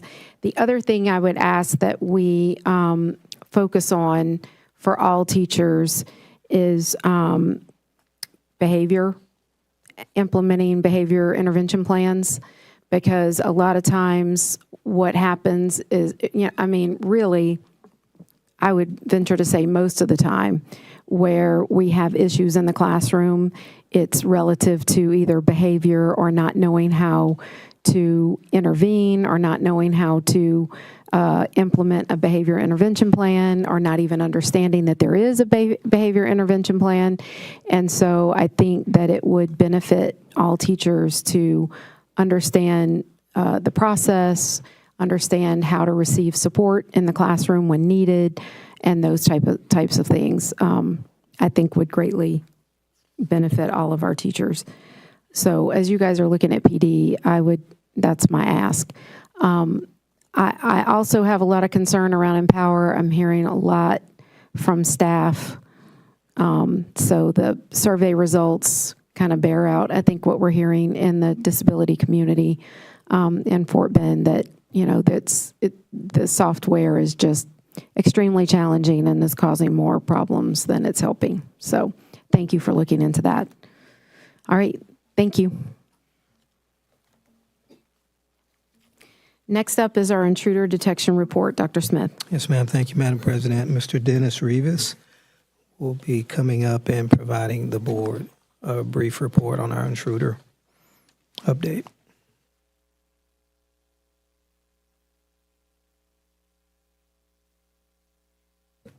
Good evening, Madam President, Board of Trustees, Dr. Smith. In front of you should have an updated agenda item for this topic here. Since our last meeting on March 24th, there's been 11 campuses visited by the auditors, and there were 3 findings, and 8 of the campuses had no findings whatsoever. Pending any questions, that'll conclude this report. Thank you, Mr. Rivas. Mr. Garcia? Can you say if these were exterior doors at the schools, or were they? That's closed session. Is that closed session? That's closed session. I'd like to get that information, specific information on that. For security purposes, it would be a closed session item. What I can say openly, I can't specifically talk about campuses, et cetera, what it was. I can say that there was a malfunctioning door on one that was repaired instantly. There was another door issue, and then there was some door sweep log issues, but all have been resolved since. In fact, they were all resolved the same day, and that's what I can say openly. All right, thank you. Thank you, Mr. Garcia. Thank you, Mr. Rivas. All right, next up is our consent agenda. Do the trustees have any items they would like to remove?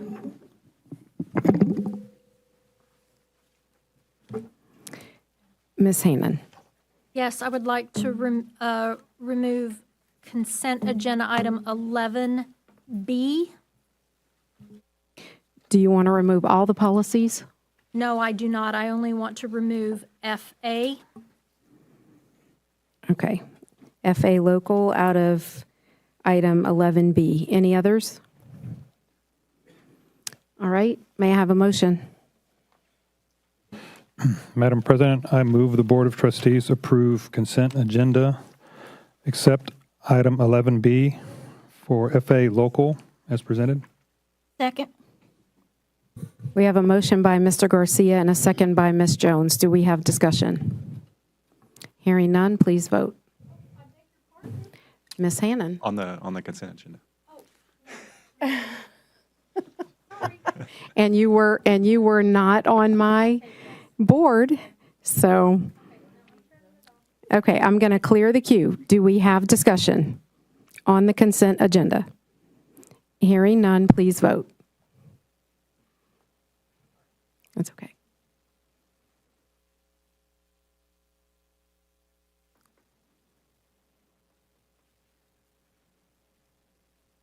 Motion passes unanimously. May I have a motion for FA local? Madam President, I'd like to make a motion that we limit our discussion of this agenda item to 2 minutes without yielding our time to another trustee. Okay, let me get a motion on the underlying item, and then I'll entertain that motion. I move the Board of Trustees approve 11B FA local as presented. Second. We have a motion by Mr. Garcia and a second by Ms. Jones. Now I'll entertain your motion. Ms. Jones, you want to restate it? Yes, President Tassin, I move that we limit the discussion of this agenda item to 2 minutes, and that trustees are not allowed to yield their time to another trustee. I'd like to amend the motion. Well, I don't have a second yet. Oh, So I okay. got to get a second first. Do I have a second? No, I did not on that. I'll second. All right. We have a motion by Ms. Jones and a second by Mr. Garcia. Now I'll entertain your motion to amend. I'd like to amend the motion to afford board members 3 minutes, and board members may yield their time to other board members. I second the amended motion. All right. We have a motion by Ms. Hannon and a second by Dr. Gilliam to amend the prior motion to 3 minutes per trustee, and that time may be yielded. Do we have discussion on this motion to amend? Madam President, I have discussion. Okay, Ms. Jones. I think we have expressed our views on this particular agenda item, and I think we've said what we needed to say in the agenda review meeting. And for the interest of time, the limitation of 2 minutes is sufficient, and yielding our time as our own and not someone else's is also adequate and appropriate. So thank you. Thank you, Ms. Jones. Ms. Hannon. So I did not have the opportunity to say all that I needed to say because when this item came to us with the agenda review, the community had no idea that it was coming until the Friday prior. So that meeting serves a different purpose than this meeting. At that time, I did not get to hear all the text messages, phone calls, emails, nor had I heard the 32 people who signed up this evening. So out of respect for board members, and when we have politically driven items, I think it is disrespectful to continue to restrict conversation from board members to 2 minutes. Thank you, Ms. Hannon. Your mic wasn't on. My mic was not on. Do I need to reiterate what I just said? I think we heard it. We heard it. Okay, so now we are going to vote on the amended motion, which is to change the prior motion to 3 minutes per trustee, and you may yield your time. Please vote on that item only.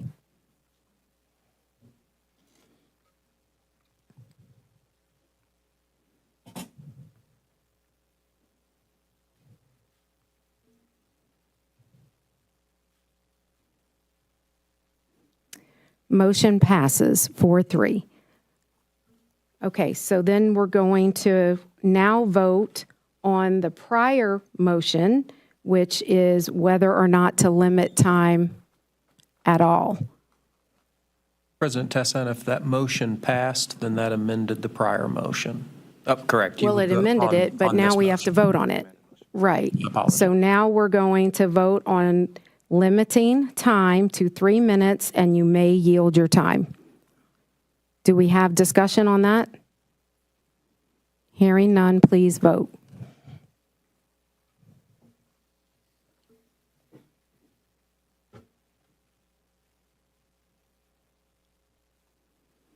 Motion passes.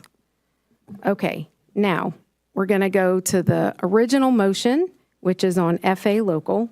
Do we have discussion?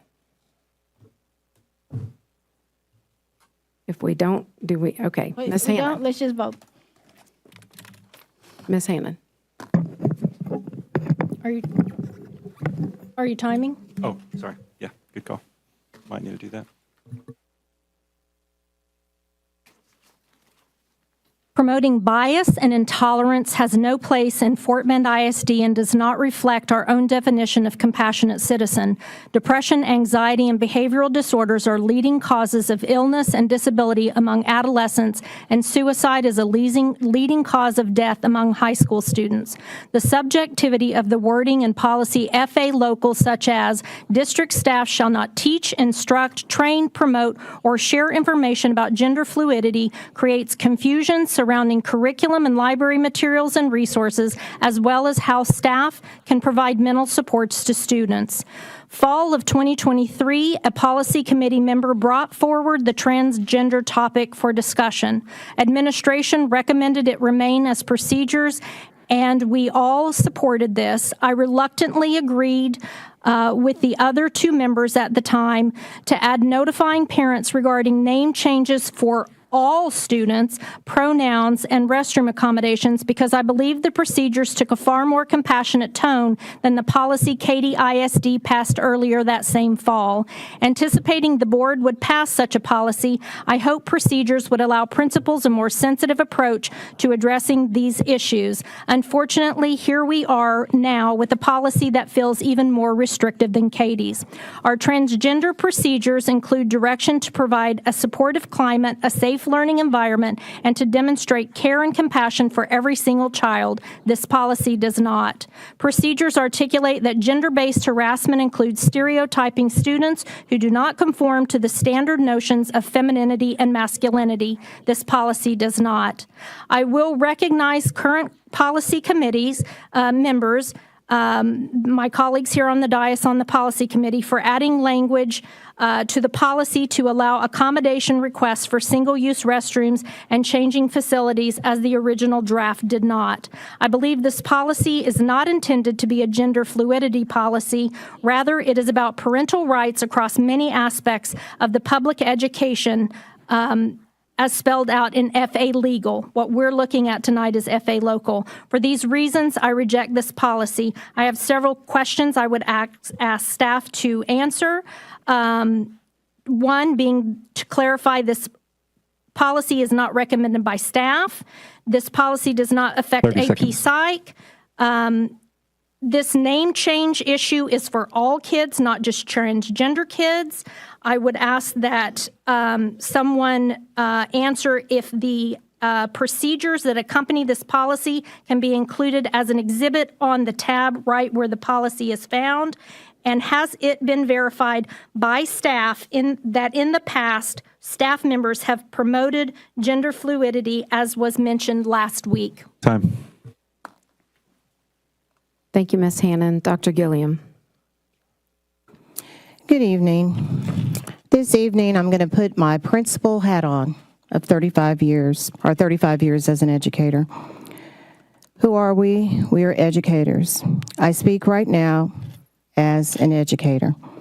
I know what we do every day when we walk into a building. We educate children.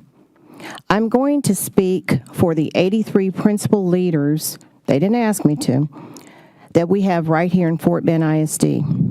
Principals will still be sympathetic to each student with any issues or concerns, whether it be bullying, social media, gender issues, or just people who try to fit into society. Administration here in Fort Bend ISD has regulations and, again, compassion for our students from kindergarten to graduation. If this passes, educators will be here to work with our students and have understanding, because that's what we do in Fort Bend ISD.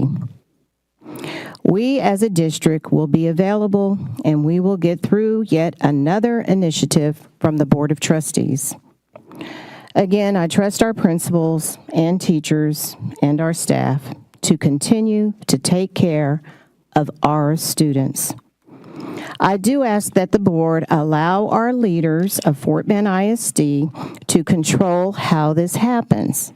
by allowing our educational leaders to provide safe avenues for all of our students.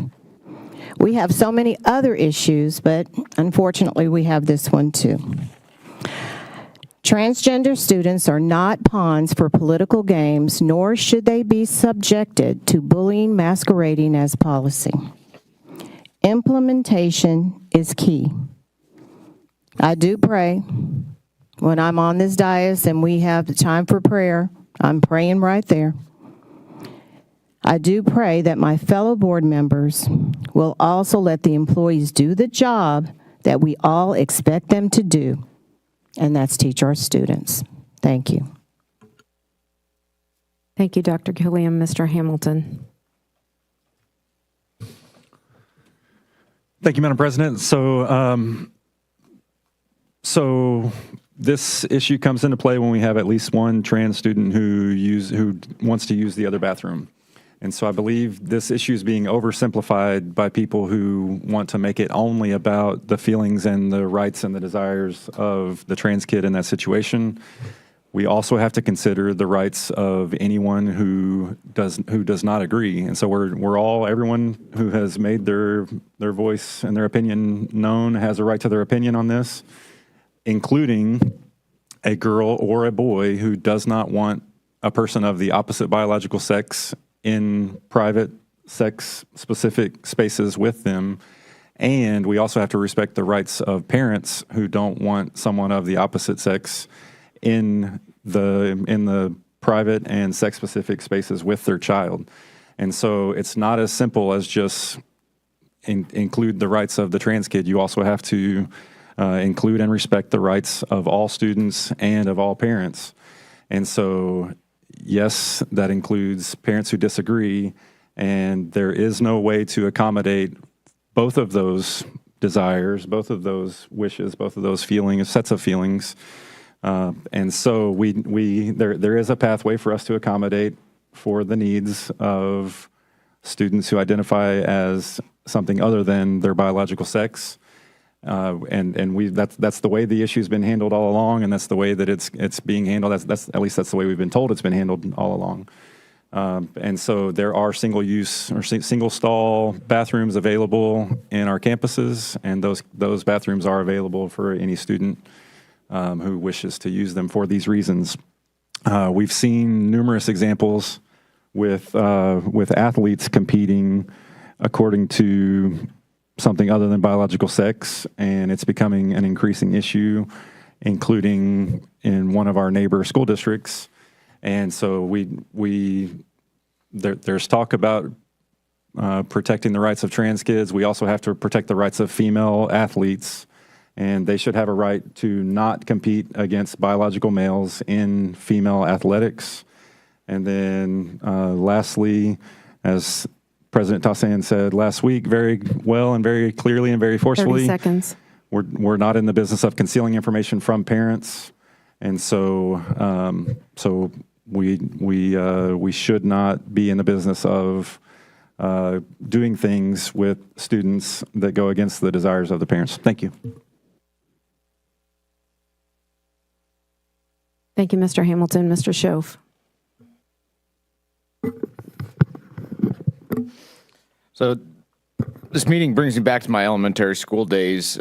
Growing up in the East Bay of San Francisco, in elementary school, there were a lot of transgender students, and we were all kids, friends with everybody, just couldn't comprehend what was going on. I've known many people within these communities and considered many of them my friends, and I stand firm. I will always vote to pass policy that strives to save and preserve the lives of students. According to the American Journal of Psychiatry and the California Office of Statewide Health Planning and Development, suicide rates among transgender people substantially increase after transitioning. We now have years of data on this, and we should consider maybe this problem isn't being handled or addressed correctly. Okay, based on this extensive psychiatric research and the research of the state of California, if you're truly advocating for the health, safety, and preservation of life among those diagnosed with gender dysphoria and other mental health issues, you would be advocating against transitioning students and be advocating for communicating their gender identity and other mental health conditions to their parents. Gender identity issues and mental health issues that could lead to the child's death need to be communicated to the child's parent. This isn't bullying, this is common sense. It is the right of the parents to know every aspect of what their child is experiencing within our care on our campuses. Not only am I going to vote for this policy, I'm going to continue to advocate for the district to stop taking federal VOCA grant funds where unlicensed counselors have given gender-affirming therapy to students against parents' wishes, and for the district to employ our own licensed professional counselors who we can monitor and ensure they abide by this policy. Thank you. Thank you, Ms. Jones. Thank you, President Tyson. So as I was listening to the public comments, and I wrote some things, and first thing came to my mind is we know who's running the House. And so I'm just going to say what I need to say here. According to the United Nations Convention of the Rights of the Child, a child is regarded as a person below the age of 18. And this was intentional to provide protection and rights of parents who are responsible for their health, shelter, education, nutrition, and securing a safe environment and a secure childhood. FA Local reaffirms parental and children's rights by providing assurances that the district will uphold a parent's right, according to this convention, to know what is going on with their child within our schools. FA Local parents are notified if their child is assuming a different gender identity once he or she leaves their house and comes to school. This is their parents' right to know. FA Local prohibits boys and girls' bathrooms and vice versa. How is it that churches, mosques, temples, and synagogues would not allow this, but you're asking for school districts to allow boys to go into girls' bathrooms and girls to go into boys' bathrooms? Ask your pastor, is this acceptable? Ask your imam, ask your rabbi, is this acceptable at their place of worship? But it's okay for schools. And so it prohibits boys from participating in girls' sports. What is disturbing is that women fought hard for women's right to suffrage, but now they're so willing to hand them over, those same rights over, for men or boys to play in their sports. What happened to women empowerment here?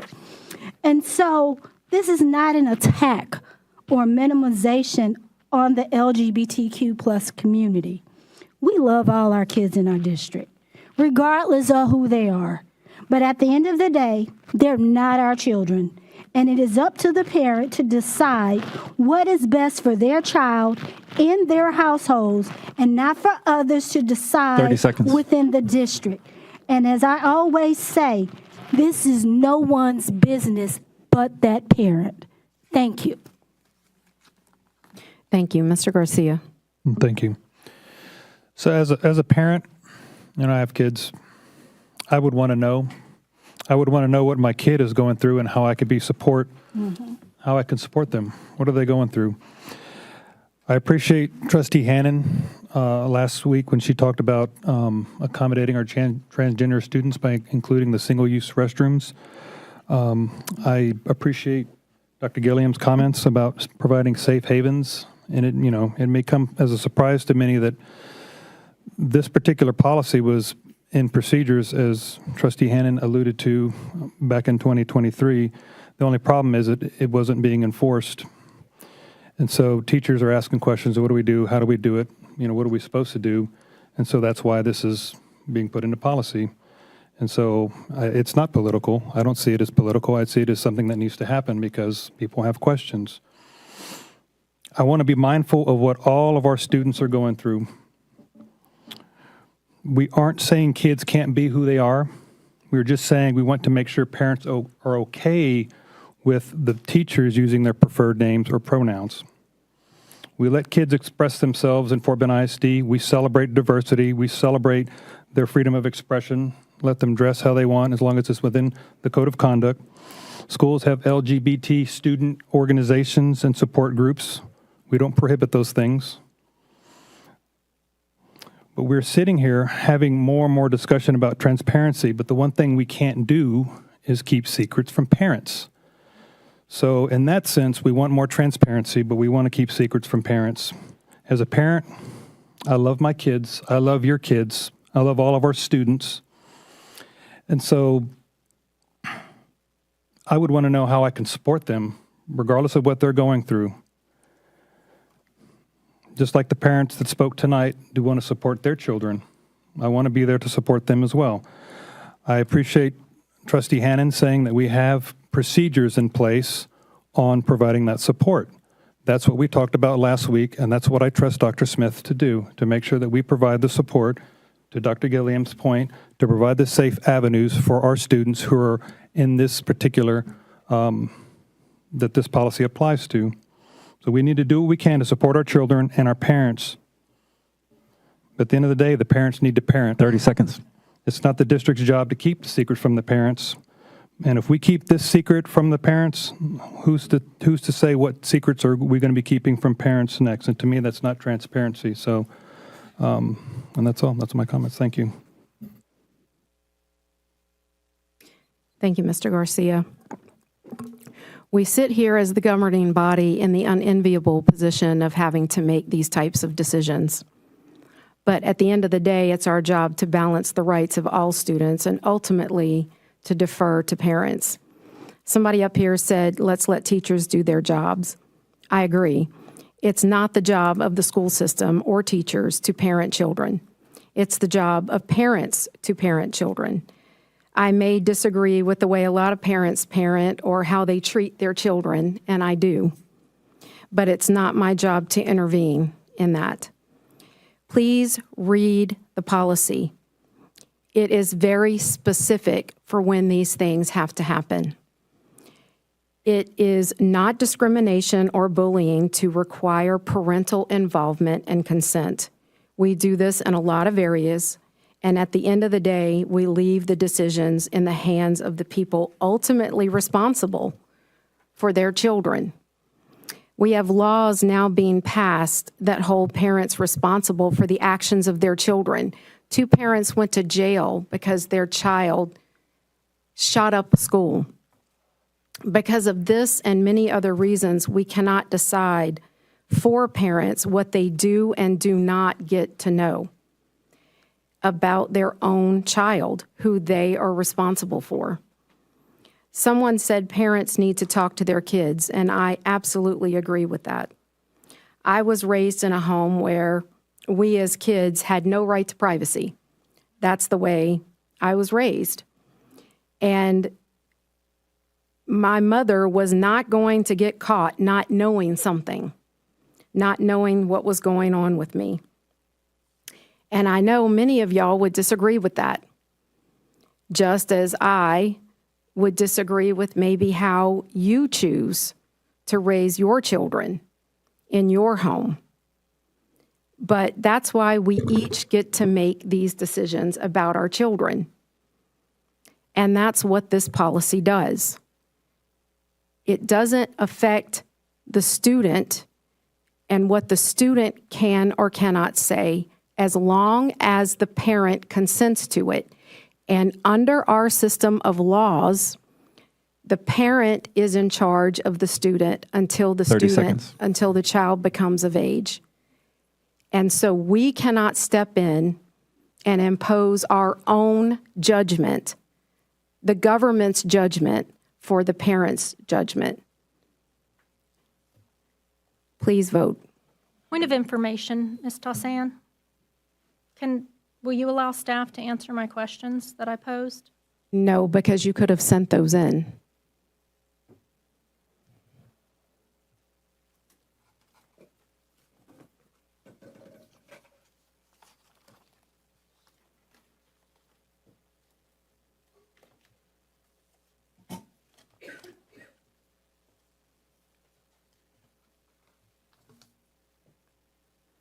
Motion passes 5-2. We will now convene in closed session under the Texas Open Meeting Act, Texas Government Code, Chapter 551, under the sections listed in the agenda, and for the purpose of a private consultation with the board's attorney on any or all subjects or matters authorized by law. The time is 10:21 p.m., and we are now convened in closed session.